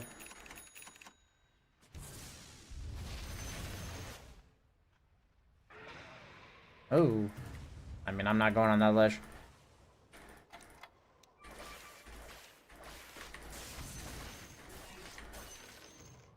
There's no way we're doing like a 2v4 on the map. We don't really have rush damage.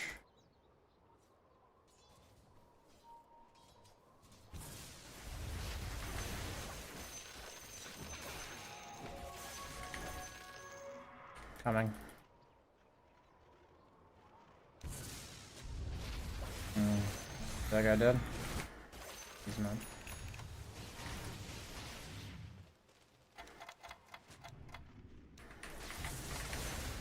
Really wish our Tusker Disruptor killed that guy.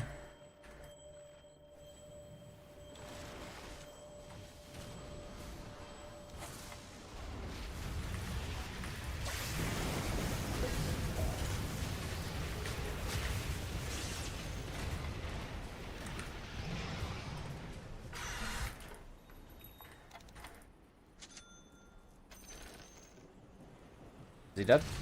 He is. Okay. I really need level 25, and my build will actually kind of own.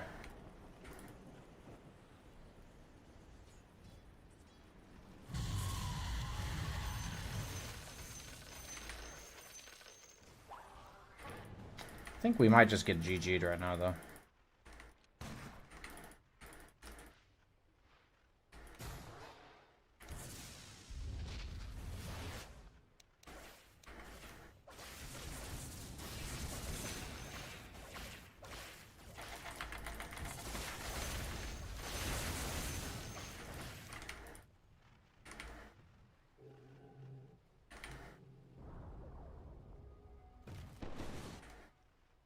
I'll wait till everyone's alive.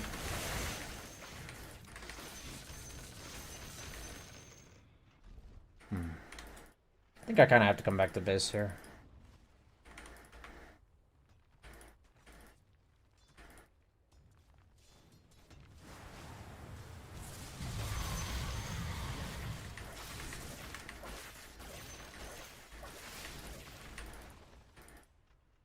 I think he's just TPing into his death again. Okay, if we can get to my level 25, we actually have a chance, I think.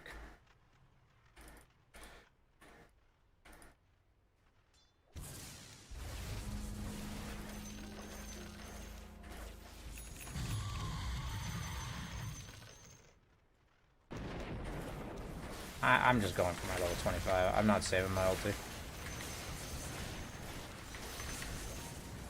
I'm trying to get my level 25, guys. We need the timing. Nice shot.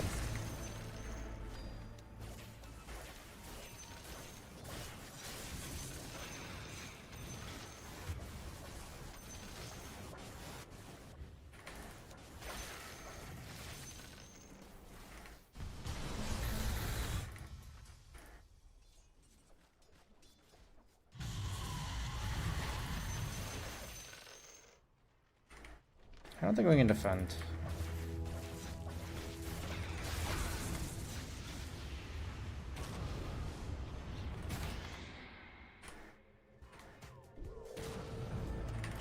Nice. I think he could have used me, but he didn't.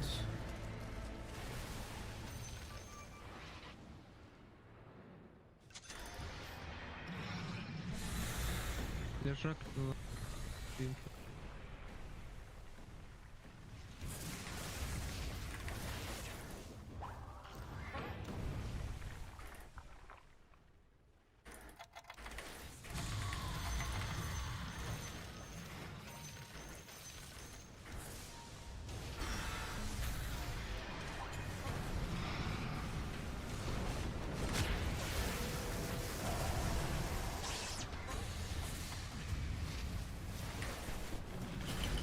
Okay.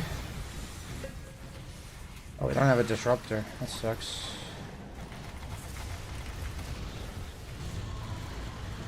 GG. We tried. I have a coaching session now. I'm like 5 minutes late, sadly. Let me message the guy. Like, record you. Let's see. It's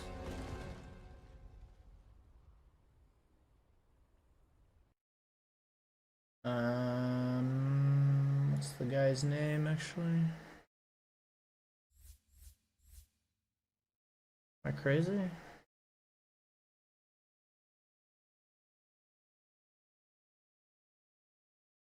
This person? No. This person? Yes.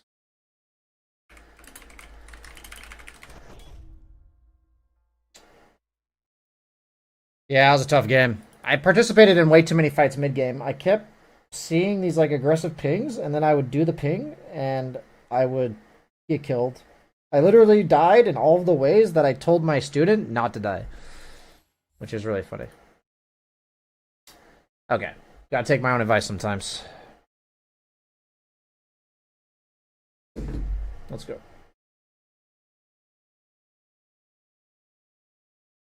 Yo.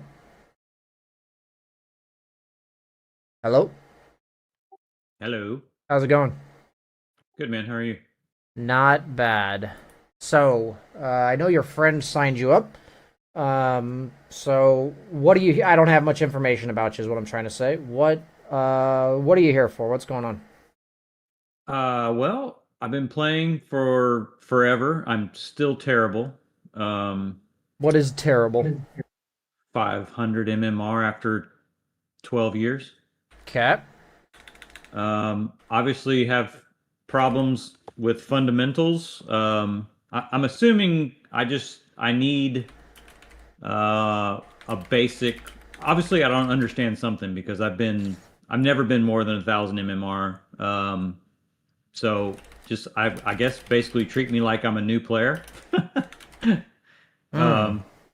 So I don't know. I mean, what do you like? How do you play that long and still be that bad? What do you think?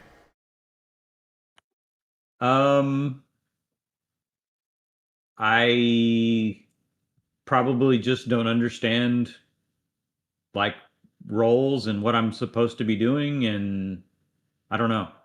I mean, for me, it's like, I'm not trying to come down on hard on you here. For me, it's like, at that point, I wouldn't think it has something to do with the game itself, but I'm wondering, like, what's your approach, to like playing the game? Like, how do you go about learning things and getting better at the game? Like, what do you, when I ask you that question, like, what comes to mind, I know I'm terrible at last hitting. I try to play. I play with a friend most of the time, and we've been playing both support roles, trying to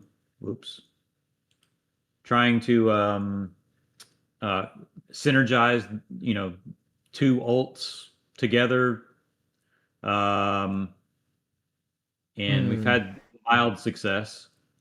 Okay. So like your guys' idea was like, let's try to have like a combo and pick it?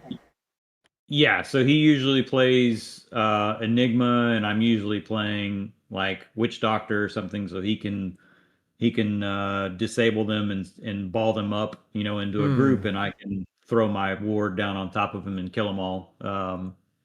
Gotcha. We've been Okay. trying to avoid playing carries just because usually you can get decent carries, but support usually sucks in this MMR. So we've been trying to go about it that route. I mean, what do you enjoy playing though? Like what's your favorite role to play? I never play safe lane carry. Okay. It's usually off lane support or off lane, occasional mid. Okay. I'm really more interested in getting out of this MMR than I am necessarily. I don't know. Do I need to get good at like 2 heroes and spam them until you can get out into a decent MMR, or what's the strategy? My question is what's on the other side? Like what are you getting out of and what are you like trying to go to? Like not like the literal MMR, but like what about your MMR bracket are you trying to escape? I guess people like me that don't know how to play, that are terrible at the game, or that rage quit, or What if I told you that you can be my MMR and still feel that way sometimes? I would agree. I mean, I can see that. I mean, it's a very polarizing game, right? It's a very Yeah. frustrating game. Okay. Okay. Yeah, don't tell him it never gets better. Yeah. So, okay. So, Dashed my hopes and dreams. yes. Let me think about this for a second.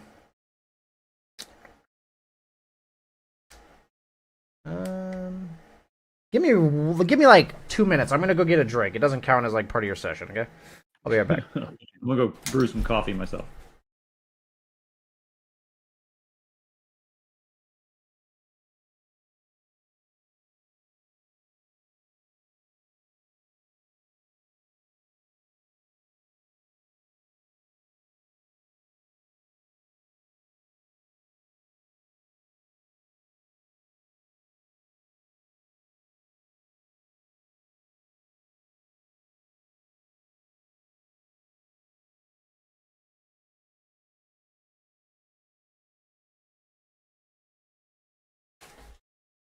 I definitely need a fucking beer for this one. No, I'm kidding.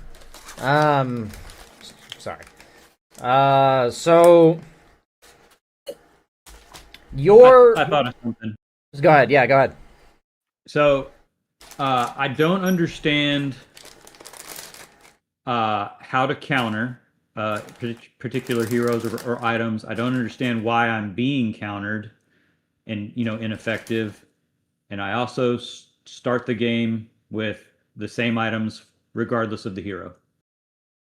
I see. Okay. Why did your friend sign you up for me? Like, why am I here coaching you today? I don't know. I guess he was just looking for a professional. Well, it's a birthday present, first of all. So okay, happy birthday.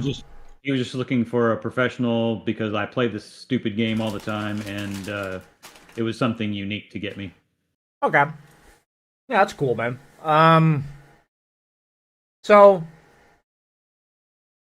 I'm trying to figure out how to approach this because it's always interesting to me when I coach people. Like, it's actually happened twice recently where I coach people that don't really know me very well. Like, and that's fine. There's nothing wrong with that. There's just like a lot of principles that I have when I'm coaching, and it's a little bit more difficult for me to figure out where to start. So let me just think here. So like, just a quick summary of how I see the game, as best I can, is that I think the way to improve is to learn to ask ourselves questions that we weren't previously asking ourselves, draw attention to decisions that we weren't previously valuing, and by basically repeating the same question to yourself 1,000 times, then that question becomes instinct, and then you'll like an example of a very in-depth question is like, what do I need right now from my items? Like, what does my item need to do for me right now? That's like a very high level question that I think anyone can ask themselves, but I wouldn't like recommend it to you as like the first question I'm going to try to teach you to ask yourself, right? I'm going to watch one of your games and we're going to come up with some questions to ask yourself in these games, because I think that's the way that you go 12 years without improving, is that you're just not asking yourself questions. And an example of not asking questions is buying the same items every game, right? That's skipping a question.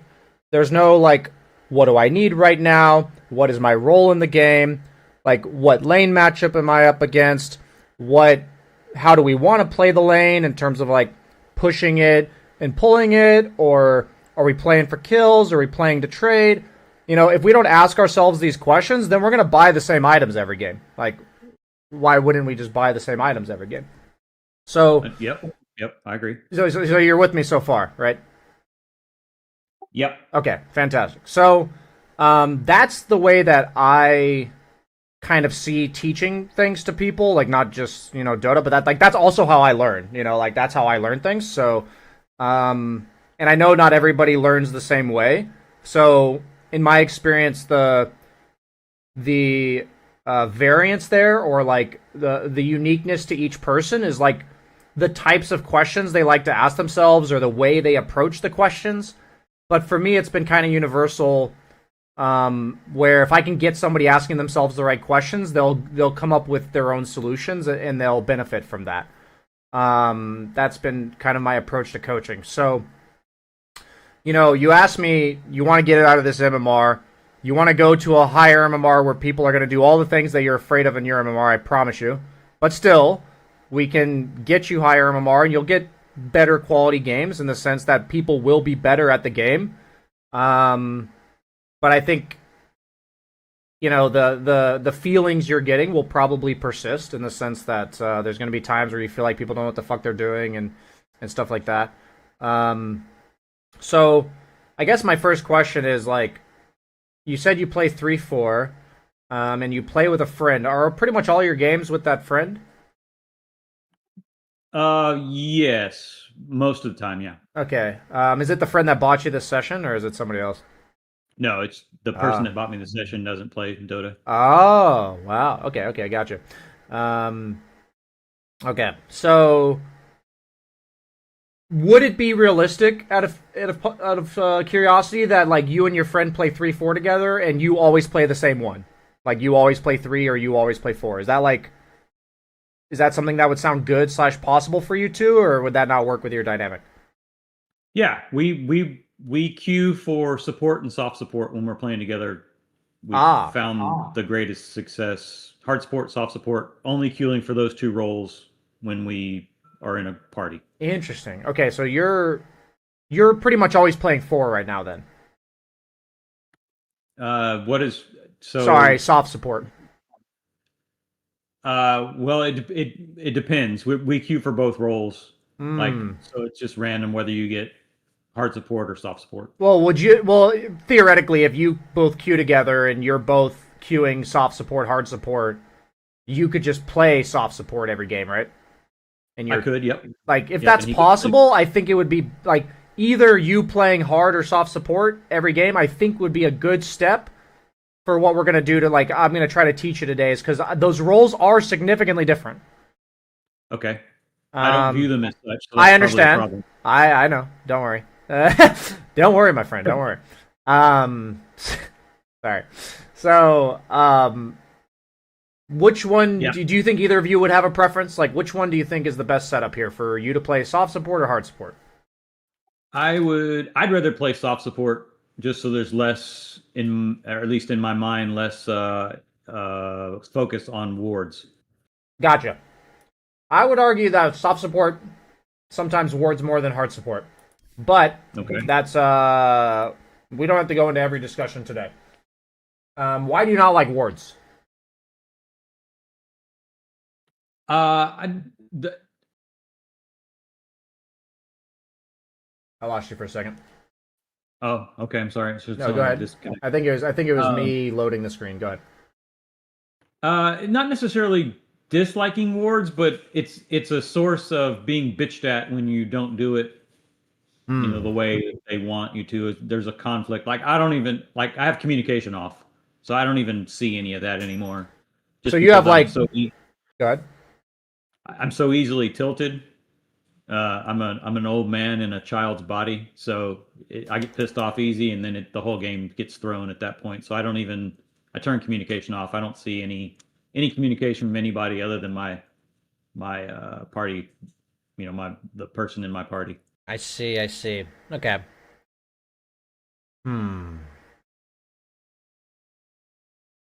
Okay. Do you have a replay for me of you playing soft support? In the last week? Yeah, I downloaded one of my Witch Doctor games here a second ago. Yeah, do you mind sending it to me? Like, you can send me the replay ID in this chat here. All right, let me fire up Dota and see if I can figure out how to do that. Yeah, once you load the game, if you want to see my screen while you're doing that, you can just pull up a game and the match ID's down here. Oh, okay. I see. And you can copy paste that to me.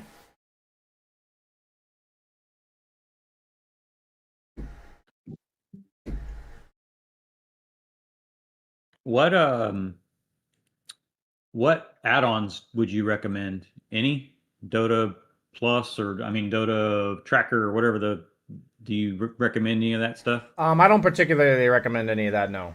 That's not part of what I recommend. There might be other coaches that do, but I don't. All right.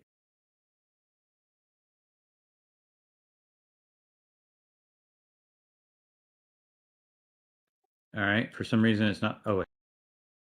There, let me highlight it.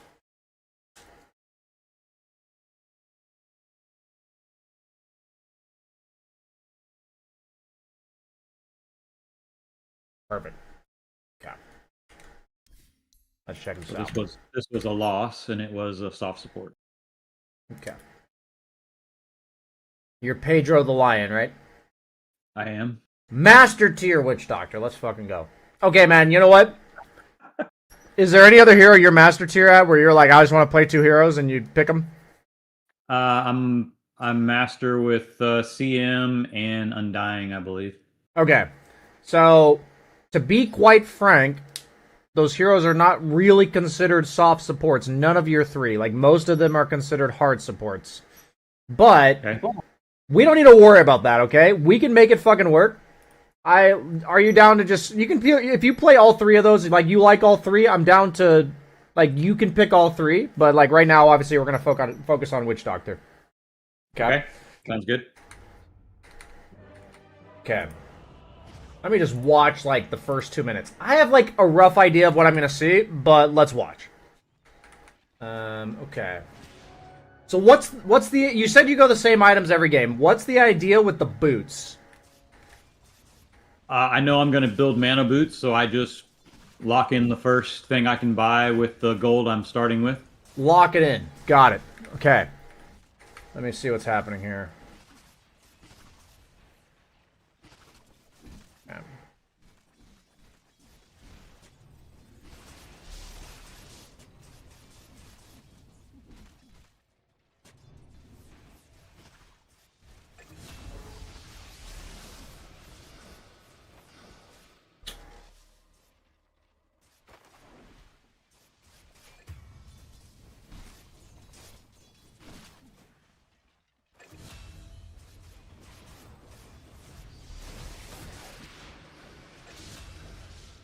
Okay.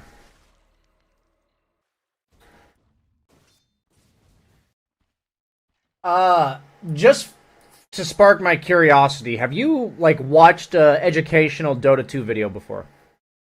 Nope. Okay. Just making sure I'm on the same page. So, that was, I don't know how to say that without sounding like a douchebag.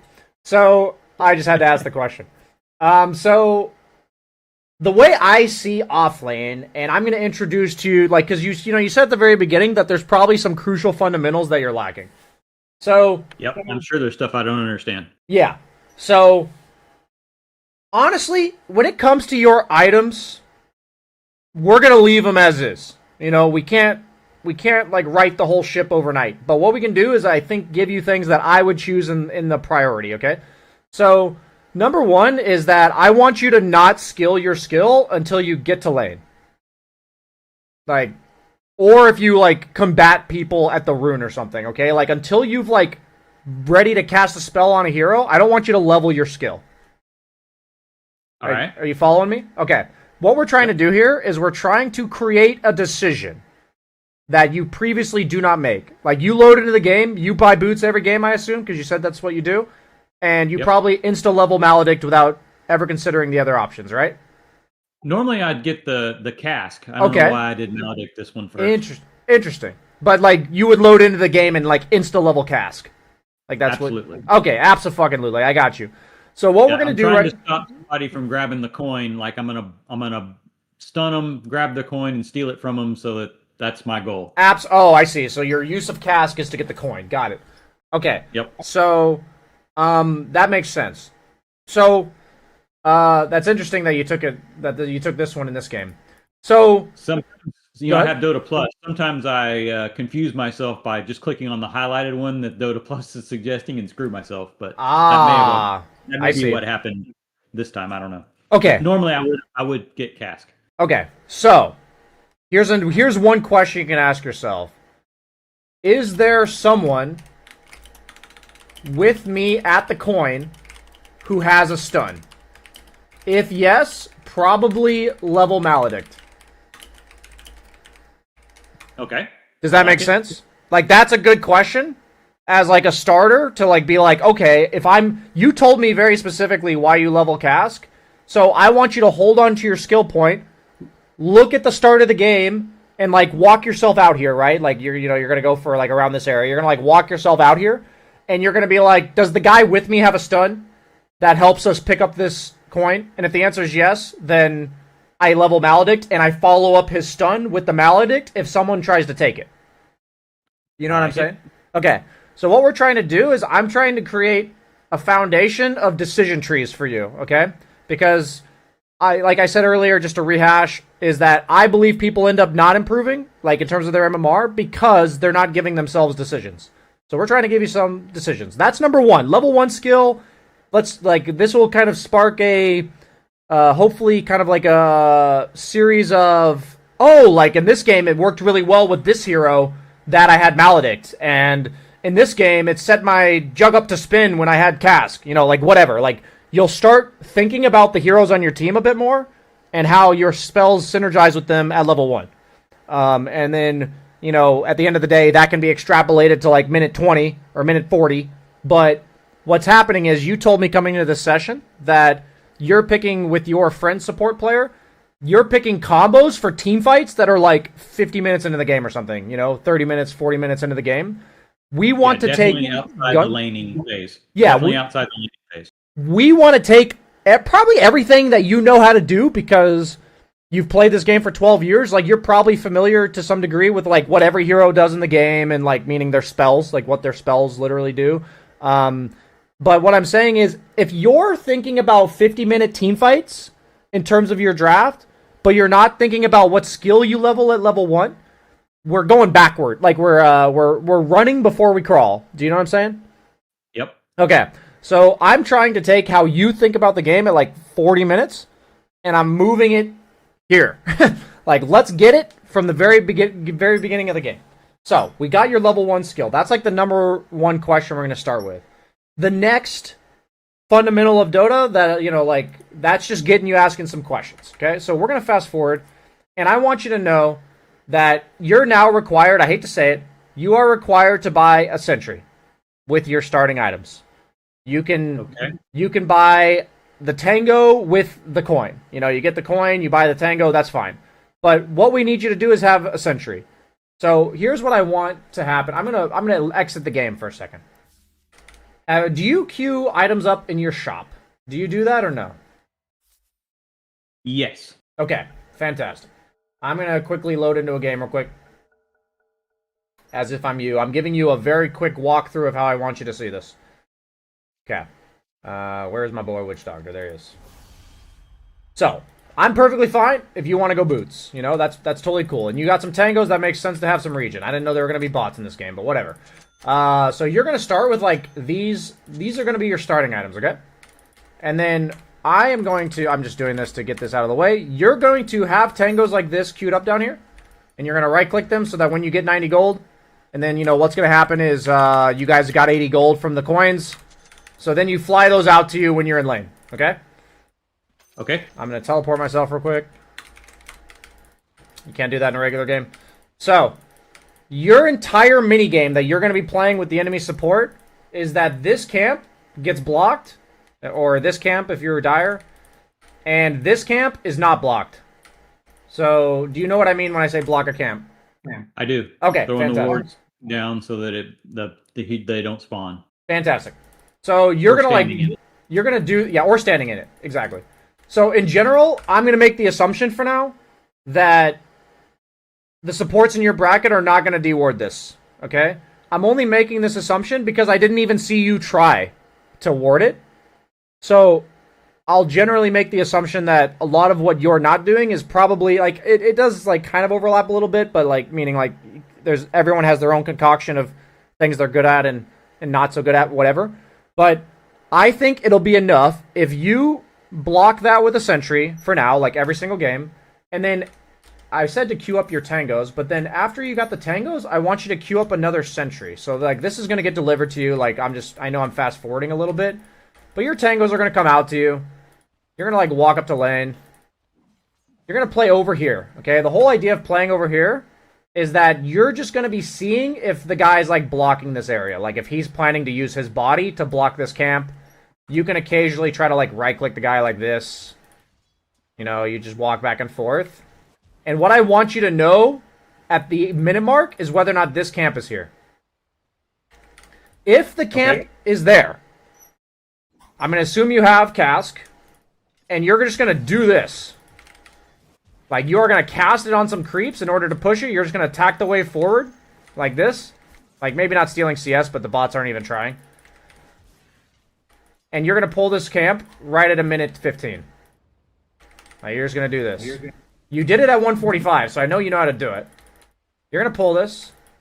And it's really essential that you push it like that, because otherwise what happened in your game was the lane wasn't pushed, and the opponent just walked over and took the farm. And we don't want that. So the entire goal of this is to pull like this, and you can stand over here, because you're a ranged hero. Maybe with Undying, you'd stand up here. And you're just going to, like, farm these creeps. Okay, so your laning partner maintains his farm from the lane, and you're farming the whatever the hell they're called. Yeah, the creeps. Creep camp. Honestly, this might look like what your enemies do in your games. What the bots are doing here. It actually might look like this. I'm not. I'm not even exaggerating. This is the power of the boots. Your goal is to just last hit these creeps. So you're playing cat and mouse with these guys until you get these last hits, and they give up like this. And if they stay on the camp, then you, like, stand back here hitting them. You know, like, you're just over here, giving a little reach around, and you're sitting back here.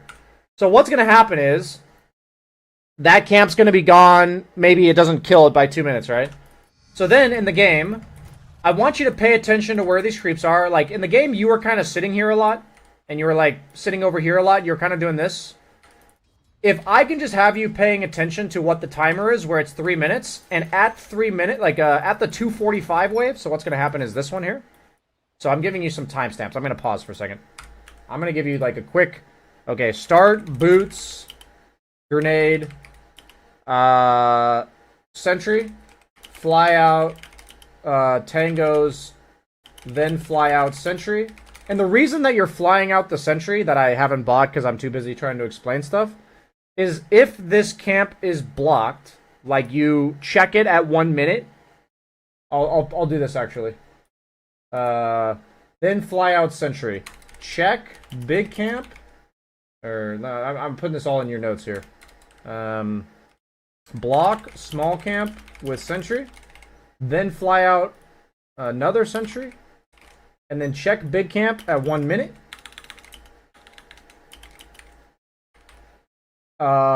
If it is blocked, unblock with your sentry, your second sentry.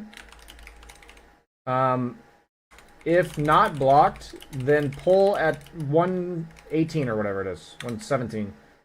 So that's like the first minute of the game where I would say this is like fundamentally good. The thing about my bracket is people aren't going to let you do this. Meaning like you'll have to fight to do this. This is what you want to do, but there's a lot of like back and forth trading. So what I want to get across in your case and like everybody listening is there's like a general amount of efficiency that you're aiming for. Like there's like, if nobody existed, right? This is the way I like to look at the game. If there were no enemy heroes, like just say none of them existed, your goal in the game would be to just get as many creeps as possible, as fast as possible. And what that would look like is pushing the lane and pulling every minute. Like that's the most creeps you can get when you're like level 1 or 2.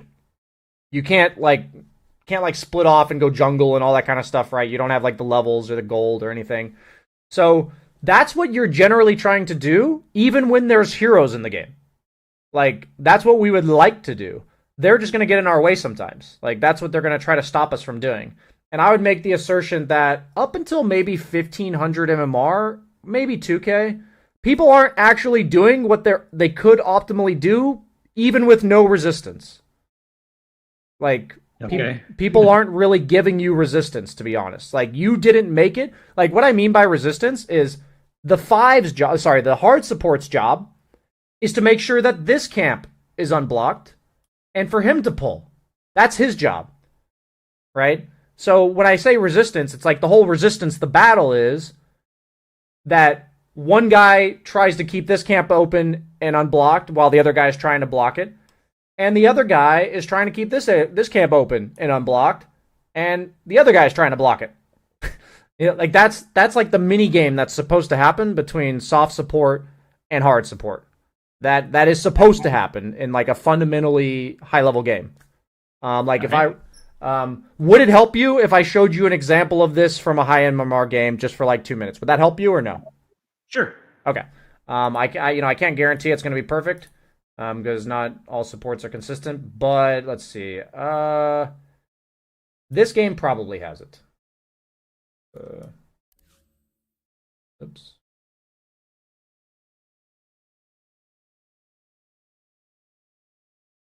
Because I got pooped on in lane here, so I think this game has it. Okay, so like in this game, I have a support ET who has a sentry. As a hard support, and they have a soft support Shadow Demon who has a sentry, and the game's bugged out so I can't see anything. Okay. So notice that when we watch the Shadow Demon from level 1, we're going to fast forward to his this is you.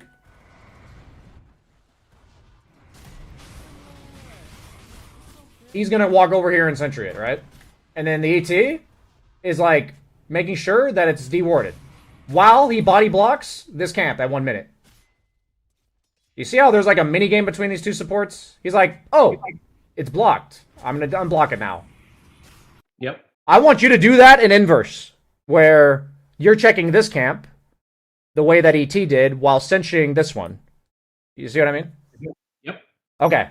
So that is like a fundamental first 30 seconds of the lane. That's like pretty much like all the stuff that happens over here matters. But if you're not doing this part, you're skipping what I believe to be the simplest, most fundamental part of laning. Are we cool on that? Yes. Fantastic. Okay. So I gave you a little bit of a script per se for your first minute of your lane. So the next script that like Dota's a game on a timer, right? There's just a bunch of objectives that happen on timers. So like at 2:45, push the lane. 15 seconds before the Lotus spawn. Yes, what'd you call it? The camp. Oh no, it's the Lotus thing on the side. Okay, gotcha. Yeah, that thing. You're gonna try to push them back so that they're not so close to the Lotus to grab it. Yes, and if they do want to get it, ideally they're going through creeps. to get it. Gotcha. So the idea is, the way I look at, okay, so there's somewhere around like 2K, 3K where people are generally doing all of the things that I'm telling you. But what I see at that bracket is they do it really slowly. Okay, like say the Lotus is at 3 minutes, they'll like push the wave at like 2:55 and walk over there at 3:10. You know, like they'll do it, but it's like not crisp. Gotcha. So it's not nearly as much. Like, I want you to think that pushing the lane at 2:45 and being literally walking into the Lotus pool at 3 minutes, that's perfection. But anything that includes pushing the lane and walking over to the Lotus within like 15 seconds of it spawning is like, that's good. You know what I'm saying? Yes, sir. We're still on the right track. Okay. So these are the fundamentals of like the first 3 minutes. Now, I'm not going to spend this entire coaching session on your first 3 minutes. So we're just going to fast forward. There's other things to consider in the first 3 minutes, but that, like, if I overload you, I'm giving you like 1 or 2 decisions to make. And the way that I look at the game is, if I understand what I'm supposed to do, meaning like I'm supposed to open this camp, I'm supposed to block this one, I'm supposed to pull this one at 115. What ends up happening is that helps you interpret matchups. Like, you'll notice that if I try to do this strategy against this hero, they fuck me up. And so part of why you're probably struggling with like learning hero matchups is because you're not doing like the fundamental things that the heroes want to do in the game that help you see how matchups work, if that kind of makes sense. Okay. So you basically are trying to decipher a bunch of written text with no language, is how I look at it. The objectives in the game will kind of give you like an alphabet to decipher here. Okay, so like this is an example where I'd want you to pull this camp at 1:15. Now I'm going to fast forward. You do pull it, but 2 minutes. So we're going to fast forward to 3 minutes. Yep, so in this case we wanted to try our best to have pushed the wave and then gone and get the Lotus. In your bracket, I'm assuming it just sits here. Yep. Okay, what happened over here? You're going to...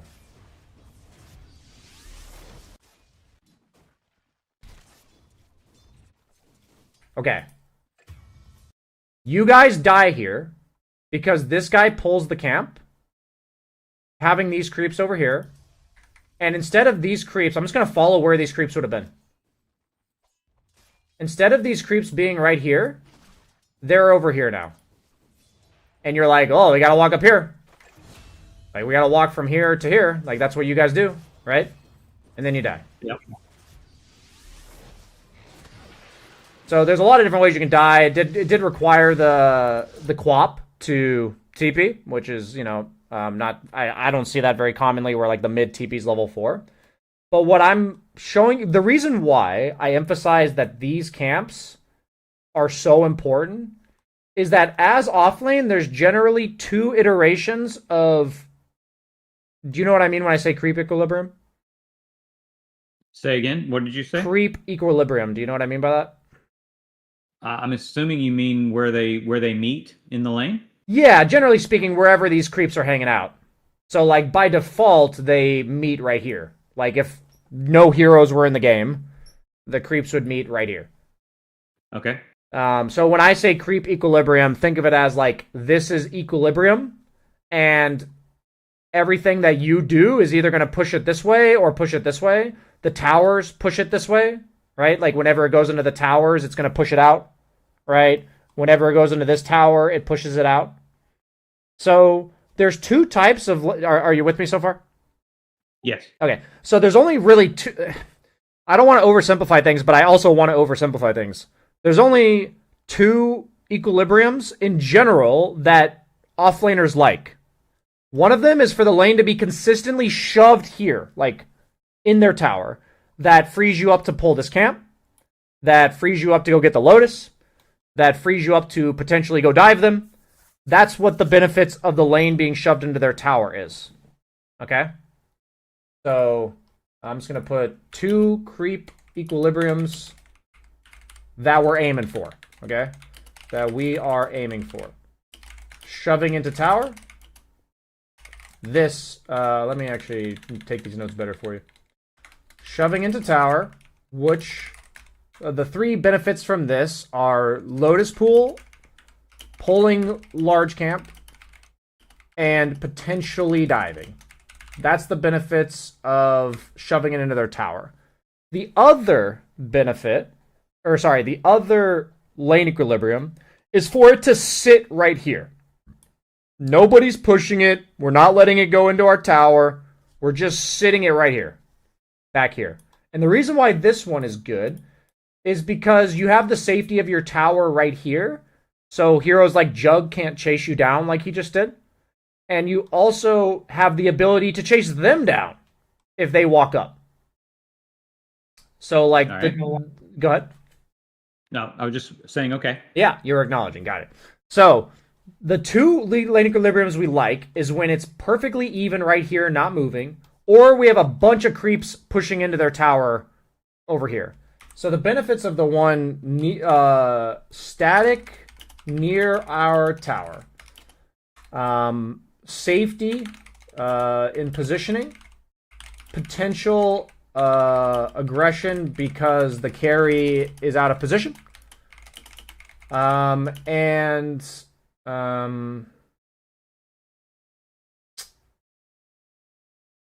Offlaner doesn't really need you. Those are the other ones. That's the other benefit. So what I mean by the offlaner doesn't need you, one of the fundamentals that I try to that every high level support goes by, that I do try to teach. How do I word this? Generally speaking, the job of the support is to help the core get farm and take as little XP as possible doing it. So what I mean is that the question you can ask yourself is, how much gold and XP will my offlaner get if I leave?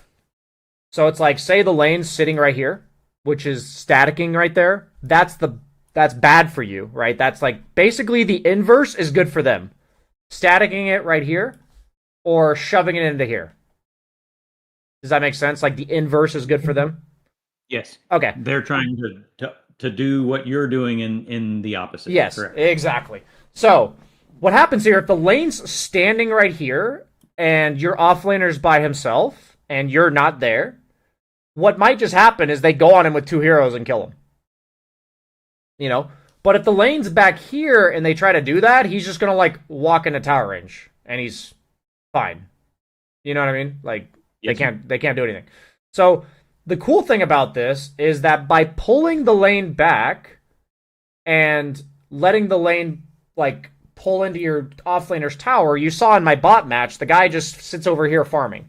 And you're giving him solo XP, so you're not taking his XP, but you're also getting XP from this. And that's why the pull camps are so good, because you're giving him solo XP while also getting some XP of your own. That's like... All right, let me ask you this. Yeah, go ahead. So is it a smarter play for my party partner and I to be in the same lane? Probably. If we're on the same page? Probably. Okay. I think you will be able to apply this stuff much faster if you do that. Because what's going to happen is, if you play with randoms, then you will have to adjust to the ways that they mess with your plan. Because you may pull this lane, and instead of him taking the solo XP over here, he like walks over to the camp to farm it, and then these creeps just walk in a tower and die for no reason. Right. I do see that. I do see that the carry tries to take the farm from you in the creep camp that you've pulled. Yes. I've seen that. Yeah. Exactly. So there is like nuance to this stuff, but if in general you pull this and your offlaner like has the lane back here and he farms it, that's like, you guys will win your lanes. Like the thing is, you'll win your lanes without even interacting with people, to be honest with you, because you're going to get solo XP on your core. You're going to be splitting farm with like the enemy 2 guys over here. And what doesn't happen is the Dazzle gets solo XP pulling here, while Jug gets solo XP over here. Like, you saw what happened here. They got the pull-off where he gets XP on Dazzle. The Jug got solo XP. Then you had to walk forward, putting yourself in danger, and then you died. That's why these pull camps are so good. And if you win this battle every game, like, you will win the lane, period. Like, just, even if your guy is, like, the literal worst CSer in the world, you know, he's got other problems if that's the case, but, like, as long as he can get, like, half the CS under tower, you'll win every lane. You know? So that's what we're aiming for, and, you know, I would encourage you, like, yeah, I didn't want to say it at the start because I wasn't really sure, but since you asked, I would 100% recommend you lane with your friend if that sounds good to you. I would recommend that.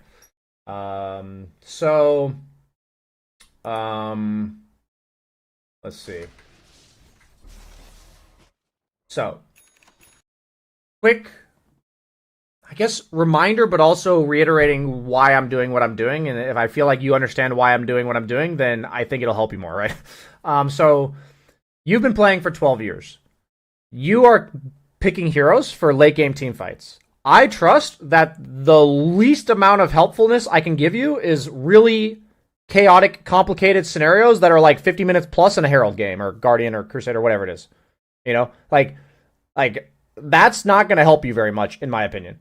What's going to help you is if we break it down to the part of the game that is the most repetitive. Like, you play the first 5 lanes, you could literally do this every fucking game for the first 5 minutes. But, like, if I taught you something at 40 minutes, it would be like, well, in this matchup against this hero with these items, in this situation, you do this. You know what I'm saying? It's like, it's a lot less helpful. 5 minutes every game. You may not see 40 minutes every game against a particular hero. I understand. Gotcha.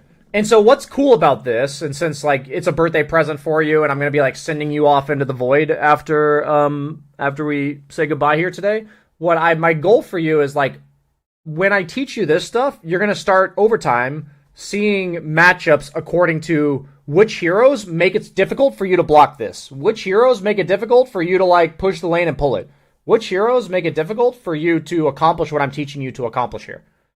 And you're going to be like, which doctor struggles against this? Would Crystal Maiden or Undying do a better job? Like, against that specific hero? Would these guys do a better job? Like, what if you're getting, like, ran at by a Treant Protector? It's like, I think Undying would be really good at that, right? He'd be really good at being like, nah, fuck off. Like, I'm going to decay you and hit you. Or tombstone you if you overcommit. So, the point is like, we can start having you assess your matchups according to the first 5 minutes of the game. And then the methods in which you learn to assess them is how you learn to eventually assess them at, like, 30 minutes. You know, like, that same strategy with different variables. The formula is a lot more complicated, but it's the same learning. In my opinion, it's just more, you know, it's like advanced. Is then because you came in here saying, I don't really know about hero matchups. That's why I'm mentioning this now. So any questions about the why of what I'm going for, or, like, how to apply it, or anything, or other questions? No, I think I knew that this was supposed to happen. I may have just not understood why the pulling the camps was so important and what you were trying to accomplish. I knew you were trying to split off the experience, or for the, you know, to allow the carry to get more experience with you not being there. I didn't necessarily grasp the advantages for getting the Lotus and for Nice. Yeah, I mean, at the end of the day, even if you know you're technically supposed to do it, if you don't really understand why, you're not going to consistently do it, and you're not going to capitalize on it when you do it. Okay. You know what I mean? So that's it's definitely good that we've gotten, like, I believe that you probably know a lot more than you show, basically. Like, when I watch your games, I mean. Yeah. I'm gonna fast forward a bit. I think we've talked enough about the laning phase. Okay. Oh, one last thing about the laning phase, actually. If the lane, I'm gonna put this, if lane is staticked near your tower, like it's right here, Try to stack Ancients / Big Camp. So one of the best ways to capitalize on this area is do not sit behind your offlaner. Okay? Like, don't just sit here. You have two choices. You have two choices here. Two choices, actually. I'll just put this. Be aggressive with your offlaner. Meaning, like, you think because the lane's up here, you can just, like, kill the carry or something. You know what I mean? And the other option is go stack camps. So what we're trying to avoid, these are the only two good options, in my opinion. There's, like, middle ground in there, but it's like, unless you think you can be very aggressive when the lane is right here, then the way you make use of it is to go stack these. Okay. And it's even better if your friend picks, like, Bristleback or Axe or something like this that can clear your stacks. Earthshaker with Echo Slam. Like, you know, if you guys were to play for the polls, keep the lane in the games where you kept it here, you stacked for him, and he's playing, like, Earthshaker, and he Echo Slams it at level 6 and gets, like, 900 gold, and you instantly get level 6 because you're sitting there soaking the XP from him. Like, that's, like, 4,000 MMR higher efficiency than the bracket you're playing in. So to be clear, Yeah. when I stack and he goes to clear the camp, I'm supposed to be beside him getting the XP as well? That's a good question. The best answer is that the more times you've stacked, the more likely you are supposed to be with him, because that's how much time you spent outside of lane. And you want to recover that. Yeah, and, like, what's going to happen is if you've stacked the camp 5 times by minute 6, like, you literally haven't laned, so you're probably level 2 or 3. And, okay, I got you. And we don't want you to be fucking useless. Like, meaning we don't want you to be level 2 at minute 10. That's not what I'm trying to tell supports to do, right? But if you've stacked it for him, like, once or twice, and he wants to go take it, and the lane's, like, at your tower, yeah, you, like, trade him. You know, like, let him go have it, you go get the lane, you can be like, hey, man, go take jungle, I'll lane. And that's only if he's playing a stack hero, you know? Like, you guys can discuss, but there's options. It's like Sand King can take stacks with Sandstorm level 3. Axe can take stacks with, like, Vanguard plus level 3 spin. Bristleback can take stacks pretty much any time he gets level 5. Earthshaker can take stacks at level 6 with his Echo Slam. Is there any Timbersaw can take it if you smoke him? We can discuss any of this if you'd like, but the point is I'm trying to give you guys options, and you can feel free to come into my chat sometime and say, hey, BSJ, my friend and I, we're trying to work on the stacks, and can you teach us how to stack with fucking, or to farm stacks with this hero? And I'll either say, well, you can't, or here's how you do it. That's what I would do. You know, I don't mind people coming to my chat and asking me very, like, I can show you this answer in 30 seconds, 45 seconds. I don't, those are good questions. Okay. So that's it for the laning phase. So I'm going to fast forward to the mid game a little bit. Okay, so you get the Wisdom Shrine, fantastic.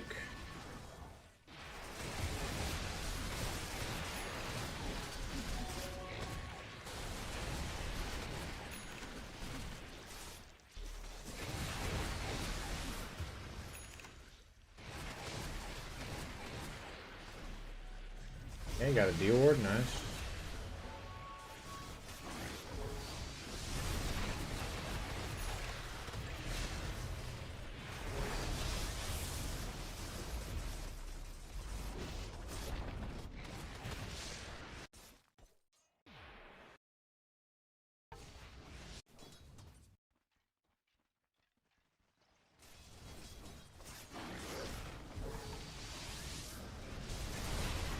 Okay, wait, I rewound a bit too much. Okay. I've got a fantastic fundamental for you. If the lane is pushed into your tower... Okay, I've actually got a better way. You know what you want the lane to look like, right? We already talked about this. If you dictated that, meaning, like, hey, we wanted it pushed into their tower and we did that. Or, hey, I wanted it in front of my tower and we did that. Do you understand? Like, there's a difference if it's like in front of your tower in this case, or it's in front of your tower because you pulled this camp. Like, Right. you dictated It was it. an active decision on your part. Yes. If the lane looks like you made it look, be aggressive. Okay.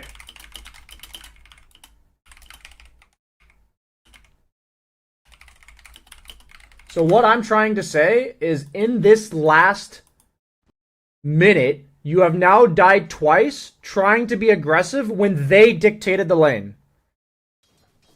Understood. So in this case, if he's pushed the lane into you and you're like, well, I didn't do this at all, I would want you to just sit back passively. Like, you can throw a Q at him if you want, but don't walk in with the maledict and all that kind of stuff. Everything you're doing here, if you don't dictate the lane, is to minimize losses. Which means, like, I'm just getting farm, basically, is what I mean by that. Okay. And it's not perfect. Like, a reminder to you and everybody watching, everything I'm saying to you is correct, like, 80 to 90% of the time. But, so you might miss some opportunities if you, like, follow this too rigidly. You know what I'm saying? But I tell people that if there's something that's correct 80 to 90% of the time, that it's best to adhere to that blindly for, like, 4 months or something. And then you'll be like, okay, I can fundamentally do this all the time. It's time to, like, look for some exceptions or something. You know, it's like, I can know that this isn't that rigid, but for now, I'm going to operate under this rigidity to help myself not get overwhelmed with decision-making. Okay. So basically, however, once you feel like you are dictating where the lane is, you have a good idea where, what I mean by this is, you don't even have to think about that anymore. You're just like, I know where the lane is, I know I put it there, we're controlling this lane, or they're controlling this lane. Like, that's the two options, right? Either they're controlling it or you are. So it's like, once you feel like that's just, like, breathing for you, it literally just happens where you're like, they're controlling the lane, I'm controlling the lane, whatever. That's when you can start looking for exceptions. Where, like, the lane's pushed into you and you're like, fuck it, this guy's out of position, go on him. But, like, you're not ready to do that until we get you dictating the lane, or at least consciously knowing who is dictating the lane. Got it. Cool. So the fundamental there is, the question is, who is dictating this lane? Equilibrium. Is it them or is it us? Yeah, and then the question before, it's maybe a bit bad. I said, if the lane looks like you made it, be aggro. So it's like, we are dictating, be aggro, or efficient stacking. If they are dictating, be cautious / defensive.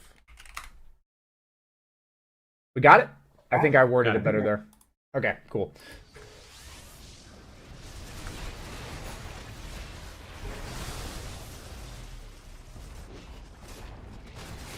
Holy shit, we lost a tier 2. Oh wait, no, tier 1, never mind.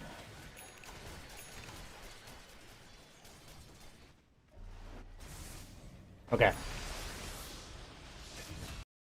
Here is your goal. Goal from minute 8 to minute 15. This isn't perfect, but somewhere around there. No mid wave goes into tower unfarmed. What I mean by that is that this lane does not do this.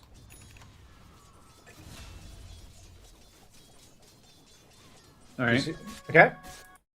That is, like, probably, in my opinion, the most fundamental support job in the game, because around 8 minutes, a lot of times the mids will start moving. So they're no longer in this lane anymore. They might still just sit there, but I'm saying, like, there's going to be a lot of games where they're now moving. And by not doing this, you're level 5 at minute 13. So like when I rewind, a good fundamental is when I'm level 5, like I'm going to rewind a bit more actually, like I'm going to go like all the way back to 8 minutes. I'm a level 5, I'm a low level support. This is me, all me, right here. Like I need to basically notice that this lane is not being taken by somebody. And that's all me. I'm there until somebody comes and takes it from me. Like if your mid like walks back mid and farms, fine. You know, you can go walk back to your lane now. Okay. So the whole idea of this is that a big portion of the fundamental aspect of the Dota map is that we want all 3 lanes to be getting farmed until like 15 minutes ish. Like it sometimes ends earlier, sometimes goes a bit longer, but after 15 minutes, people start getting enough items to like kill each other and shit. So if we try to keep splitting up that much, we'll just die. You know what I mean? Like the axe with blink and stuff will just be killing people who are by themselves. So what's really funny about low MMR games that like when I watch Jenkins like Herald reviews and stuff is that people won't farm this creep wave at minute 8, but then they'll be farming 4 different spots at minute 50. And it's like, it's supposed to be the opposite.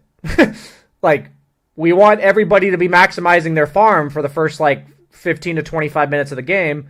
But as the game goes on, we want everybody together fighting. You know what I mean? Yeah.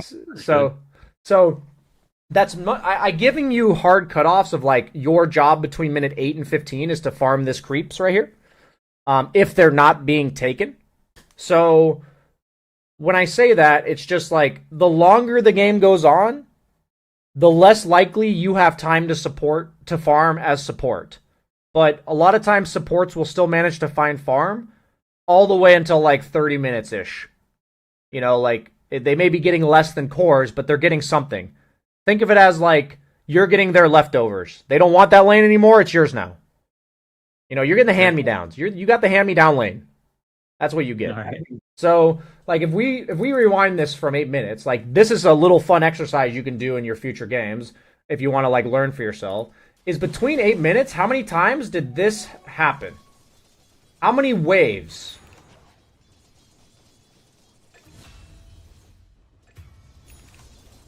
I believe this is the 4th wave. Okay, this guy's back. So there were 4 waves. Okay, this one's cleared. Great. Okay, this one's cleared. Okay, this is 5 waves. 6 waves. Oh, yep, 6 waves. 7 waves. Okay, so between 8 and 14 minutes, that is 12 waves. Because it's 2 per minute, 6 minutes. 7 of them went unfarmed. Each creep wave's like 250 XP, I think. That's 1,700 experience. And each level is 700. So you're 2 levels lower. 2.5. Than I could have been. Than you could have been, yeah. So the cool part about this is there's a lot more to Dota than what I'm telling you, but people, it's such a funny anomaly that happens in Dota, I think, because Dota has been around for so long and it's been such a big part of our lives that I would trust you to execute your like Ags ulti Witch Doctor at like 50 minutes in the game, but I don't trust you to do this. You know? That's true. That's true. Like, that's the thing, is I can tell you guys, when I walked into the session, I'm 100% sure, I'm like, I'm not going to talk to this guy about a single team fight. Like, we're not even going to fucking look at one. Because that's probably the best part of your game. Like, you've been playing this game for 12 years. Maybe you don't click all the perfect fucking buttons, but like, I trust that out of all portions of your game, that is by far the best. I know that. Just based on, like, what I've seen in my history of coaching. So, my goal for you is that I trust, and the later the game goes, you're gonna have a better idea of what, like, you're just gonna feel things out. It's gonna get pretty fucking complicated, meaning like applying fundamentals and stuff. But if we can get, so what I tried to give you was the first 5 minutes, the general game plan for the lane, playing for stacks for your off laner if you keep the lane here, playing for pulling the camp if you keep the lane up here. That's basically the first 5 to 6 minutes. You already picked up the Wisdom Shrine, so that's fantastic. And so after that stage is over, somewhere around 7 to 8 minutes, in your peripherals is the mid lane. Like, every time you've got your camera on your hero, all I need you to do in terms of map awareness is to also see what's happening here. This exact area. Is there a wave that's going unfarmed? If so, I'm there. If not, I'm not. Okay? And so it's a bonus if you, like, bring a sentry with you. Like, extra credit points if you, like, bring a sentry and deward them or something. That's bonus points. But that alone, you're going to get a lot more out of your lanes. You're going to get at least a level of XP from most of your games, I would say, because this one's probably on the higher end, if I had to guess, of how many waves went unfarmed, which was 7. But I wouldn't be surprised if the average was like 4 or 5 per game in your bracket. I wouldn't be surprised. Some games it'll be 1 or 2 because your mid laner's just farming up a storm, and the other games it's like 8 or 9. It's probably pretty chaotic in terms of what people are doing. So the way you get out of these chaotic fucking games, like if people watch Jenkins's Herald reviews, like the games get pretty fucking nuts, and a lot of times people get caught up in just how nuts they get. Like, even just my last game I played on stream, I lost because I was getting caught up in crazy amount of fights happening, and I took like 3 too many fights than I should have, and I died, and I fell behind as a carry. And a lot of it was my team like pinging me to go and shit. And I'm not making excuses. I'm saying, like, that's why I lost. And no matter what bracket you're in, you're going to get caught up in crazy shit. Okay? That's just the game of Dota. It's stressful. It's high pace. It's a lot of shit going on at the same time. And so what I was trying to give you for this first 15 minutes of the game is like an anchor. These are the things I'm going for. This is like the lens that I'm looking through the game. I'm trying to go for the pull camps. Trying to get the lane right here. Trying to push the lane into here. If the lane's in here, I pull this. If the lane's here, I go here. If the lane's here, I either go on them or I farm these. Or stack them. If that's like, that's what you're going for, there's going to be times where you're like, oh shit, I'm late. Or, oh shit, I missed it. Or, oh shit, I forgot. It's like, you're going to have those moments. But as long as you know what you're going for, I just refuse to believe that you will not see noticeable improvement, with especially if you're playing with a friend in lane, where you guys are both on the same page, trying to do the same thing. Alrighty. How does that sound? I gave you my final sales pitch. That was my final sales pitch there. Yeah. One more question. Sorry, we're over time. See you later. No, I'm kidding, man. What's the last one? Go ahead. I always buy Shadow Blade instead of Glimmer Cape because it keeps you invis longer while you do your ult, and on most heroes. Is that crazy or stupid or good idea? So the thing about Shadow Blade is that it's more expensive and it can't be cast on your teammates. That's like the big weakness of Shadow Blade in comparison to Glimmer Cape. Now, the thing about Shadow Blade, or the thing about Witch Doctor, is he's so popular in your games because he can literally 1v5 a team fight if his ult goes off. Like, he can do that. And so I think if you can learn to play the lane in the first 15 minutes for basically the efficiency of yourself and your team, like you're helping your offlaner get off to a good start, you're defending your mid tower effectively by doing this, you're not just giving yourself XP, but you're also like giving stacks to your offlaner potentially. I would encourage you, quite frankly, to do whatever you think is fun. Like, I think Shadowblade Ags Witch Doctor is way more fun than going like, pussy-ass Glimmer Cape. You know what I mean? I agree. Okay. Yeah. Like, I'm right there with you, man. If we give you some fundamentals, you can also still have fun doing all the same builds you've done. I don't actually want you to really change your builds. Whatever fits you, like, you want to go the same items every fucking game? If you want to come back in a coaching session when you're like 1,500, 2K, after doing all the shit that I told you, like, because that's where I would about land you, if you're, like, nailing that stuff, having built all the same items and not doing anything different, I'd put you at least around 1,200, like, somewhere in there. If, like, after you get stuck again and you're like, hey, I could use another, like, BSJ telling me what the fuck I need to do for the next year. If you want to do that, great. But I think you can have a blast doing your same item builds and just getting them faster and having your offlaner have a better game and this tower not being dead. You know what I mean? It's just like little things that add up a lot if you do it over the course of hundreds of games. Does that make sense? Okay. Yes, sir. Sweet, man. Any final questions? No, I think I appreciate all the help. I'll see what we can do over the next months and see if Yeah, I can man. get out and I- improve. Best of luck. Happy birthday once again. All right. Thank you very much. No problem.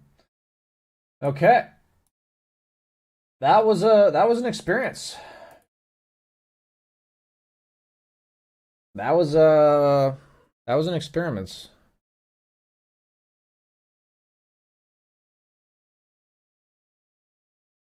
Hi BSJ. In your Viper game a week or so ago against Carry Anti-Mage in the final graph at no time during the game was your team favored to win.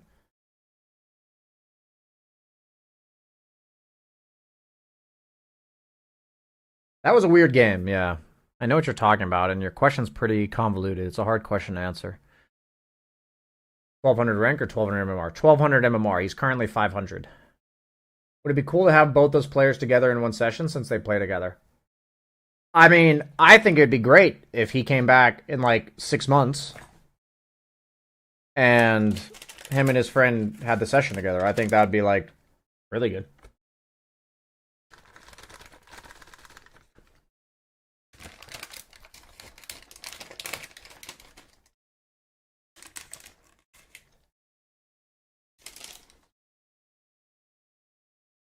Would you mind sharing the notes you took for this guy? Sure, man. I mean, honestly, what I just taught him should be a fucking, like, 7 videos. To be honest. You're gonna get a bunch of BSJs in there, but whatever. Yo, BSJ, I'm new to Dota. I have 700 hours, but I don't get the difference between position 4 and 5. Like, some heroes are for both, and others are only position 4.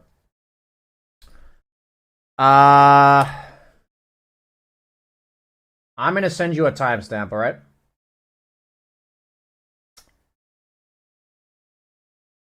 I'm gonna send you a timestamp of my stream from Monday.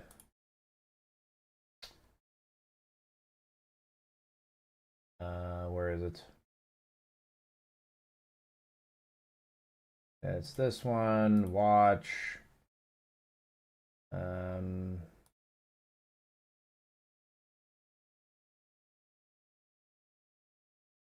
Oh, wait, no, it's at the beginning. It's at the end of the class.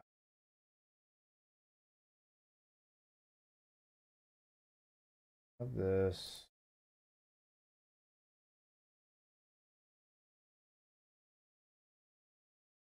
Yeah, it is this Lich game. Okay.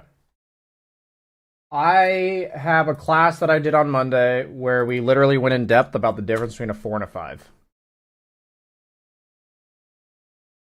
And that is the clip.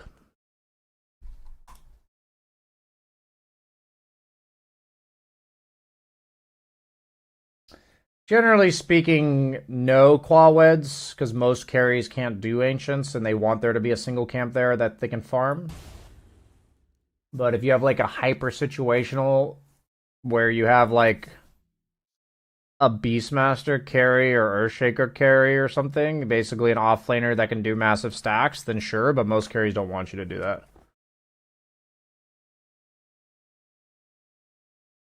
I think you can work with it, F. Andre. I think you can work with it.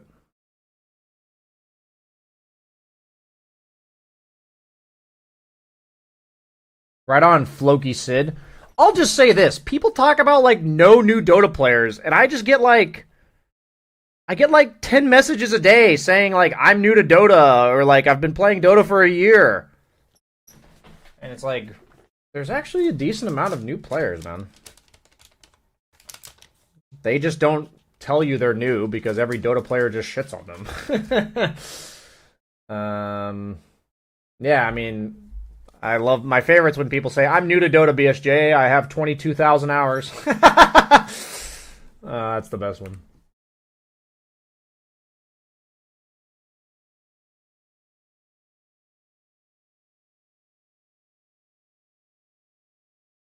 Okay.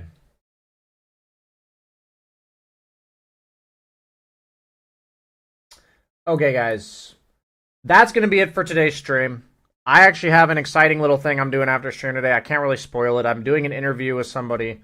Maybe you'll see it. Maybe I'll have to tell you later without... But I've got something exciting tonight, so... hopefully it turns into some cool content. I just realized, was I playing with minimap blocked that entire time? Like, was my minimap blocked the entire coaching session? Oh, God. That's a disaster. I hope not. It probably was. Okay, guys. Thank you so much for watching.